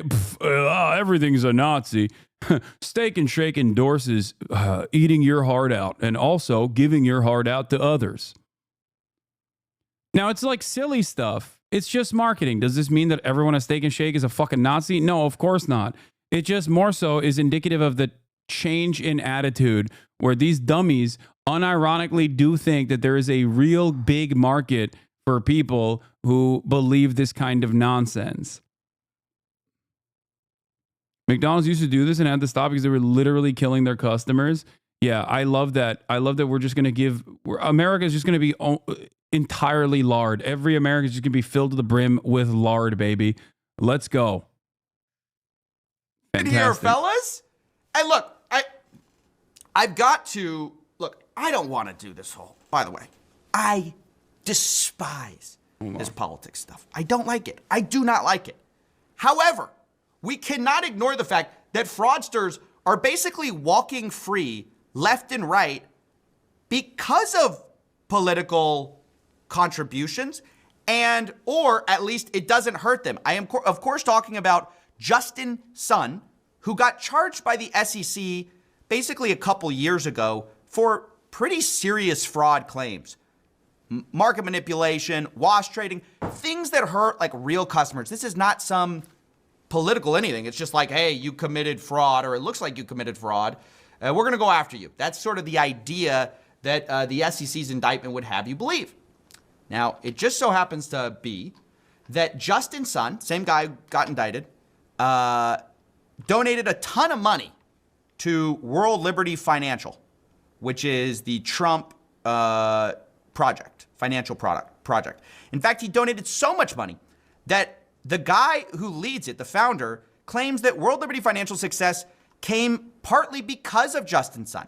He says the project's fortunes changed, however, when Justin Sun stepped in. This guy, Folkman said, with a gesture towards Sun, saw that regardless of the outcome, this project is a monumental move for the entire crypto community. Justin Sun put 10 figures into it, over $10 million. I've seen reports that it was $75 million into this Trump-backed coin, which you could not trade. So it's like, why would you put money into a coin you couldn't sell? And you're being indicted by the SEC, or you're being charged by the SEC, and just coincidentally, you put in $75 million into the political leader's coin, right? All of a sudden, what happens? SEC halts fraud prosecution of the crypto purchases enriched Trump. Quote, on Wednesday, the Securities Exchange Commission and Sun sent a joint letter to a federal judge asking for a stay of Sun's case. Now, did this all come because of the donations or the buying of the World Liberty Financial token? It's hard to know. I'm sure it didn't hurt, right? It's a similar type of the answer is yes. Tacit donation that Bankman-Fried made. So it's impossible not to look at this interview and compare the two outcomes. And you go like, well, are we just like selling get out of jail free cards to people? The answer is yes. Right. Again, not saying that Sun directly did that. But indirectly, if you literally are credited with like the turnaround of someone's entire crypto endeavor, and then all of a sudden you get let off being prosecuted, we have to look at that skeptically. Like, it's, come on, let's put two and two together a little bit. But it's insane to have a podcast where instead of like seeing that as the problem, like Justin Sun getting off after making one of Trump's projects very wealthy, instead of seeing that as the problem and maybe something that politically is corrupt, we go, well, why didn't you benefit from the same thing, Sam Bankman-Fried? Why did you get your money stolen? And why were you betrayed? I mean, what a backwards clown world to live in, where we're having prisoners pontificate about well, why weren't you just like, you paid? Why didn't you get what you paid for? It's crazy. I mean, it's absolutely insane. We are in so much of the like bizarro world where we're almost like trying to make everyone feel bad for the criminals who basically didn't benefit from political corruption.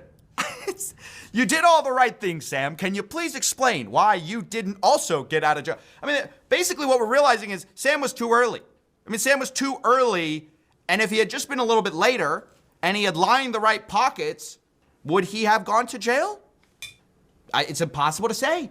In fact, what's sick about this, dude, I don't know if y'all see that I'm going crazy. I'm going a little bit crazy. I love the radicalization argument of CoffeeZilla watching. Sam Bankman-Fried is now parlaying for a pardon, right? And we're all clear about that.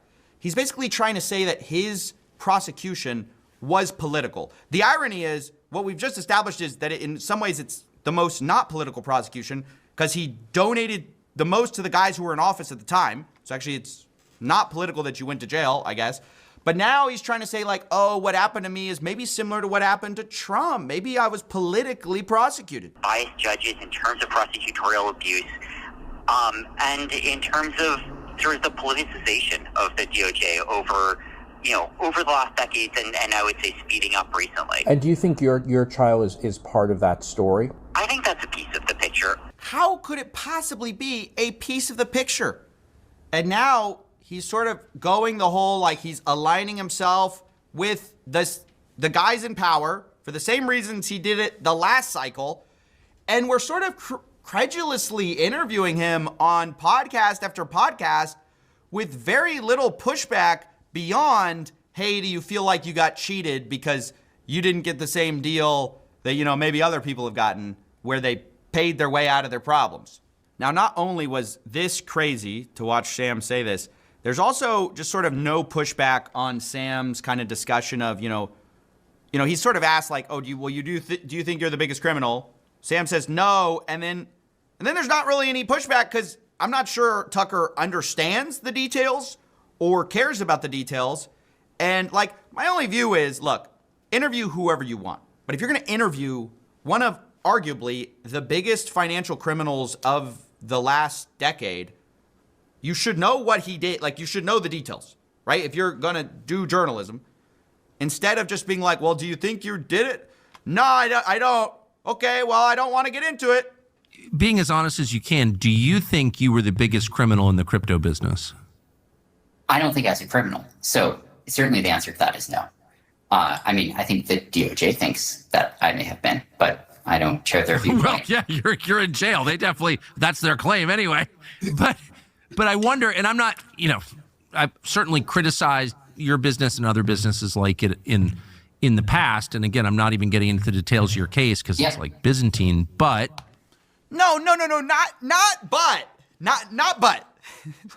What do you mean? Hey, I'm going to ask you if you're a criminal. You say no. Well, I don't want to get into the details because it's Byzantine. What? This is like, this is double exposure for Tucker Carlson because it once again shows that he is obviously a right-wing propagandist with no interest in like the truth, right? But he's also a guy who is still very much not independent from the Republican Party and very much still operating alongside like Fox News while seemingly retaining his independent status. No independent guy is gonna, no like independent reporter Tucker Carlson is gonna go and like do this kind of defense for Sam Bankman-Fried and unveil him as a newfound right-wing guy who's attacking the Democrats. That's it.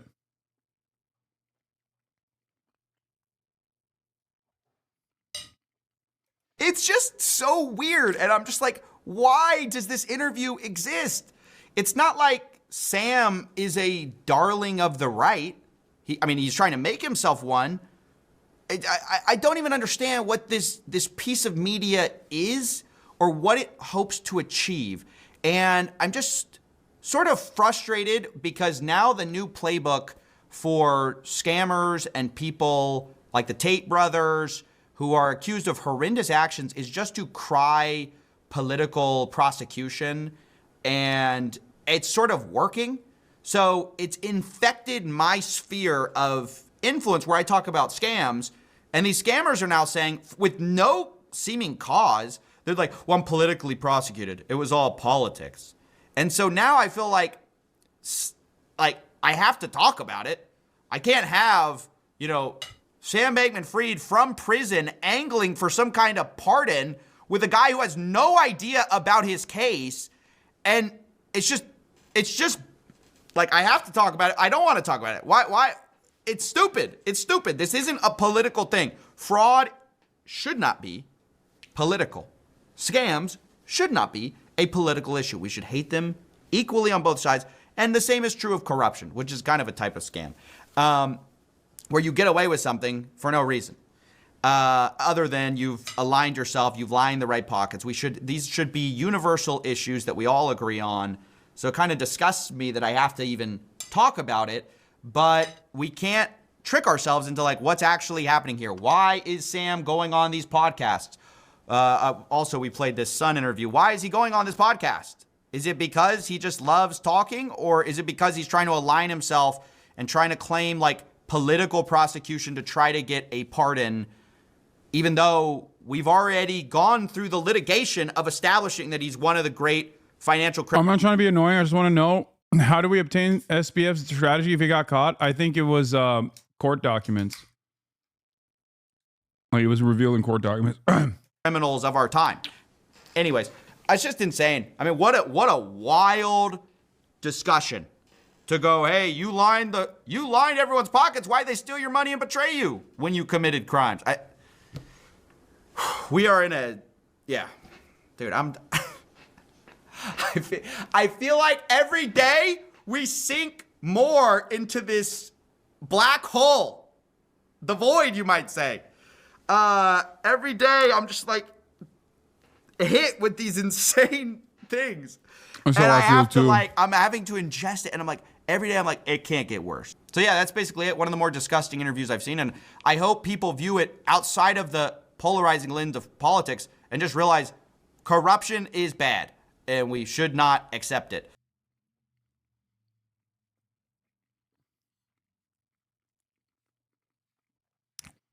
It will get worse.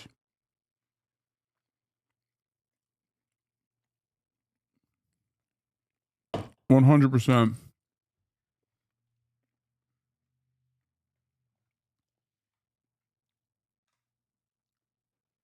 Do you think SBA was a fall guy or patsy? No, I don't. No, I don't. Sometimes people are the guy, and then the guy gets caught. I don't like that everything has to be a fucking psyop. I hate it. I hate that everyone interprets everything as a fucking psyop. No. Not everything's a psyop. Jesus Christ. The 4chanification of the internet has bricked the brains of so many goddamn people. Yeah, it rained quite a bit yesterday in Southern California. Is that a psyop? No, just fucking rained. I had a meeting, and I said, I want the cabinet members go first. Keep all the people you want, everybody that you need. The president directing his cabinet secretaries to be more precise, telling them to decide who stays and who goes using the scalpel rather than the hatchet. I don't want to see a big cut where a lot of good people are cut. Now, this all comes as some Republicans on the Hill have been trying to get more input in this process, some even now publicly saying that Musk may be making mistakes and hurting innocent Americans in the process, George. And Mary, the president continuing his campaign of retribution against his political adversaries. Yeah, this time, George, he's punishing the law firm Perkins Coie, going after the security clearances of its lawyers, stripping them of those security clearances and also access to government buildings and officials after the firm represented Hillary Clinton's 2016 campaign. It comes as the White House is also trying to make it harder to sue the administration, trying to make it costlier for plaintiffs who seek to come after the government. George. Okay, Mary, thanks. Rebecca, let's continue this. Mary used the word whiplash, talking about these tariffs in the stock market this week. The market is not responding well. Well, it's not, George. And when I talk to people on Wall Street, really the big word here is uncertainty. They're following every new headline out of this White House. You're also seeing it, though, impacting consumer confidence, where the minds of American consumers are. We spend money. That's what generates economic growth. The big question is the impact on jobs. We have this jobs report today, an important one. Those DOGE cuts, they're not going to show up in today's jobs report because of the timing, but the White House is going to be watching, and so will the Federal Reserve. They're going to have to balance this idea of if the economy is in fact slowing down, what do they do? Because inflation, you have egg prices and other things like that still going higher. But the expectation is that jobs were created in February. Jobs were created, but it might be fewer based on some of the most recent reports we're seeing.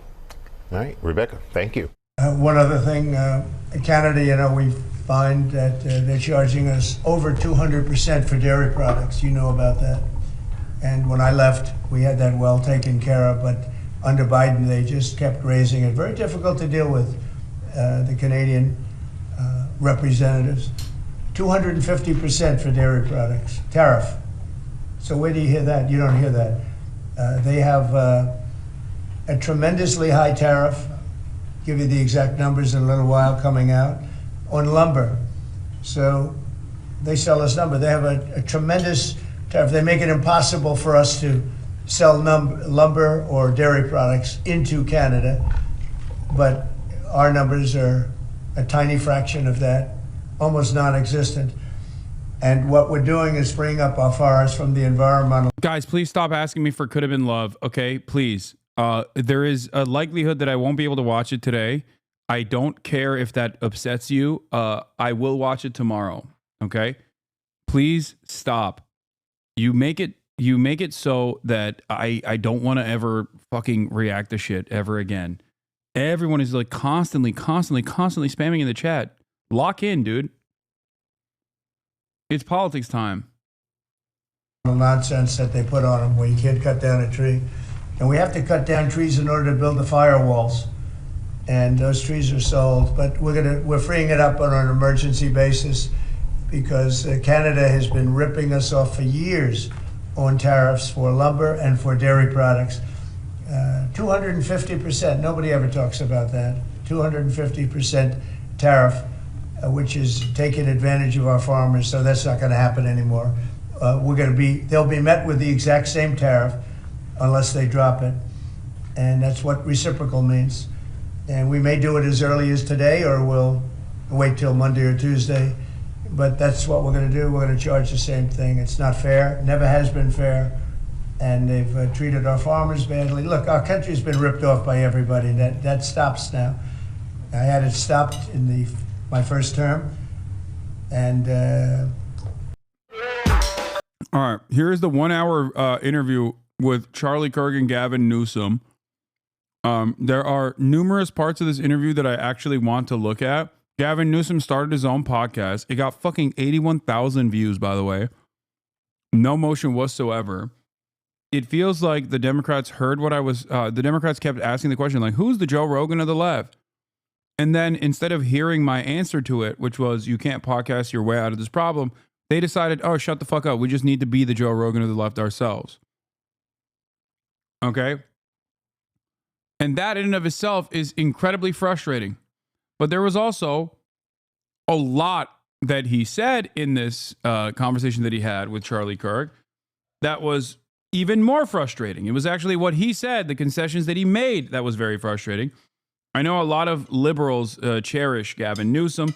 This is like very much this is very much for the Midas Touch fan base, I would say. That they think that he's like a clever, charismatic man who will one day lead the Democratic Party back to its glory, restore its former glory, and win so much that they'll say, Mr. Gavin Newsom, sir, Mr. President, sir, you are winning too hard. We don't want this much winning.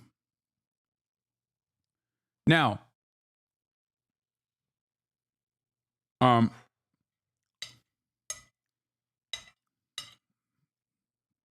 the solution to the Democratic Party's crisis right now is not to flood the market with more social media. The solution to the Democratic Party's problem right now is to change its policies, okay, and address the real material harm that people are experiencing every single day. Recognize the hurt and showcase the ways in which the Republicans are not helping people. Do you understand? So for someone like myself, this is endlessly frustrating to watch because I know what must be done, and I see this, and I recognize that Dems are just like unable to read the room and do what's right. They think they can message their way out of this. They think if they have more charismatic podcasts and podcasters, or if the elected representatives themselves become the podcasters, this will be fine. This will be enough. That's not going to happen. It's very, very frustrating to watch. Okay, he's right about this. Like, he's not wrong about this. It's just that his solutions are, this is the problem with the Republican Party and the problem with the Democratic Party. The Democratic Party is actively not seeking out the real answers and actively not recognizing the real problems, whereas the Republican Party, on the other hand, recognizes the problem and then uses it to its advantage. Uses it to its advantage in a very devastating way by redirecting that anger and resentment to more acceptable targets, while they still continue with their devastating agenda that makes the situation worse overall. On that note, I just wanted to briefly touch on this interview, but of course, it is now time for Marvel Rivals. That's right. Ladies and gentlemen, it's Marvel Rivals time. And because it's Marvel Rivals time, I'm going to be moving away from all of this and getting into Marvel Rivals. Hold on one second. I have to make some changes. I have to put the panel up. And I have to hope that I can find some people who will play with me. If they won't, then it's okay. I will one shot and single-handedly uplift my ranks. Hold on a moment. Let me see. Where the hell is it? All right. Hold on. Okay. Apparently, people are saying that there is a new Marvel Rivals skin as well, which I'm excited for, and we'll be taking a look at. Or there's a new skin for Venom. Hold on. All right, change that. Okay.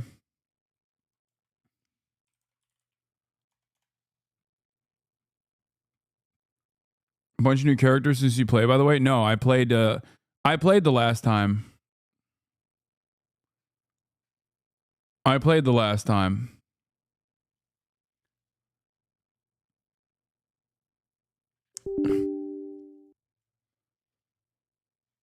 So I do know I've played The Thing quite a bit, as a matter of fact, and I really enjoyed playing as The Thing. Why do you have a WoW collector's box? Ooh, good eye, chatter. That is a WoW Classic Original Collector's Edition. Because I'm a real one. That's why. Because I'm a real WoW head.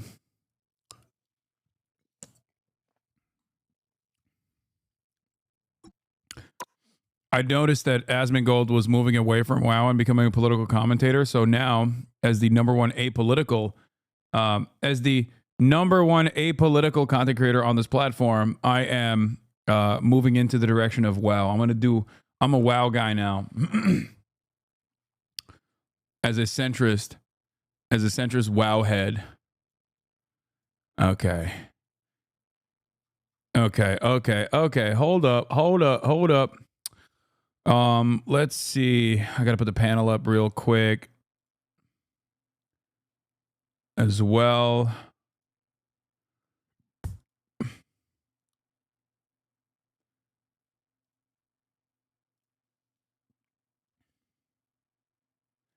All right, got the link for it. Thank you, Marvel Rivals, for sponsoring the stream. Also, remember, you can get it for free and you can play the game for free. You like free stuff, chat, don't you? Free stuff is good. Well, there you go. You can play Marvel Rivals for free in the panel by clicking the panel that I'm going to post in one moment underneath my underneath the stream. 1 second. Let's get the panel. When do we get the mount off competition? What do you mean? I don't know what that means. Are you planning on covering the ongoing conflict in Latveria today? I don't know what you mean by that, but I assume it's a Marvel related reference. The answer is no. The answer is I am the conflict in Latveria. Wait, is that WoW? It's an Asmongold reference? Oh. The hell is this? Oh, my fucking Twitch front page. What is happening on Twitch front page right now? Okay, there it is. Okay, I gotta put the panel up real quick. Edit panels.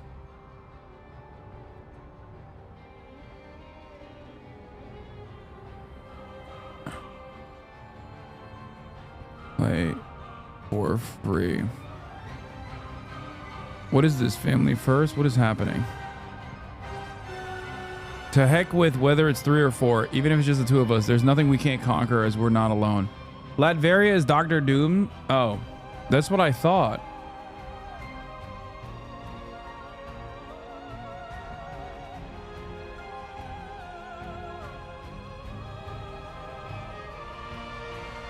Wait, what? Accessible? Oh. Oh, add image right here. Okay, there we go. Boom. I'm just making the panel, chat. Sorry.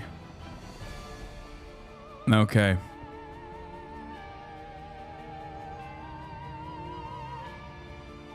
New Venom skin. Let's take a look.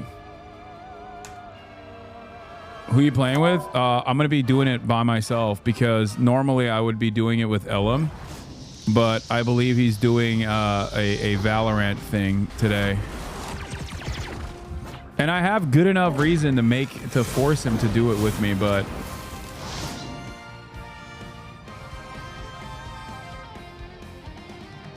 no, could have been love. Take a week off. You're joking, right? Yeah, I'm gonna solo queue. Yes. Like, dude, come on, chatters, come on. You can't be serious, right? Like, it's a joke, right? Like, I'm literally. I think a lot of chatters actually take great pleasure in just being annoying.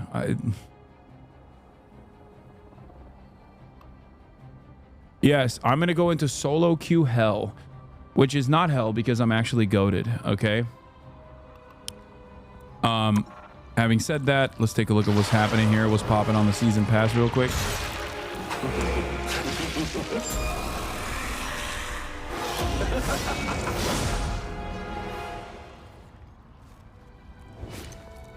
Asking because you said you would yesterday? Yes, and then plans changed. Also, more importantly than plans changing, I earlier told chatters who were constantly spamming to that I wasn't gonna play, that I wasn't gonna watch Could Have Been Love right now. He's gonna carry the irons into eternity? Yeah.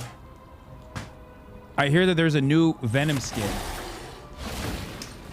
Wait, it's on. My shaders are compiling. Do not try to stream slime me. If you stream slime me, you have to throw. Those are the. Oh my god, lingering imprint. Okay.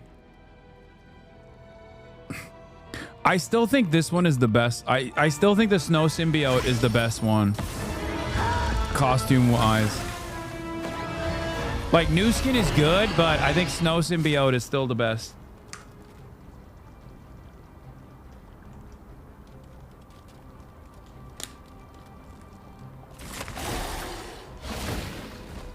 Press P when imagine mute people just in case. I know it's March. It's cold though.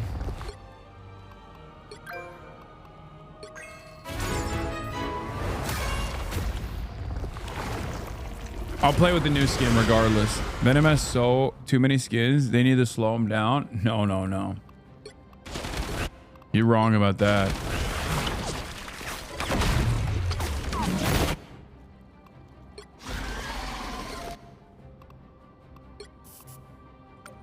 Okay. All right, let's do it. First, let's start off with some quick matches, okay? Let's get into some quick matches before we get into the competitive because obviously I need to warm up.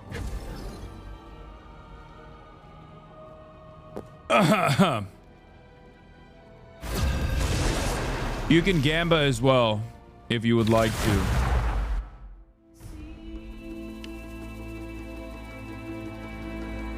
What rank are you? I think I'm like silver 2 or something. I'm not sure. Heroes could make all the difference. What's up? What's up? Hello? Can you guys hear me? Can you hear me? Wait, which button was the one for speaking?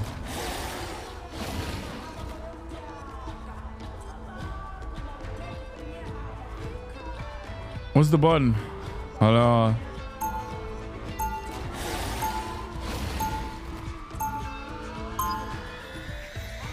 Hello? Can y'all hear me? Pure R. Hello? Hello, can you hear me? Yo. Hello, can you guys hear me? P? Is it P? Hello? Oh. No? I don't know how you do it, Mr. Graham. Quick player bots? Not muted? People treat you like a monster, but you It's the tilde.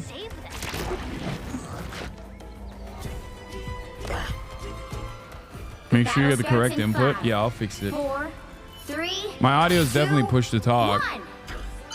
You have to stop them from securing the mission area. You guys call for the cavalry? Cause Benji's here, baby.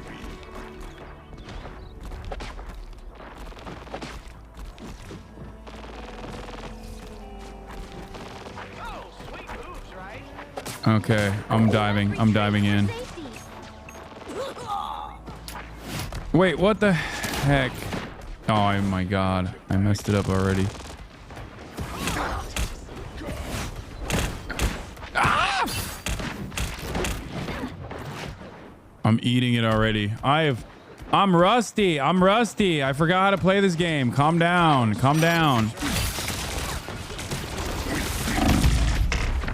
Oh god! This is why I'm playing quick play. I need to get better. Ellum carries you? Yeah. I forgot how to play. I need to. I'm warming up.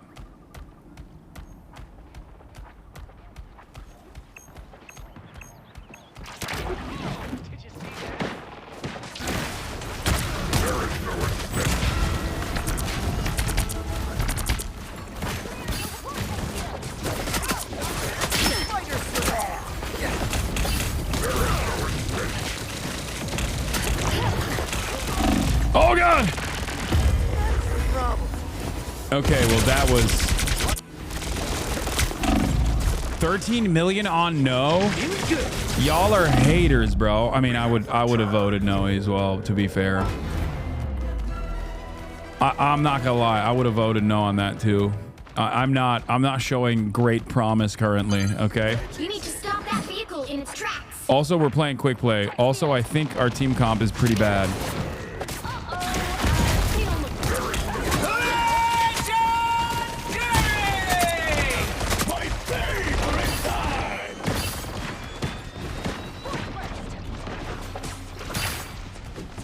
God damn it.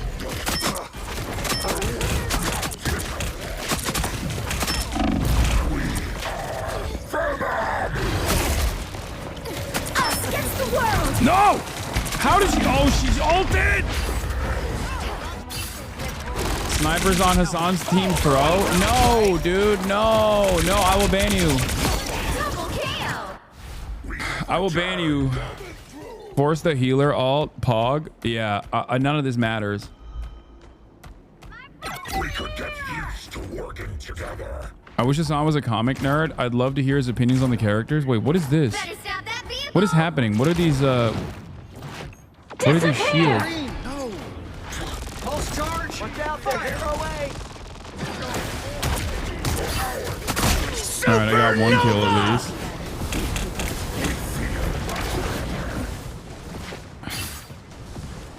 Sorry, Johnny. God damn it.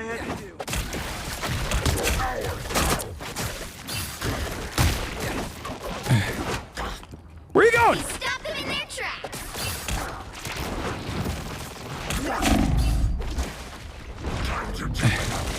Ah!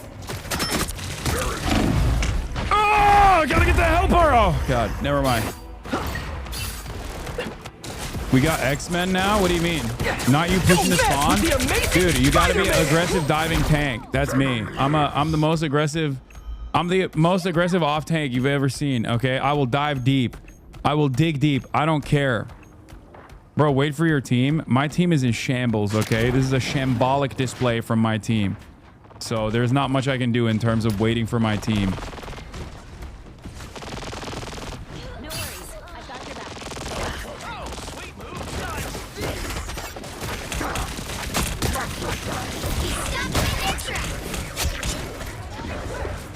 See? I did it. I don't think I've been healed once so far, by the way, which is just now. By the eye of Agamotto. No! No Nagamoto me! You're dead.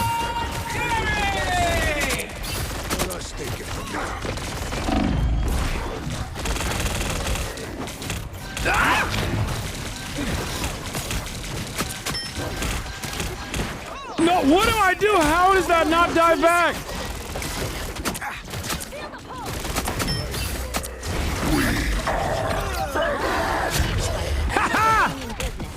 Get wrecked.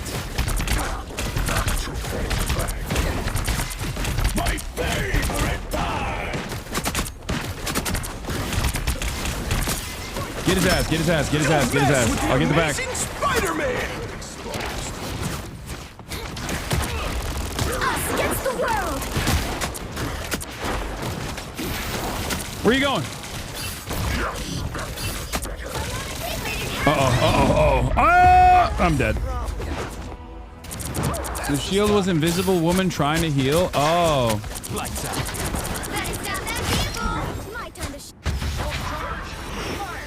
Cyclops in this game is an apolitical centrist like you. Good. Shields up. Anyone willing to help? They should have Professor X, the Bald King. I think they will.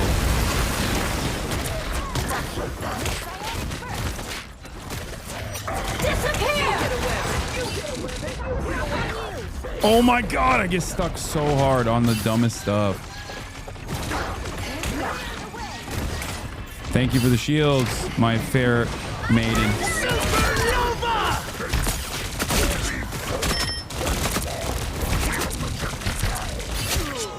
Dead. Their tank is kind of ass, not gonna lie. They don't have a very good tank.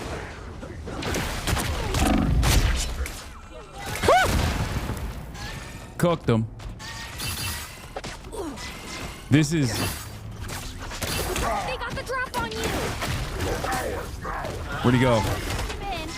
God, Spider-Man characters are frustrating because they like... Oh. Only 60 seconds left. He's stopped them in their tracks. Get that support. Oh no. No, I can't. What is going on? I should be able to swing away. Too fast for you? Yeah, it's true. I'm not very good at aiming. You're a Spider-Man character? No, I'm a tank. I'm talking about specifically Spider-Man, which you probably knew already. You're just saying that to be like, actiony. You know what I mean? Oh God, I hate the Agamotto! Help, please. Don't mess with the amazing Spider-Man!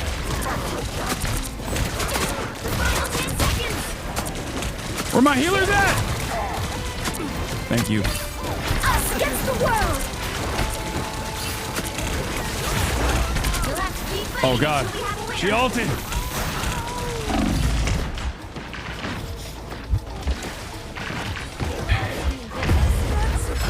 It's dying anyway. That's all. Never see you in Rivals worse than Tony. Bro, I'm getting trolled in Turkish by Turkish chatters, okay? You have hyperinflation.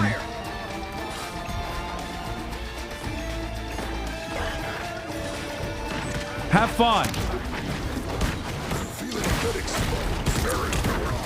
I will not be talked down to by Turkish chatters like this.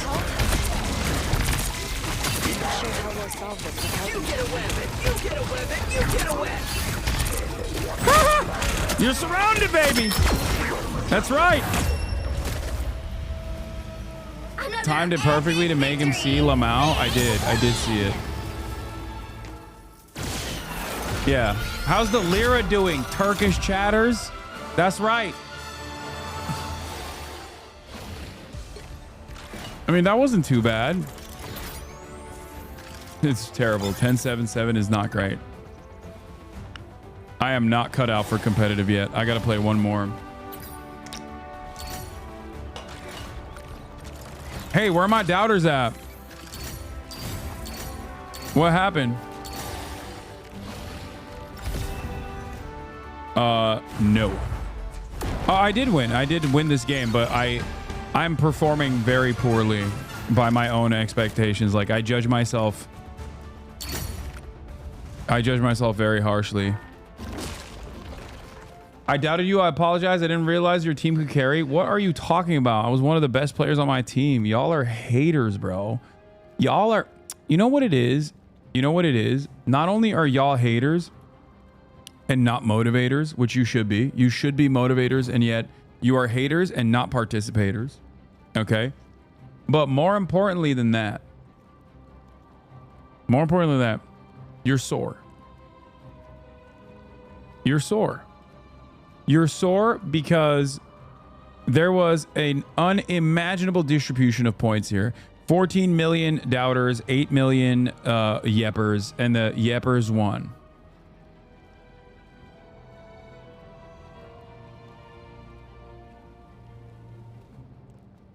That's it. That's it. Not as sore as that ass kicking Venom got. Okay, see? That's what I mean. Sore. Sore. And we won without 2 healers. We got 1 healer and we still won. Think about that.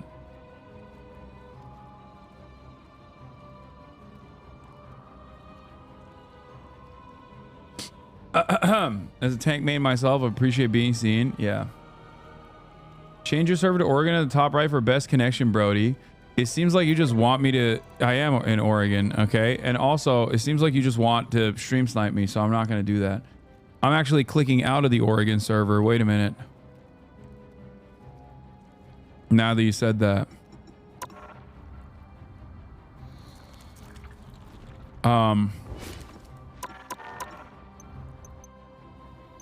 Let's see what we got on this. Ooh. The new sign... What? The new sign looks like an ugly version of a failed arcade in the 80s. That one? I think it's sick. I have no frame of reference. All I say was you getting butchered. I'm gonna play as the thing in a second. Hold on. All right, we're gonna go back into quick play again. We're gonna do one more quick match, but this time I'm gonna play as the thing. You know, there's a Q randomizer. What do you mean? I like the new sign. Pick your hero or villain. I'm not judging. Unk, you have drops on? Always. Always. Oh, dang. Hold on. I'm gonna be the thing. When you've got one like me. Wait, should I do... I should do DPS, right? I'm gonna go with this guy again. I'm gonna see if I can do this time. Okay, we don't have any tanks, I don't think. Don't do DPS? No, I want to do Flame On. I did it once and it was great, but oh, we don't have a tank. 30 seconds before you attack. Get ready. Wait, how do you switch characters with Brightest H? in the sky. Oh, damn. This is a crazy team comp, dude. What is happening? Quick Play is wild with it, dude. Open your eyes. Reality? I am Groot. I'm trying to do something different. The battle starts in 5, 4. This guy, hello, Johnny Storm. Yes, man. I like Marvel too, okay? All you need to You do don't is have capture to... the mission area. Got it? Does it take you back to your Fortnite days? No. Right now, I think we need superheroes for that. I know Uncle Sam is in the Jubilee video. I will be watching that. That will be the first time I watch a Jubilee video in a long time. WMD if I've ever seen one, Castle.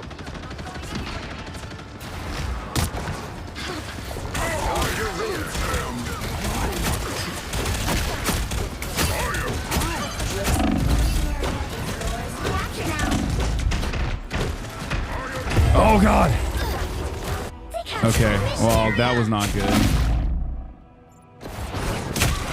I haven't played Groot in a while. So give me a break, okay? I will get into it. I mean, I did get clamped on. That was a 4-banger. We have an AFK? No.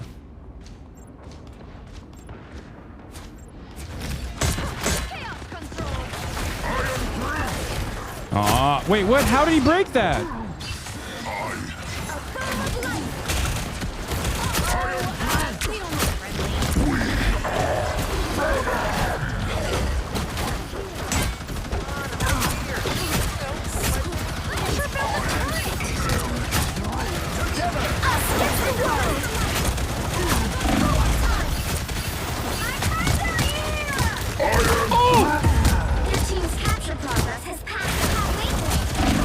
That is craziness!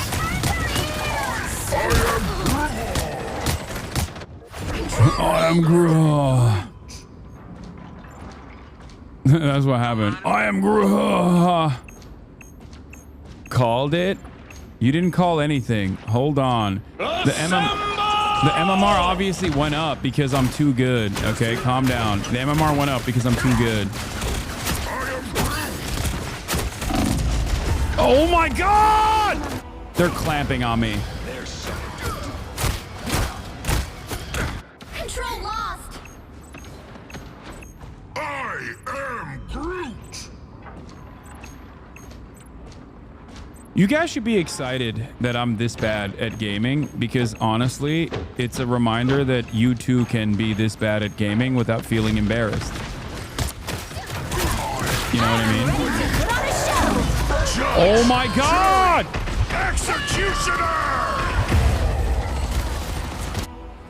Bro, this is madness. Wait for team. No. I am. I'm literally putting my body in front of my healers. But you know, I'm not getting healed fast enough.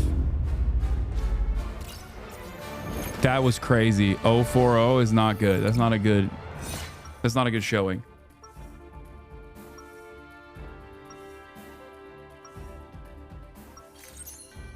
I am Groot. Coming through. 0-4-0 is switch tanks, brother. It's quick play. I'm not gonna switch tanks. I want to learn how to play this one. Oh God. 30 seconds before you attack. Get ready. Stop. I will turn off the chat if you don't. Like when I play by myself, I get to read chat a lot more. But that literally gets abused by chatters who then make me want to not read the chat. So don't do it. I don't. The battle starts in 5, 4, 3. Cheer me on. 2, 1. We're never just thankful we're here. All you need to do is Exactly. capture the mission area. Got it? Oh, I can handle the time entanglement. True silver performance. This is not even a silver. This is Watch out, they're headed our way. This is not silver performance, chat. This is unironically the performance of a lifetime. Okay, this right here, I would say. He's dead. Oh yeah, there we go. Looks like the mission area is yours to capture now.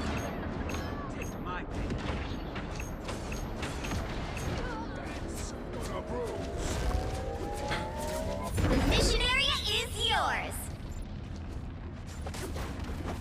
It's ours. I am Groot.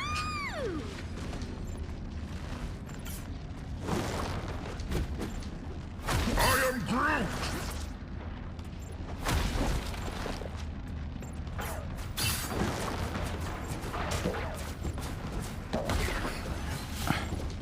I am Groot myself.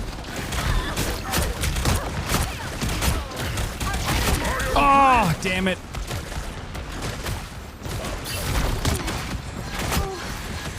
Come on, come on, come out here. Oh, wait, what? Oh, dude. Dude, no! Us against the world.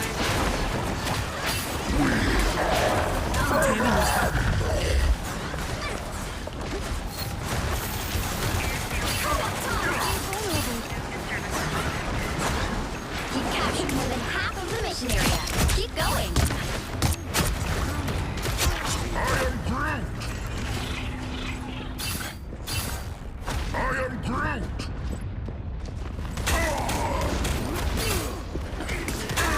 Judge, jury, executioner. See, not so bad. I'm getting better at it. Pick up behind you. No! No!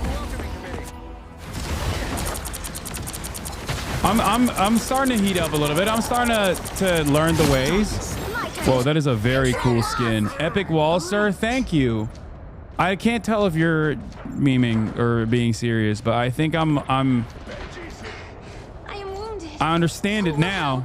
Is what's going on. Bob the Builder style, yes. The Groot loves building the wall.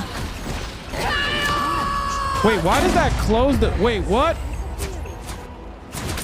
We are undefeatable. Why does that break? Why does that break?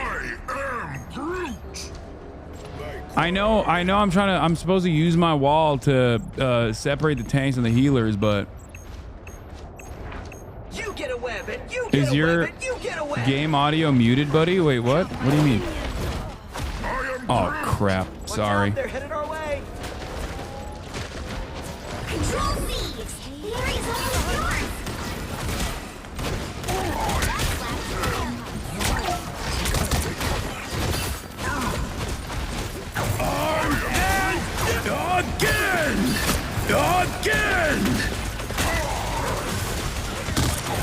Again! No! Oh my god! This guy is. How is he spamming that? You'll have to keep fighting until we have a winner. Control lost. He's clip farming. He's clip farming for TikTok. That's what he's doing.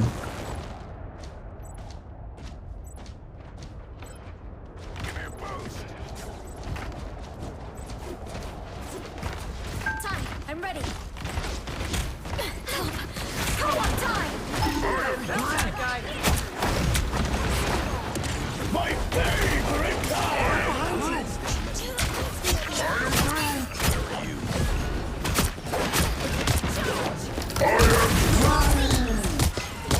You'll have to keep fighting until we have a winner.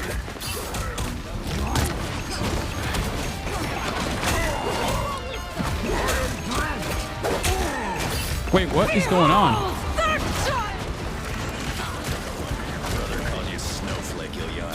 Us against the world. Friends, gather around.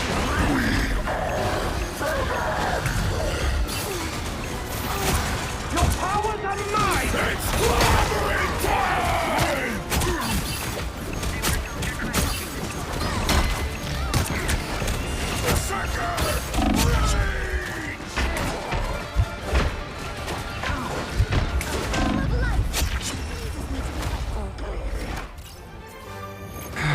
Locked in.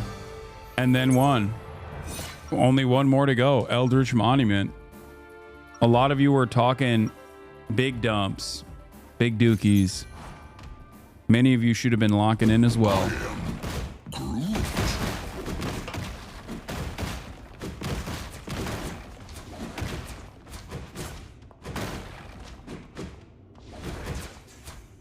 30 seconds before you attack. Get ready. You're looking a little dried out there, old pal. Throwing melees with your regular attack up close. Oh, sorry. No offense, but if Johnny's around, I'm gonna take cover. Battle Oh. starts in 5, 4, 3, 2. I didn't know that this character had a good All you need to melee. do is capture the mission area. Got it? Something tells Bro, are you a pro? You're just this damn good? No, I'm actually a pro. I was offered a contract from Sentinels. Yeah, I refused it because I was like, you know, I don't want to make it. I don't want to, you know, ruin it for everybody else, right? Like, I literally was just like, nah, I don't want to do that. Like, I don't want to. Area is yours to capture now. The mission area is yours.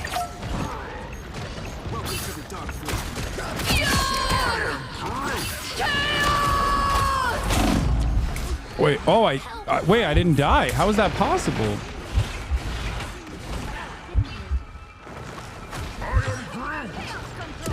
Too fast for you. Chin up.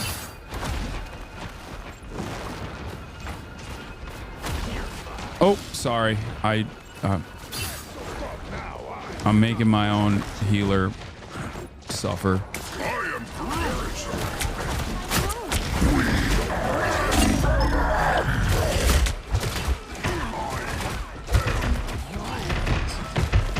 Oh! Almost.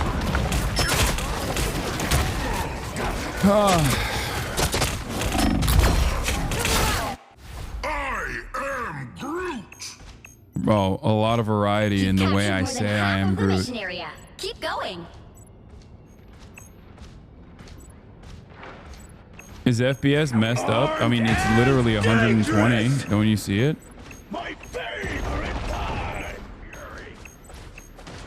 It's pretty crazy how much.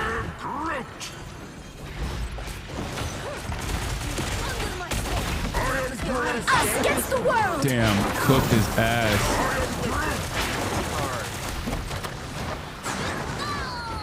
Come on, get in here. Come in here. Get in here. Get in here. Wait, no, no, no.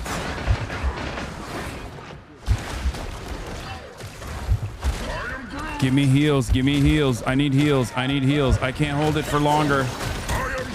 Okay, come on, come on.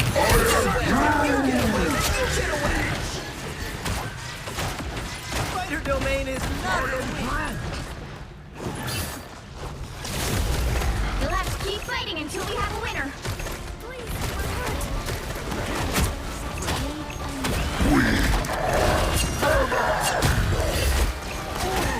He's so dead.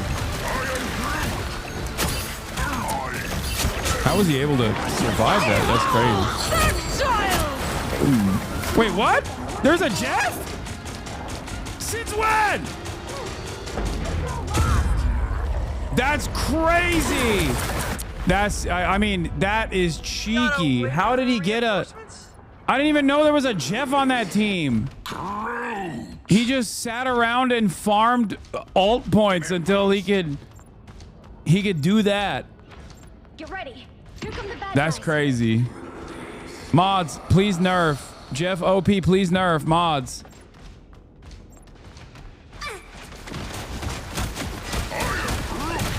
Still, I'm trying to help.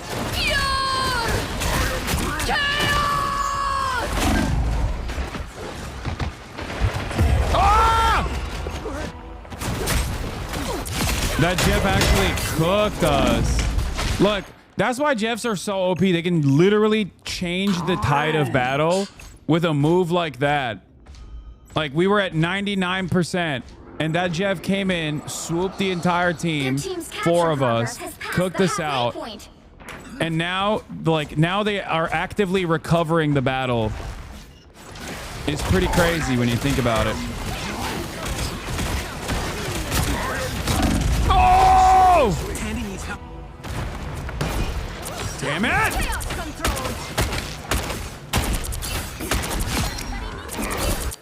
I am Groot. I did everything right on that one.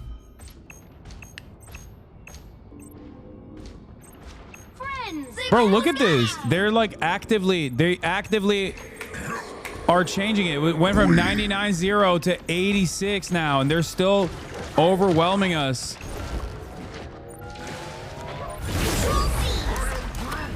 You'll have to keep fighting until we have a winner. Martin. And dangerous.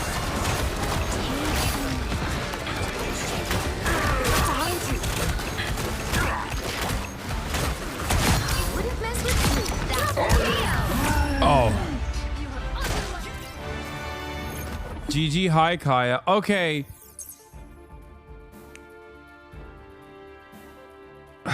There you go.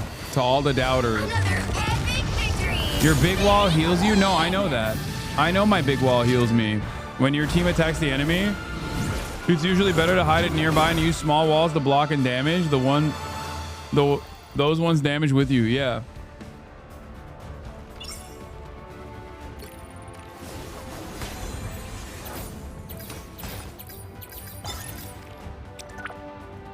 React to your own gameplay. Let's look at the highlight.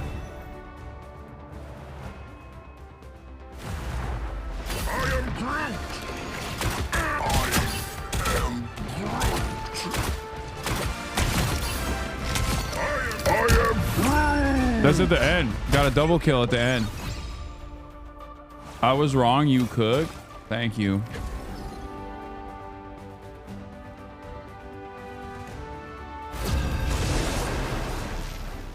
Never gambling again with these rigged matches. The matches are rigged. Okay, I'm gonna go ranked after this. You'll need a top-notch team to win this one.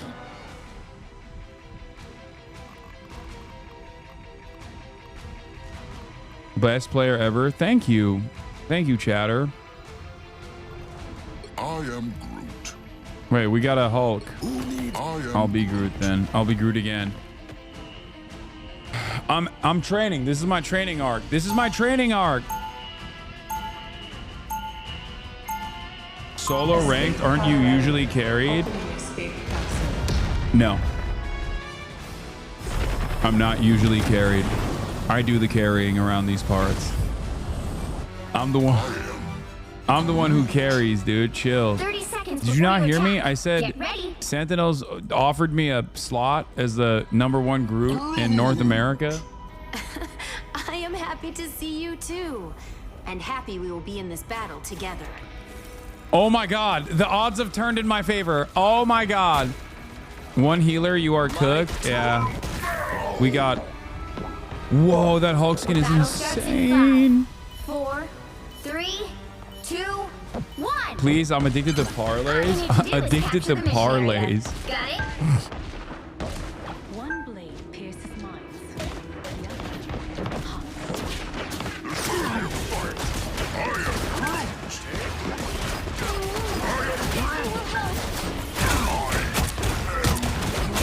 Are you out? Peace. Ah! Ah! Why do I always do this? I just walk into the field of battle and get absolutely destroyed.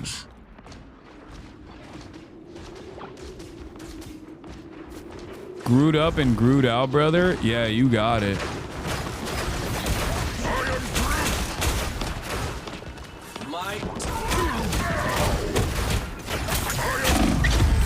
Oh my god!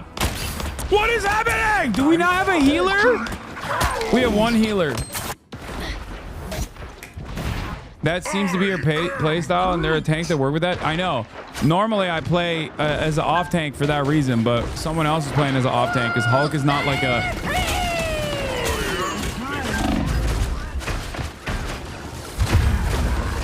I can't do anything. Okay, I'm no. I'm just gonna. This is craziness, brother. This is actually craziness because I need more movement because there's no. My entire team is just like little bullet sponges.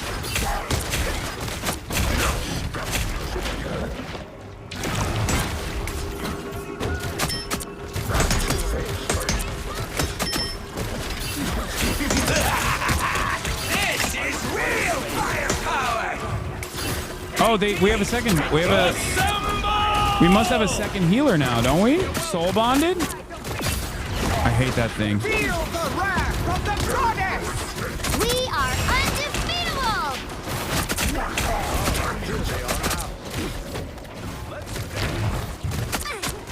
We are on our tails. Blow the exploding plasma! Oh god, they're all on me!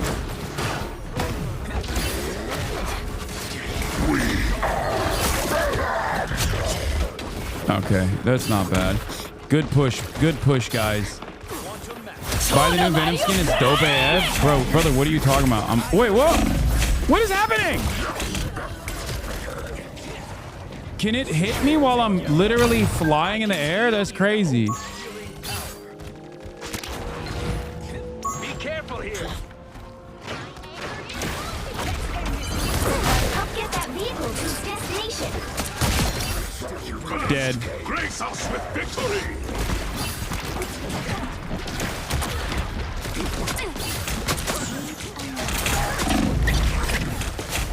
No! I need heals. Dead. Dead.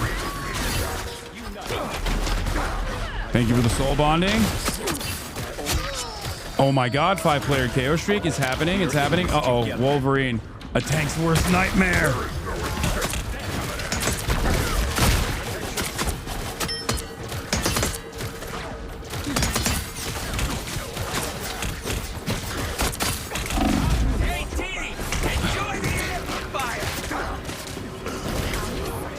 Where'd he go? We are undefeatable! Keep going! No! No!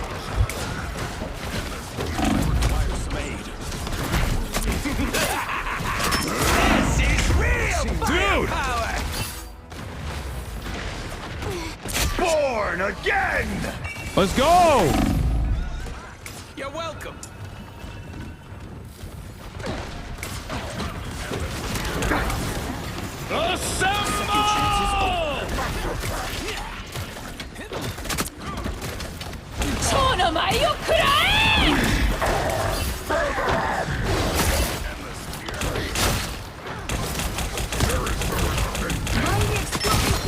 Dead.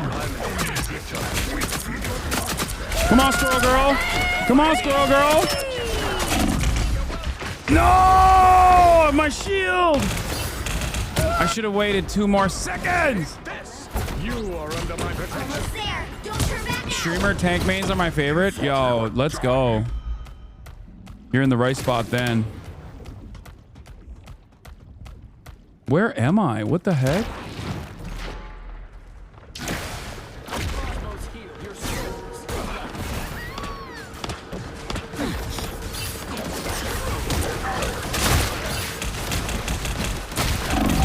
God damn.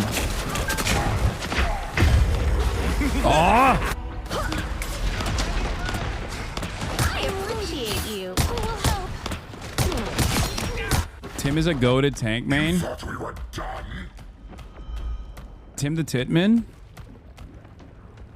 You should play as Hulk. I love playing as Hulk. But there's another Hulk on our team, or was one. Wolverine is hunting you. That's definitely a chatter. I'm definitely being stream sniped by that chatter for sure. To be fair, that could just simply be because Wolverine is a tank hunter, and I am a tank. But he might have switched to Wolverine specifically because he knows I'm playing a tank. I don't know. I don't want to speculate here.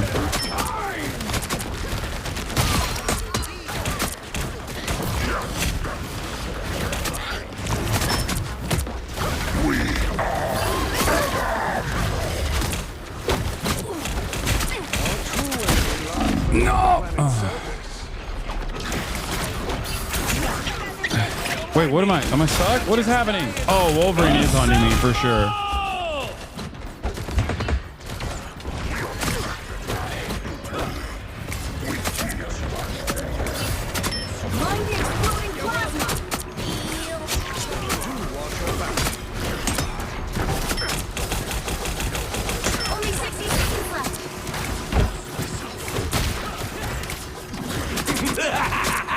This is real firepower!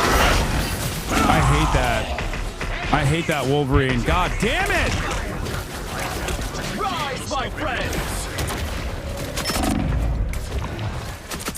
How is he not dead? I require some aid. No more. Second chance is over. Nope, dead. Down to 30 seconds.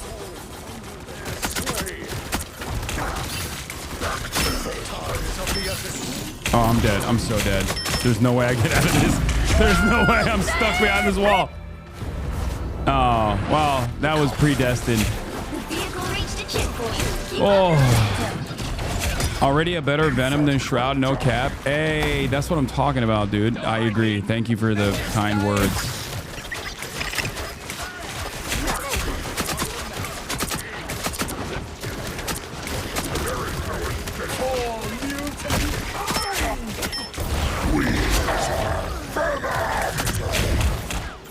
No! God damn it.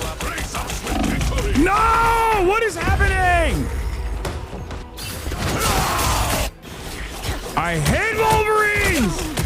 I hate them. We have returned. You would really like...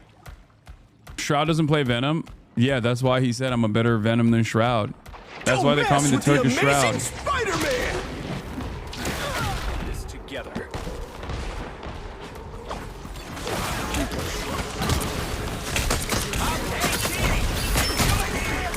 God, Captain America is annoying. I don't remember it being this good.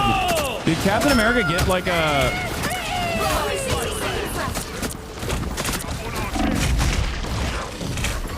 No! I'm dead. I'm gonna be revived though. And then I'm gonna die again. Because holy moly, I am hooked right now.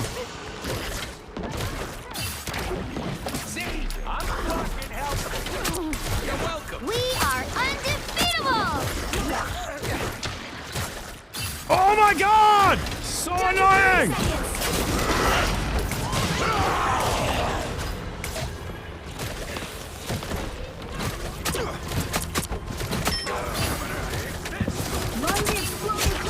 Dead.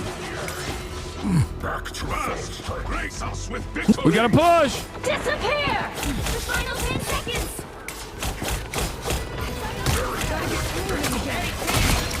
Die, Wolverine. We'll have to keep fighting until we have a winner. That's it! Don't let anything stand in your way.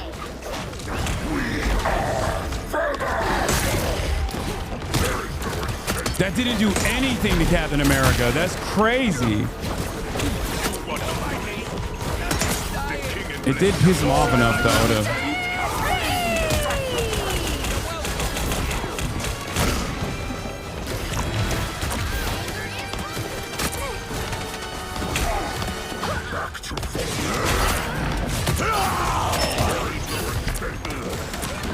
Don't mess with the amazing Spider-Man! What is happening? How is she getting ultimate heals? Born again! No, I'm pushing him back. Don't worry. I'm making space. I'm making a lot of space.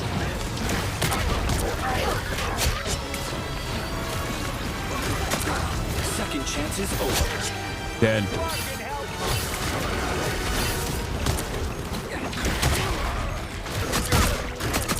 Die. Wolverine, die, Wolvie. There we go. Yeah, you ult all day, baby. What are you gonna do about it?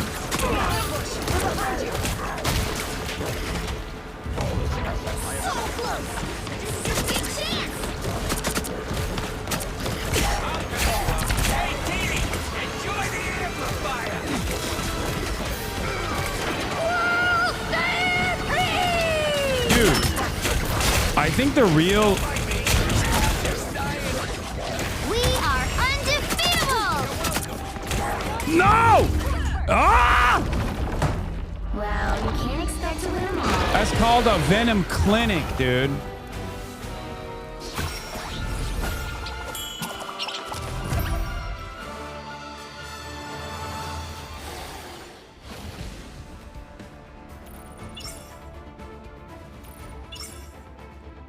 I don't know how we lost that one.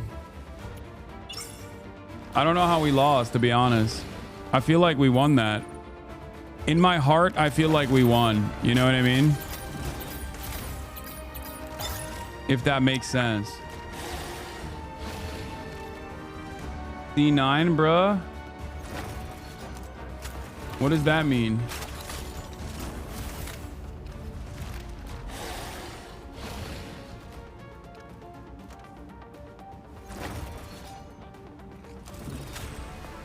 C9D?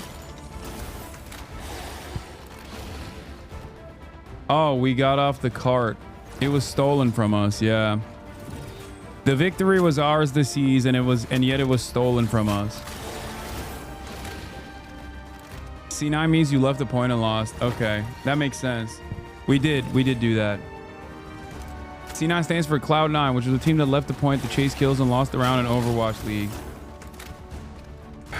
The Venom ult heals you. Don't use it to just do damage. No, I know that already. Come on, dude. I know how to play Venom. Jesus Christ. Let me see if there's anyone in the... Okay, they're playing customs.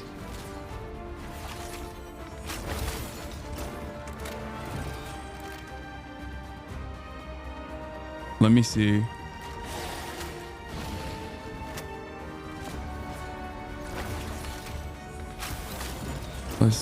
Let's see.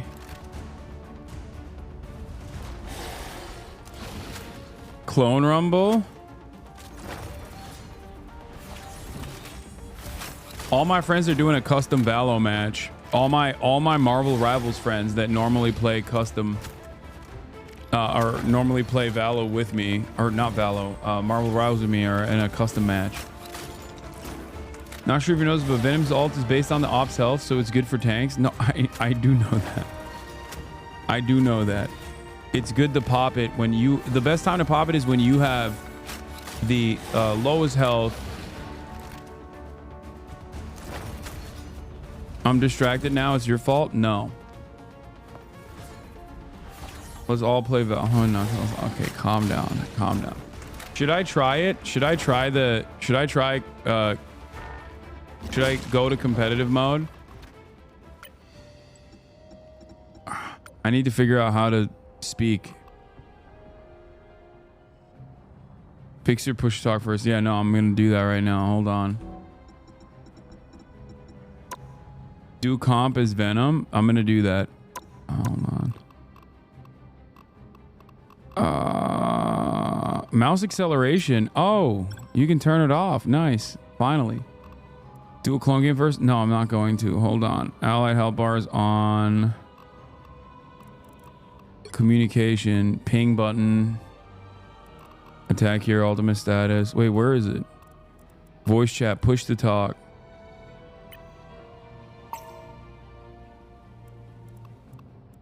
Okay. What should I use for this too? Like... Maybe T? Is T used? Is there anything for T? Would you announce a fan meet? No.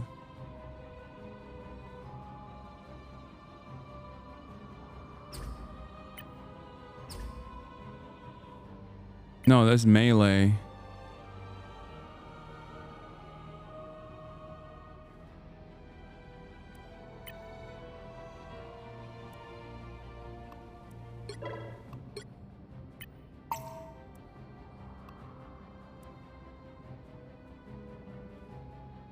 use mouse button 5? No, that one is for melee.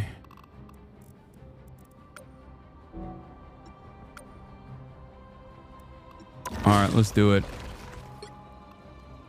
Silver 3, baby. On my way to silver 2. Let's go.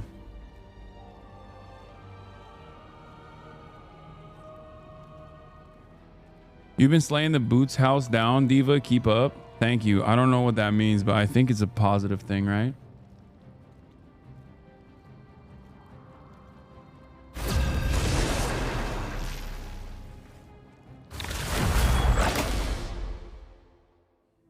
Uh-oh. I hope that they're all Smurfs. I hope we got a bunch of Smurfs in here because I'm diving into rank as a diva. You're likely underranked. I'm not. All the difference. Everybody else have a does anyone have a mic? Hello? Hello? Can you guys hear me? Hello? Hello? Hello? Hello? I'm playing with one hand. Nice.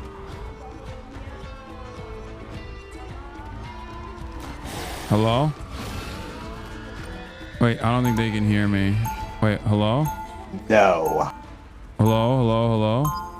Yo, calm down. Calm down. Can you guys hear me? Dude. Dude, I think your voice is kind of recognizable. Wait, what? This is wrong. They'll be coming in 30 seconds. Stay strong. Hello? Can you hear me? Hello? Hello? Bro, I love HasanAbi. Unfortunately.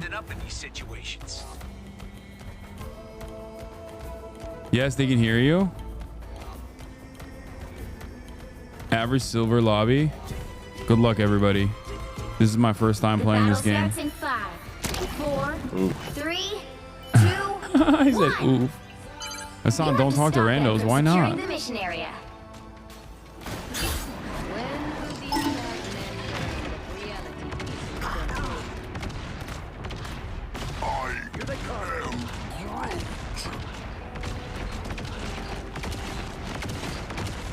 Behind you.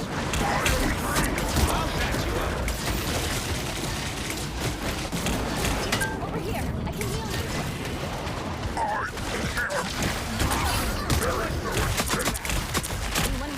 I'm diving in. Guys, they're on site.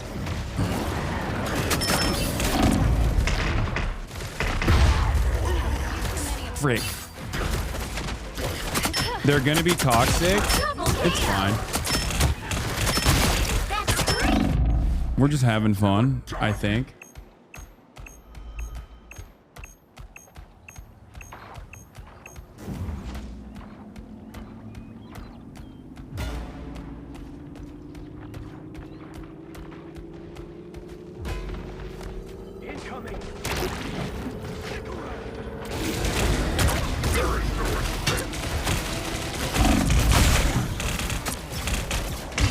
I just solo dived. I don't know why I did that.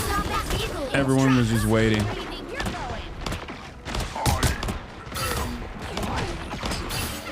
We have returned. Sentinels, I'm still willing to look at your offer. I'm still willing to entertain your offer. But pay no attention to the gameplay so far that you've seen. This is just like a dud, you know what I mean? It's just everybody has bad days sometimes, you know what I mean? Like, it's fine. It's not that end of the world. The amazing Spider-Man.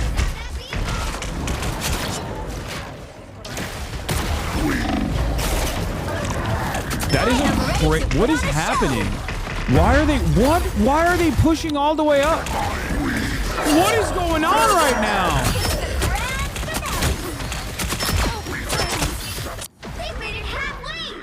Oh, so annoying. They've literally pushed into the respawn like checkpoints away.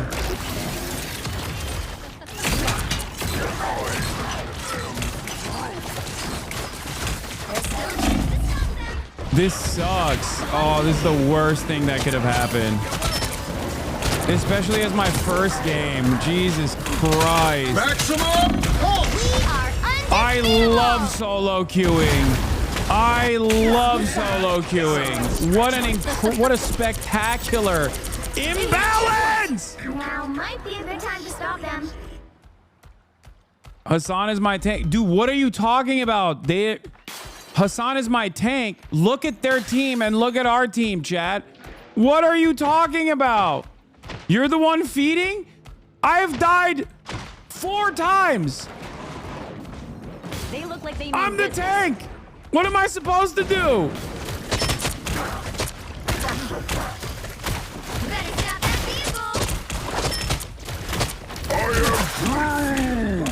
He solo ulted. That's crazy.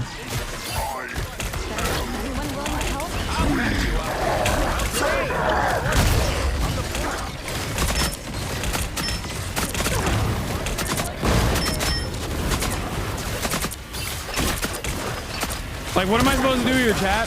What am I supposed to do here, chatters?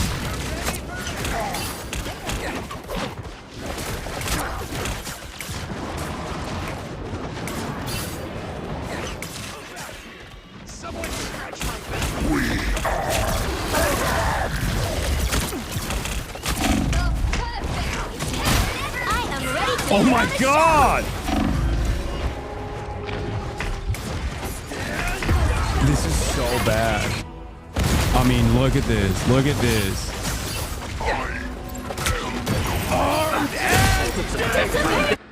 We have returned. Now, a disappearing act. Your team is whack. It's not my team that's whack. I'm whack too. You're slowly getting better though. Not really. Not fast enough, at least.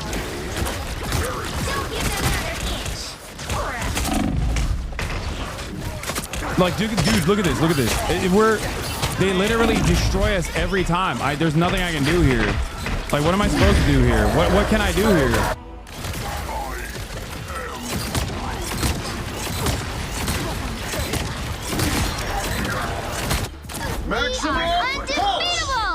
We are getting absolutely destroyed. Look at this. The Iron Man has 21 kills, Chad.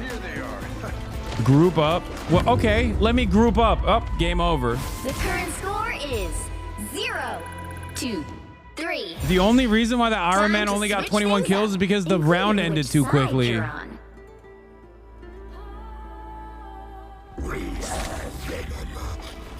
are insignificant. You'll need a top-notch team to win this one.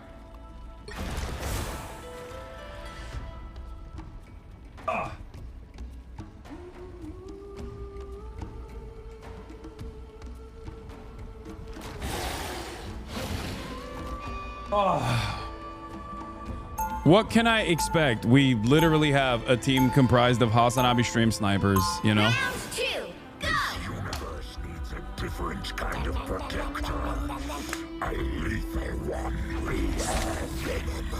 You are Science. I'm not Hulk. I'm Hulk. 30 seconds before I'm you playing as attack. Hulk. Get ready. What is shark thing with feet? Ha! Hulk likes shark thing.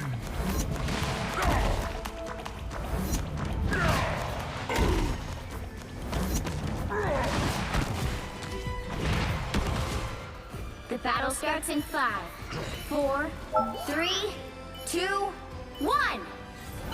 All you need to do is capture the mission area. Got it? They say that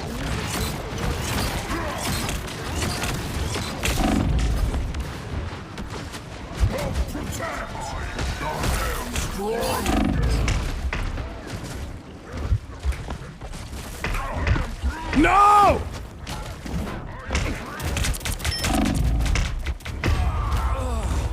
Okay, maybe I shouldn't do Hulk.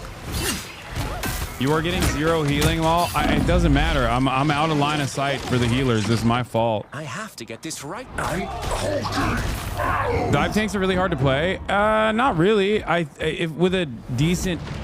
If there's good team chemistry, you can play dive tanks. I definitely exhibit too much greed though, but that's not the only problem. I also haven't played Hulk in a while. I'm just not very good. That's what it is.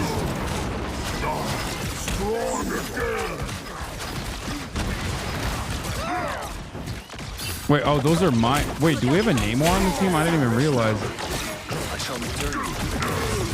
No, I couldn't save the Jeff.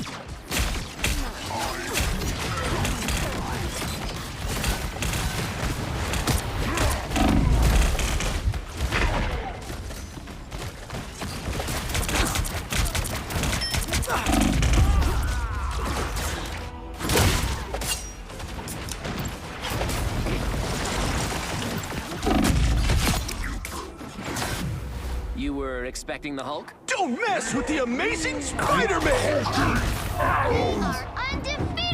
Dude, come on, dude. Like, part of the reason why I play tank is because it's like the least consequential position to play. Like, or not the least consequential, but like, it's not like the most difficult. It is not. No, tank is really important. I know, but I mean, like, there's less room for. There's more room for error with a tank. There's more room for error with a tank. Okay. Whereas I feel like with a healer you have to constantly be on. That's why I don't play support, because it's harder. Everyone says supports are easier, but I think support is the backbone of the team. It's the hardest job to play. Anyway, my point is.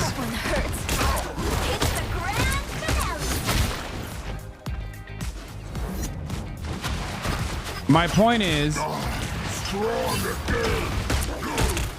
actually, I don't have a point. I don't know what I'm saying. Don't listen to me. I am ready to put on a show. God damn it. Behold the God of Thunder! Only 60 seconds left.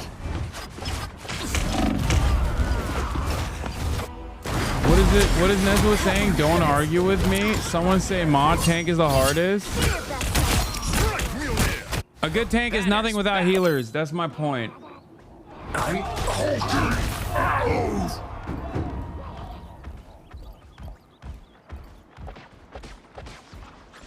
Our healer is AFK. Down to 30 seconds.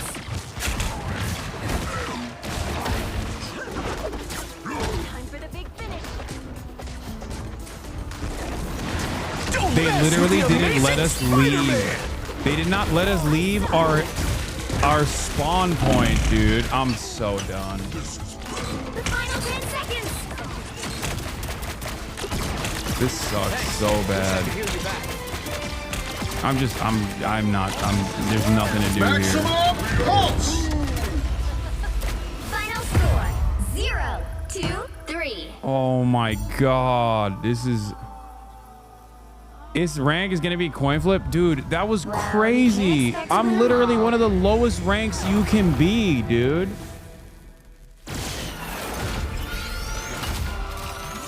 Like, I don't know what to do. Should I just not, like, do you know what I mean? I'm silver 3. There is not really much lower that you can get. Okay. So at that point, it's like, in a game like this, when you get steamrolled at silver 3 against people who are absolutely destroying you, it's like silver elo as hell. It gets better on gold. I don't know why. I know why, because silver is like every smurf stops at silver. That's why.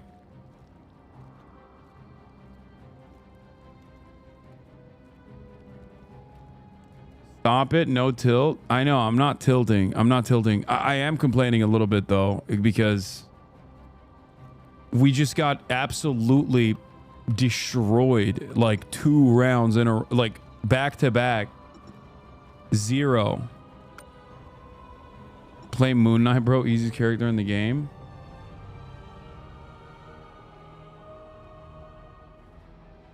Learn a damage character is easier to carry when you get good. Tank is team reliant. Wrong. Tanks are the hardest to play properly. You need to start with the DPS, then you can learn a tank. Punisher is the best starter DPS.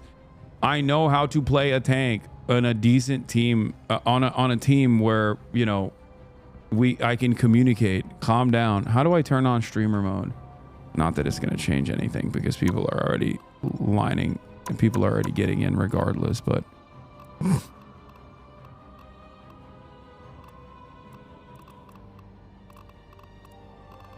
what is it? Streaming mode? Oh, streaming mode is on already.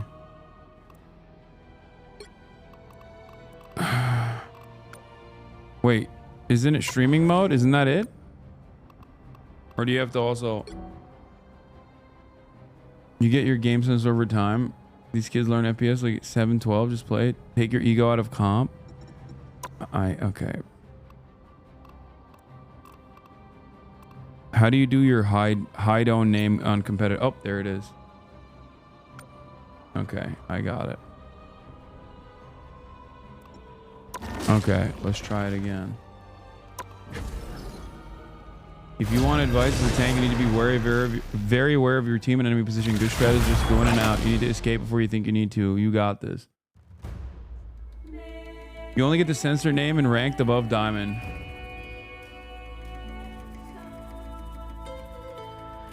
Your dog is a Halo right now? That's so cute. You're right.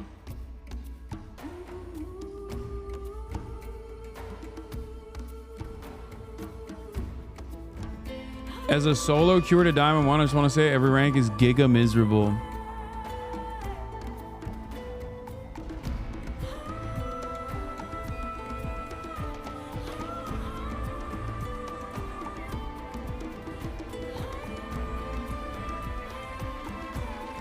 You'll need a top-notch team to win this one. Okay. I'm gonna go with Venom, hopefully, because we have a tank this time. How far are you in Kingdom Come? I mean, I haven't even gotten to the wedding. Also, we're playing Marvel Rivals right now. Dive tank is all about initiating, meaning the point is to find a way to create advantage, meaning the most important thing is to keep the track of the enemy player count, initiate only when you have enough health, and never if you have down teammates. Round one. Go! I thought 30 seconds before you attack. Good luck, everybody. Get ready. There is great chaos in you, woman. Chaos and darkness. You are one to talk. Wait, we're at 3. It was not an insult. We find it. Wait, we have 3 tanks? Oh, we do have 3 tanks. What the hell? Made me want to save the universe. I don't know how to play any support. I don't know how to play any healers. 2, 1. Oh, we're cooked. We're 3 tanks. Oh, it's the same map. I'm not sure 3 tanks is the move, but we'll see. Sorry, whose butt exactly are we kicking? That's a meta. Am I on the loser queue? Is that what's going on?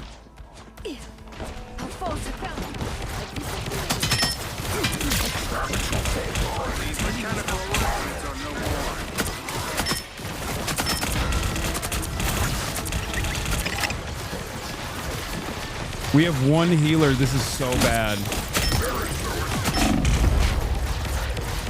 Oh wait, they have 3 tanks too. 3 tanks is meta, but not 1 healer with 3 tanks. I'll take a healer. One of you tanks wants to take a damage.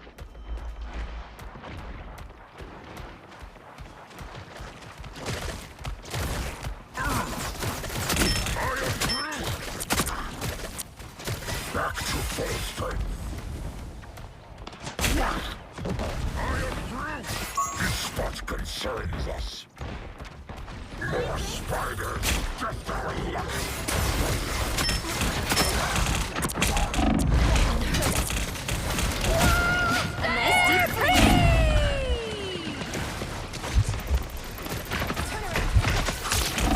No! We have 1 healer and they just spam. Off tank spams healer. No! Wait, we have 2 healers now. Where are the comms? Chatter. There is no comms. We're playing. We're playing. Tanks wants to switch to, I don't know, Squirrel Girl or Hawkeye or something that does burst.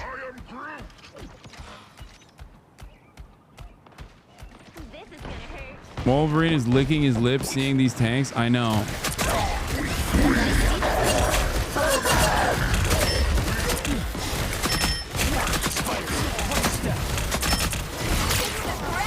No! This is real firepower!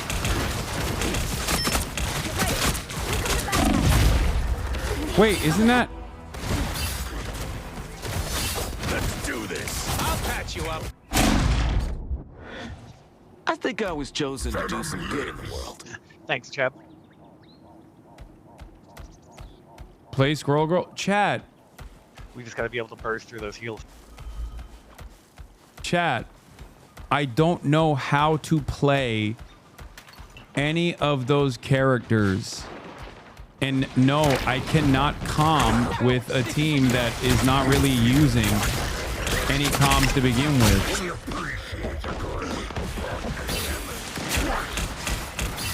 Only 60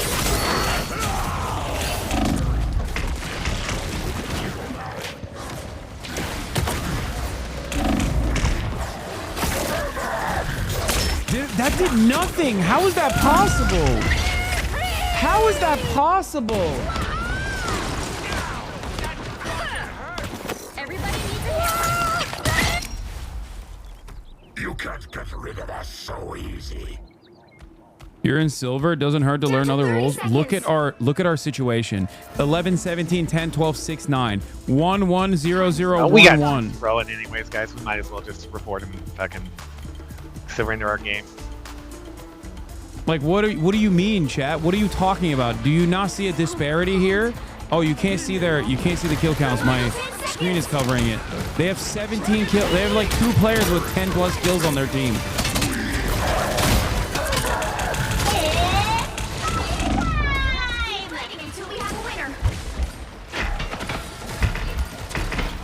This is the second game in a row where this has happened, by the way. It's insane.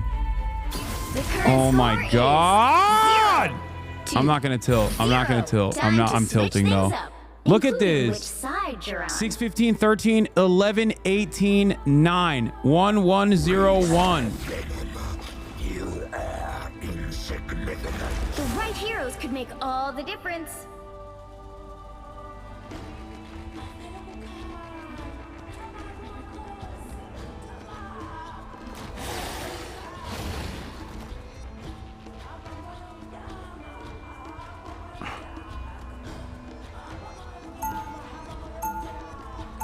You have to solo carry. Wait, does this guy quit? Oh no, please tell me. Whoa, no, we have a AFK.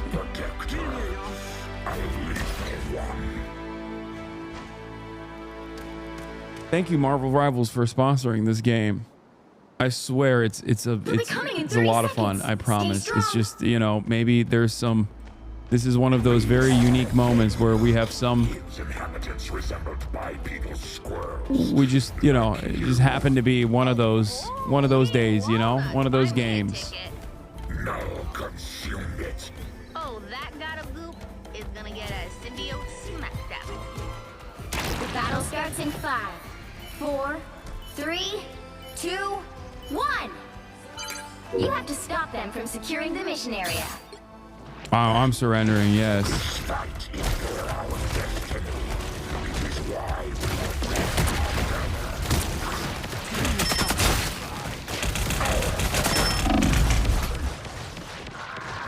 Don't even know why I'm doing this. None of it matters. They didn't even surrender. Please surrender. That would be nice.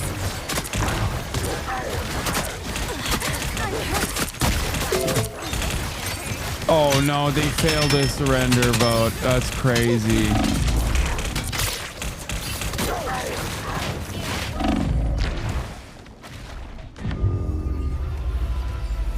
Final score 0, 2, 1.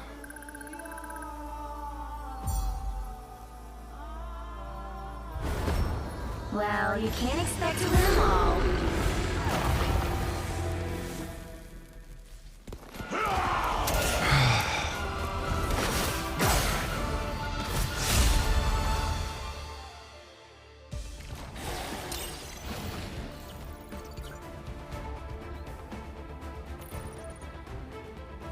All my losses are lessons, chat.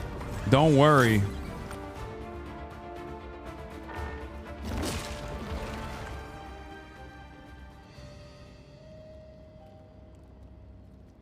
This is a crazy idea. Learn a different character. I can't. I mean, I'm trying to do competitive. I'm not gonna be able to.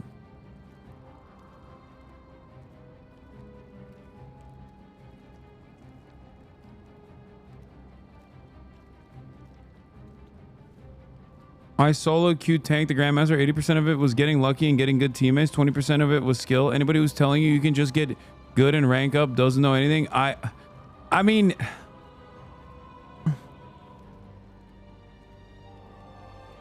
learning a quick play is perfectly fine. No, I'm still going competitive.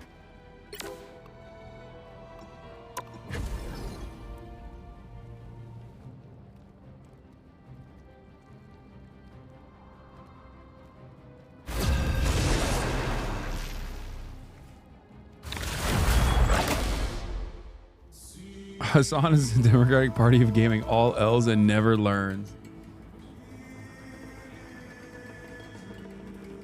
I think the problem with silver usually is just like it is entirely dominated by Villain, I'm not judging. people on Smurfs. So if it's completely about like which team has more Smurfs than the other. If you get lucky and you have a team with Smurfs, here I'll go Groot. Wait, we need. I think we might need another healer. I mean, another tank.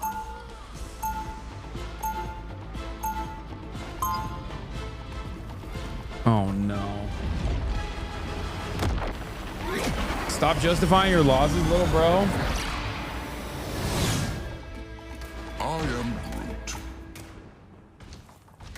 30 seconds before you attack. Get ready. I'm gonna solo tank with a team full of DPSs. I know exactly how you Oh, feel. thank God. Okay, that's. It's not my fault an Egyptian god whispers in my brain and tells me who deserves his righteous. I am Groot. No, we don't. We don't have a. The battle starts in 5. Nope. We have 3 DPSs 1. and 2 All you supports. need to do is capture the mission area. Got it? Solo tank. Let's go. Either you're on my side or Let's go. It's solo tanking time. I'm Mr. Solo Tank.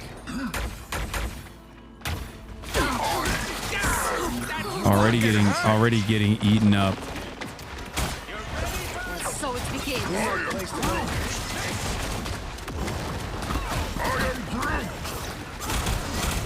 The assaulting mission area is yours to capture now.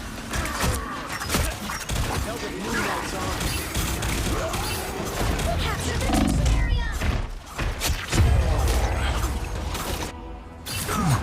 love battlefield medicine. Double KO. I am Groot. How come I wasn't invited to Kai's birthday? You're all invited. Hey, I just want to say thanks for watching your gameplay. I just hit Diamond 1. I don't know what that means.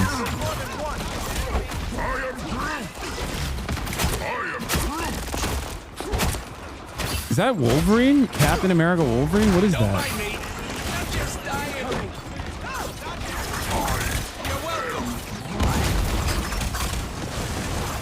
An enchanted object.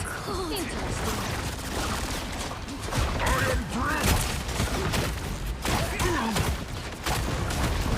Their team's capture progress has passed the halfway point. The moon haunts Nice. you.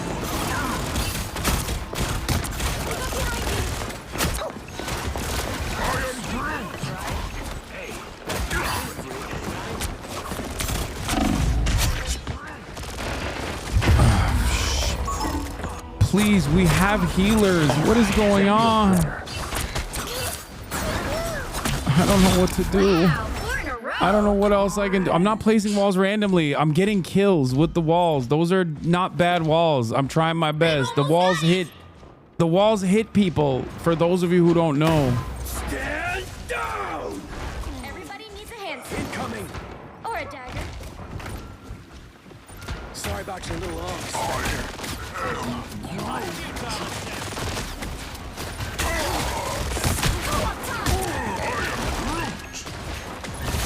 You'll have to keep fighting until we have a winner. Us against the world.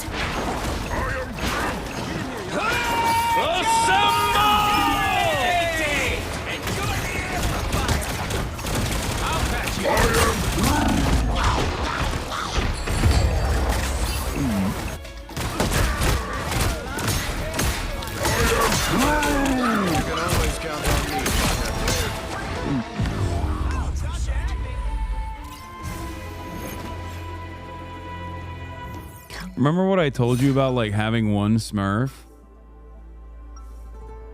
Or two? We need to change things up. What do you suggest? I shouldn't have the highest kill count on the team alongside the 30 Jeff seconds before you attack. and the moon and and our DPS.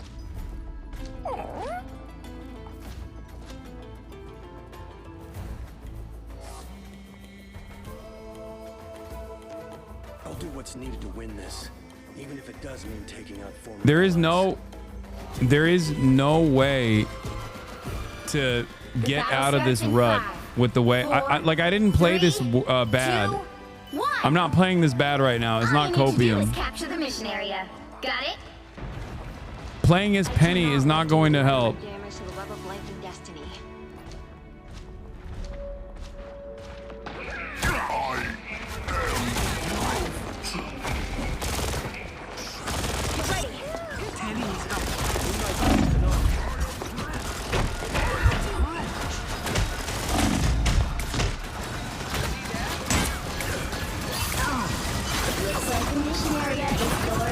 The moon haunts you!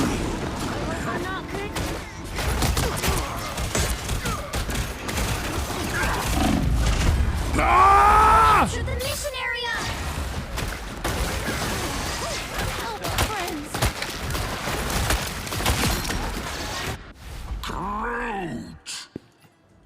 Oh, we have a Penny. Okay, I'll switch to Venom. This universe needs a different kind of protector. A lethal one. Let's see if that works better. Probably not. I doubt it'll be better, but we'll see.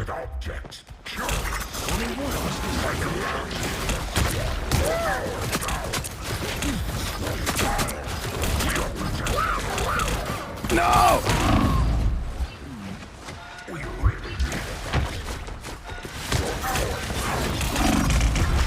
I mean, there's... The wounds are gone. Thanks. Vengeance is mine. Their team's capture progress has passed the halfway point.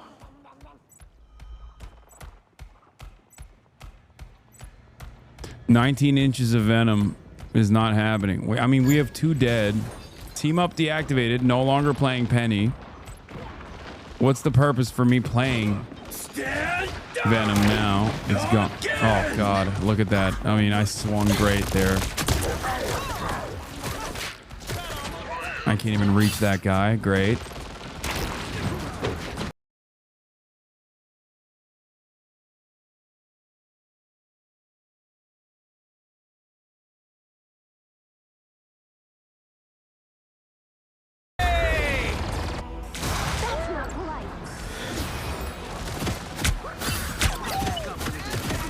Don't come back.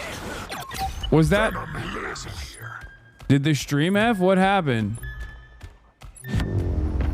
The moon! Oh, the stream F'd. Okay, well...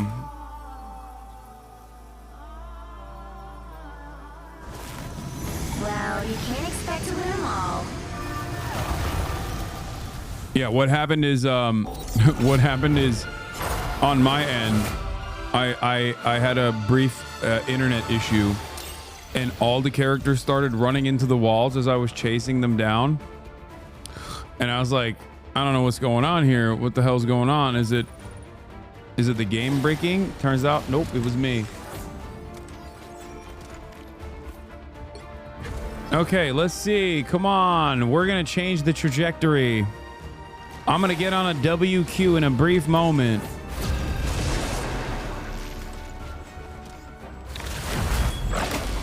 Yeah, I won that game. Yeah.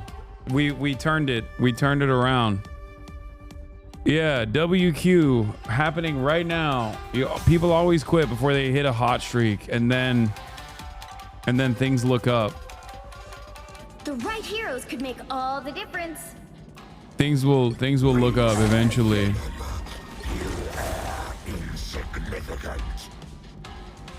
I know how to play the thing. I have played it. I played it decently when I played it last time I did Marvel Rivals. Play Doctor Strange is pretty easy. It don't matter. It don't matter. What is happening? Why are they not picking anything?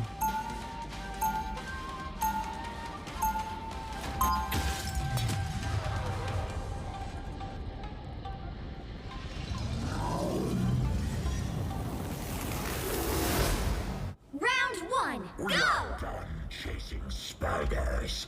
We have bigger. They'll be coming in 30 seconds. Stay strong. You're a famous pop star, right?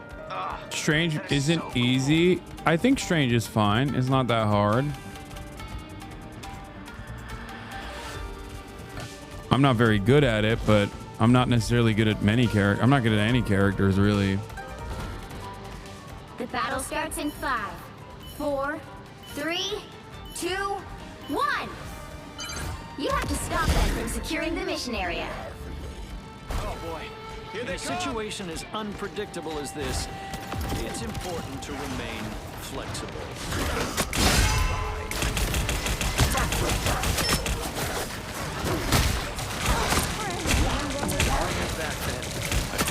God damn, that was fast.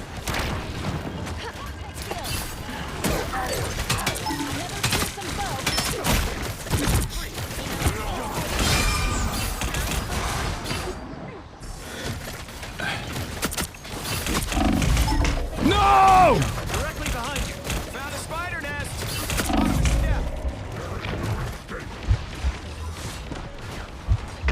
No! Even better than my mutant power. You're mine. You focus on the tanks way too much. You're right. I do. I should be diving, and I'm not. I should be playing off tank better by diving into the back line. But the problem is I have no confidence in my healers to. Uh-oh. You need to stop that vehicle in its tracks. Spiders are after me. A little help, please. Better stop that vehicle.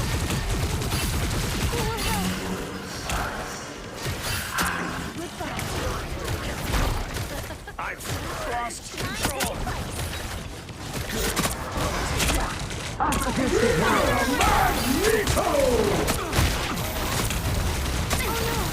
Oh god, she ulted that area.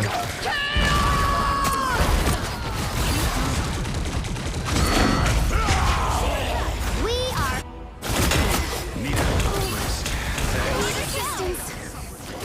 I know Wolverine is such a good anti-tank. I know. I mean, his entire thing is like how much health you have, right? Thanks to the brilliant mind.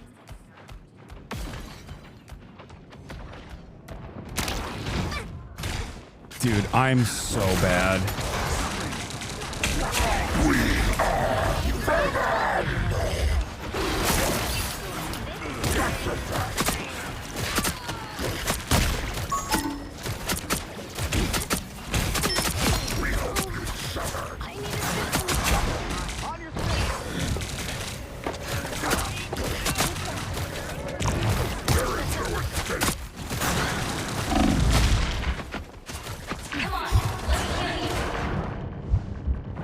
Wait, how does she, what?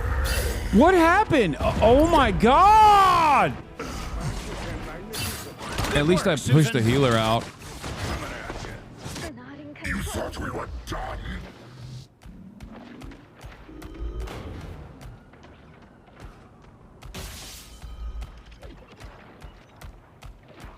There's still a chance to stop them.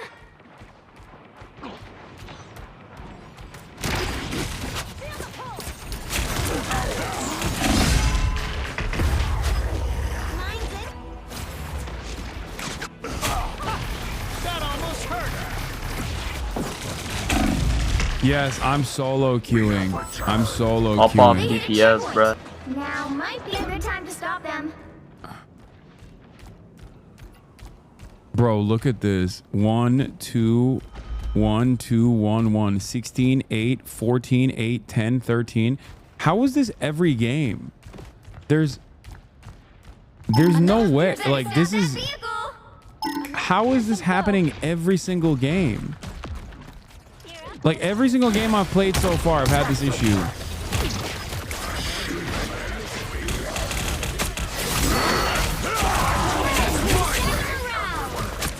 Now I see them.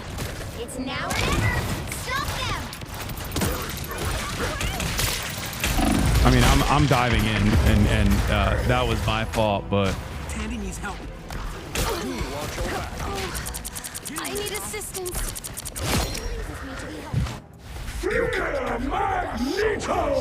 That is... Better stop that vehicle. Yo, somebody tell me how can I get a body like Mr. Fantastic? It's easy. We are undefeated. Great. We're so dead. We're done.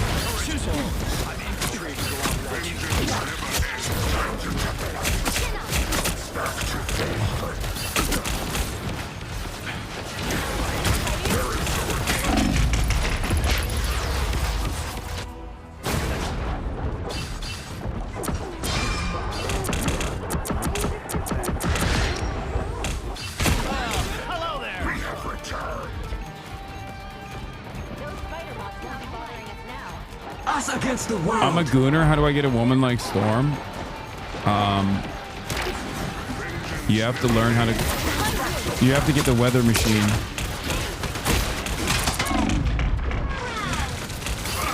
Grace us with victory. We feel.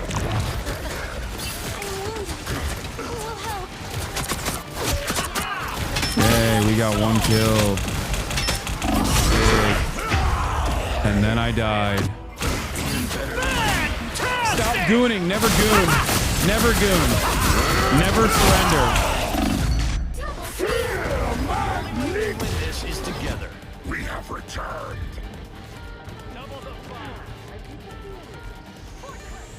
The Democrat of Gaming.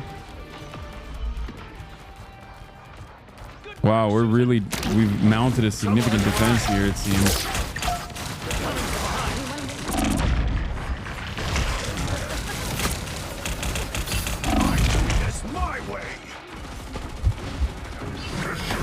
We are undefeatable. It's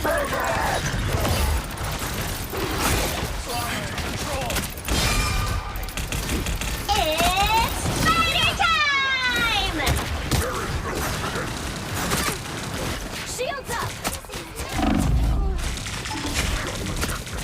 Only 60 seconds left.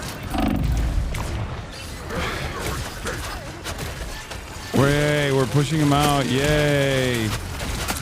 We're doing it. We're doing it. We're going to win.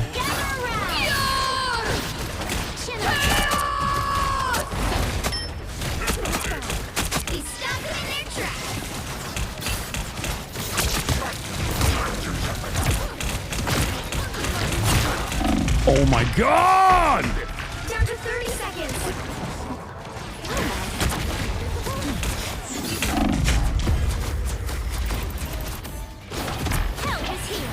I feel like myself again. Don't attack the red bubble, lol. We have returned. The final 10 seconds.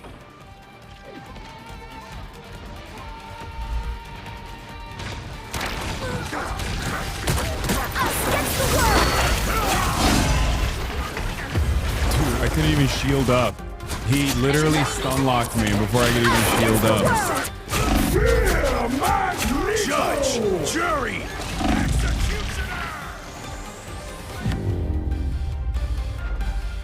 The current score is 0. Yeah, I mean, I pushed because not because I was trying to. I didn't push because I was trying to die. I pushed it because I was trying to push them out of the point, which worked. But it doesn't matter because we were slated to lose there anyway. You'll need a top-notch team to win this one. Begging for Strange. Okay, dude, here. Watch me play poorly with Strange as well.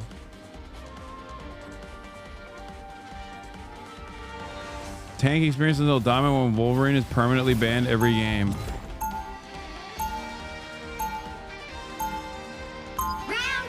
There you go. Here you go. Watch me play with Doctor Strange now. Here is the prize we seek. 30 seconds before you attack. Get ready. Kids should stay out of this. It's our world too.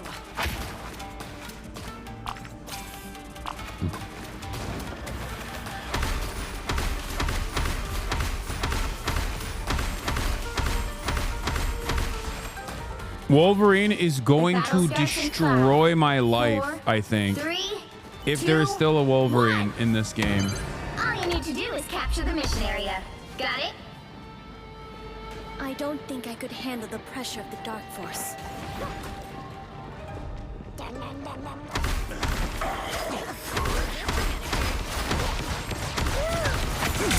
Good medicine.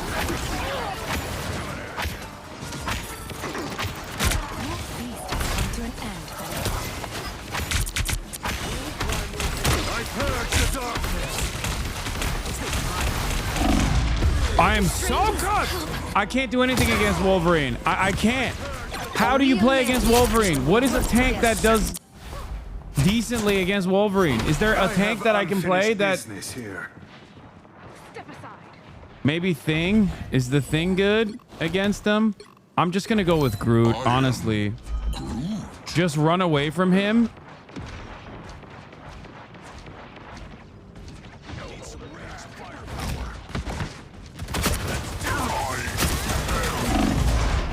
Oh my God! Everybody needs a hand sometimes. Or a dagger. Chaos always.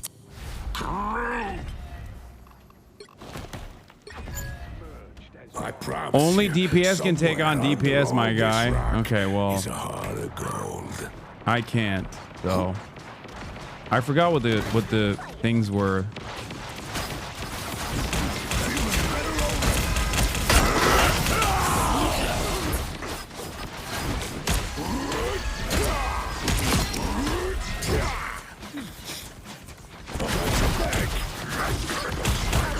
It's Spider time!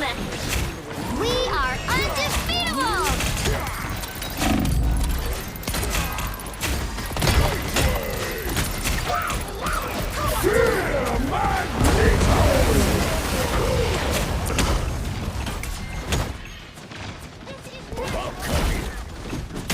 You can always count on me.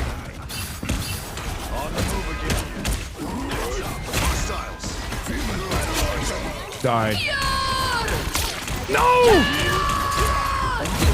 No! Almost.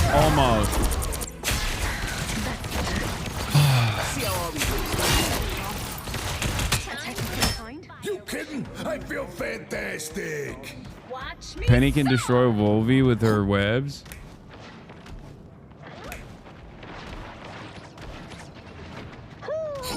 I'm doing this my way.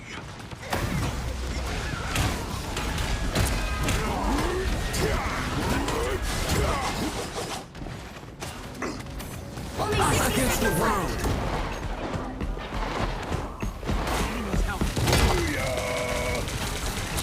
It's clobbering time! No! Apparently, best against Wolverine is Magneto. Wait, how? Why? Lights out. You can avoid Scarlet Witch ult if you charge. Well, I got stunned before I could hit her. I would have 30 seconds. bubble. Well, Are we doing this or not? You can always count on me. Feeling better already.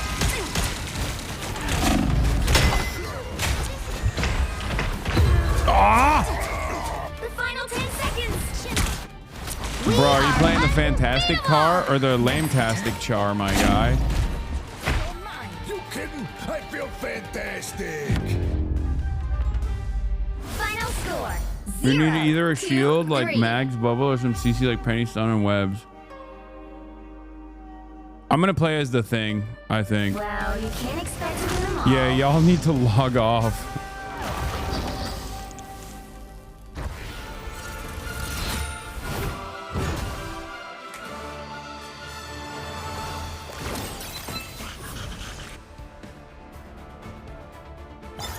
Keep playing. This is growth. I mean, I've D-ranked, I think. Or did I? Oh, I didn't D-rank. Oh, because I have the Chrono Shield. Thank you, Marvel Rivals, for sponsoring the stream. No, I will not be doing politics, chatter, who says, can we do politics, please? Actually, here you go. Take a perma, okay? Eat the perma, 8-month subscriber. One of the most annoying things of all time.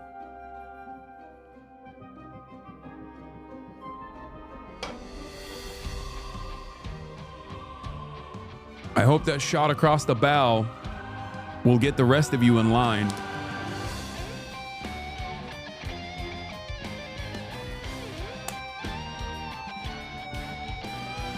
I don't do politics. I'm an apolitical streamer.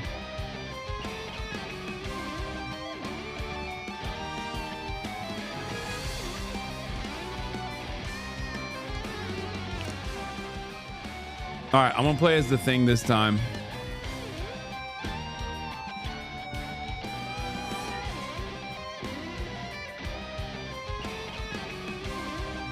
Other team look like they're all Smurfs again. It does look like it, but or this is their first time playing competitive. Think about that.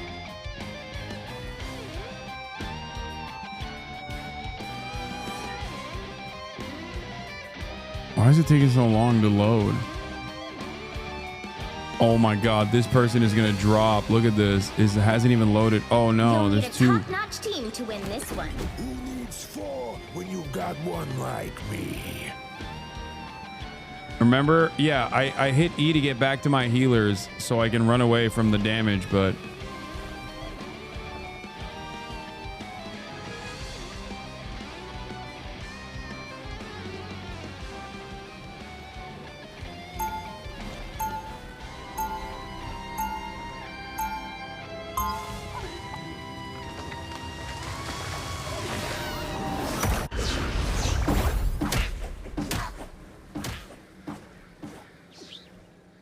Round 1, go! Family always comes first. 30 seconds before you attack. Get ready. Will you be able to put aside our past and trust us on the field of battle? Oh, is this a new map? I couldn't even trust you to write an accurate news story, Eddie. What's changed? Dude, I love the right click on this. I actually love the... The battle starts in 5, 4, 3, 2, 1. We have 3 tanks. All you need And to one... do is capture the Whoa, mission I don't know area. what this... Got it? I have no idea what this map is. I haven't played this map before. Finally, someone worth clobbering. Look, here is an enemy. Benji's here. Thanks. I can still take it.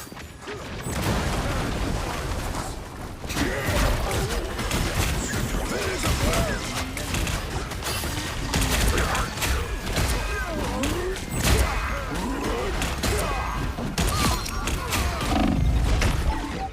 No. No! No! E! E! Ah! I hate this part. I love that sound effect too. It's sick. The thing ain't going For nowhere. the love of God, help me. I'm gambling my life, my daughter's college savings.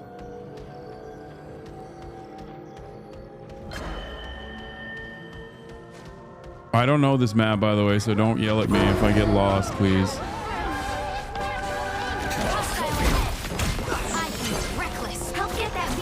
Why would you sedate me? This doesn't make any sense. This doesn't make any dang sense. Whoa, this vehicle's crazy.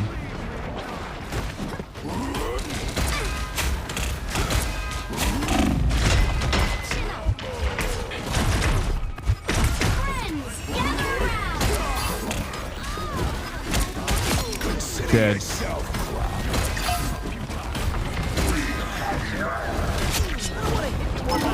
We are undefeatable!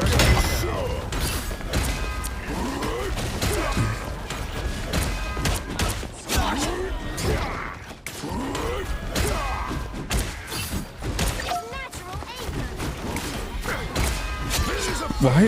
What is she doing? What is happening? Do we just...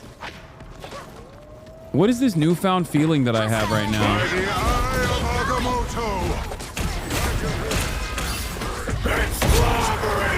Oh, shoot. I shouldn't have used the ult there. I should have waited. Ah, whatever. I'll get it again. Easy.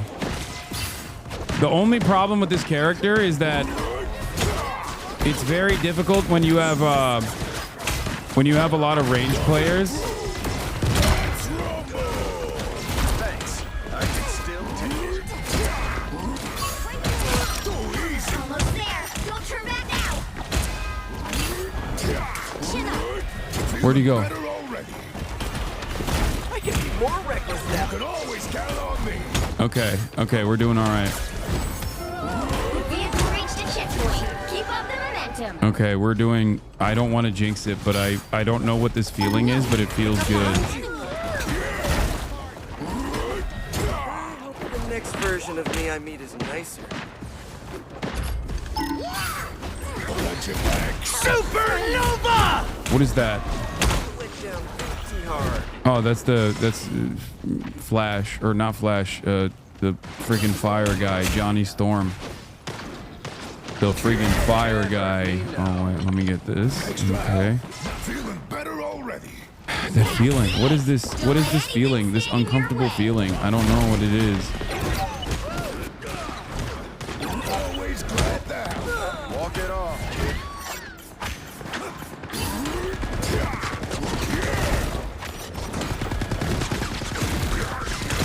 So close.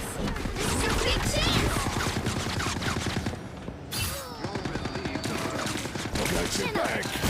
I got you. I got you, big dog. How do we do that? The current score How did this happen? Now, look at the role reversal. Look at the role reversal.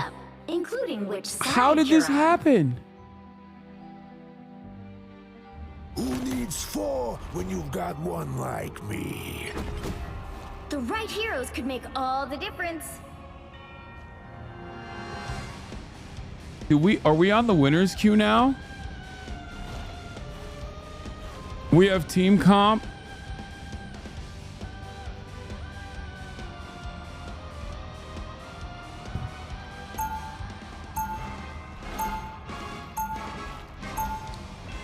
Round two. There's a reason I'm Aunt Petunia's favorite nephew.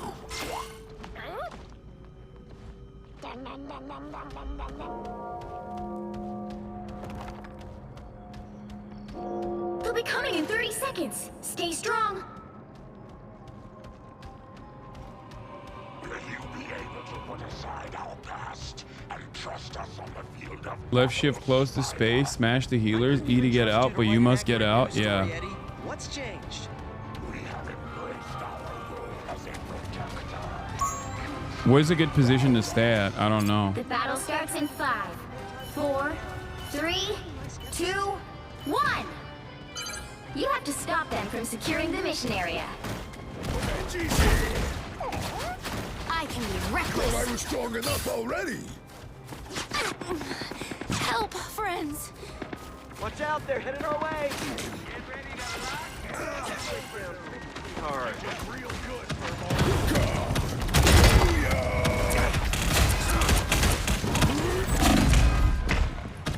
No.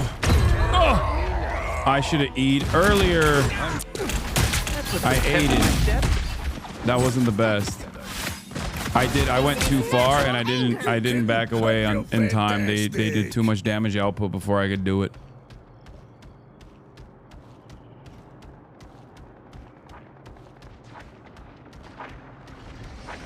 I'm lost. I'm lost again.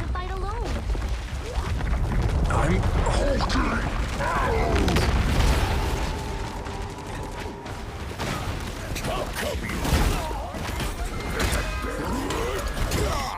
Good guys next time. Where'd he go?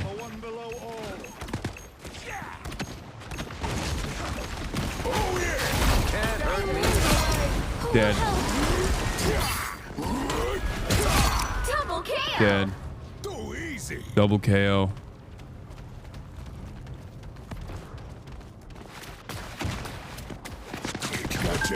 Bursting with life energy. Should be more reckless now.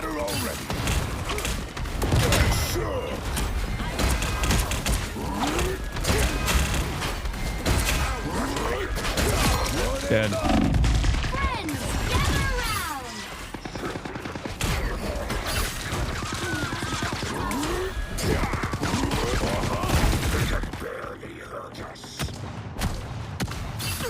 Okay, we're flexing, right? This is crazy. Jury, executioner. No, almost got him. I had one more arc. If he didn't notice the damage, if he didn't notice the damage, the third punch would have killed him. Or if I had the ult. No, I knew he was ulting. I just took a shot. I took a shot in the dark to see if, to try to see if I could kill him before he could. Can't hurt me now. It's clobbering time. Behind you.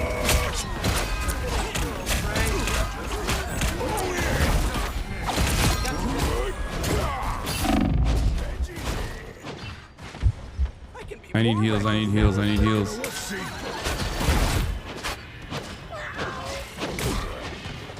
Only 60 seconds left. Coming through. Got your back. There's a threat. That's booyah. Chin up. You get a weapon. You get a weapon. You get a weapon. It's so annoying. This character is. I'm so annoying. Down to 30 seconds.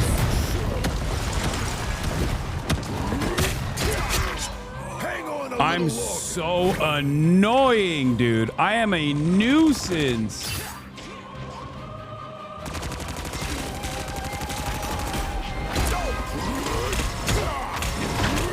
Final 10 seconds. Judge, jury, executioner.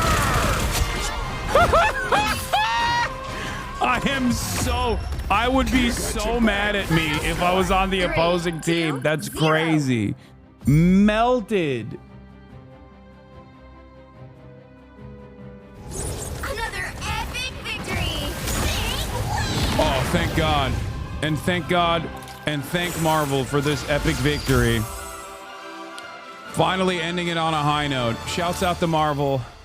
God, it feels so good. It feels so good when you're winning. Thank you, Marvel Rivals, for sponsoring the stream.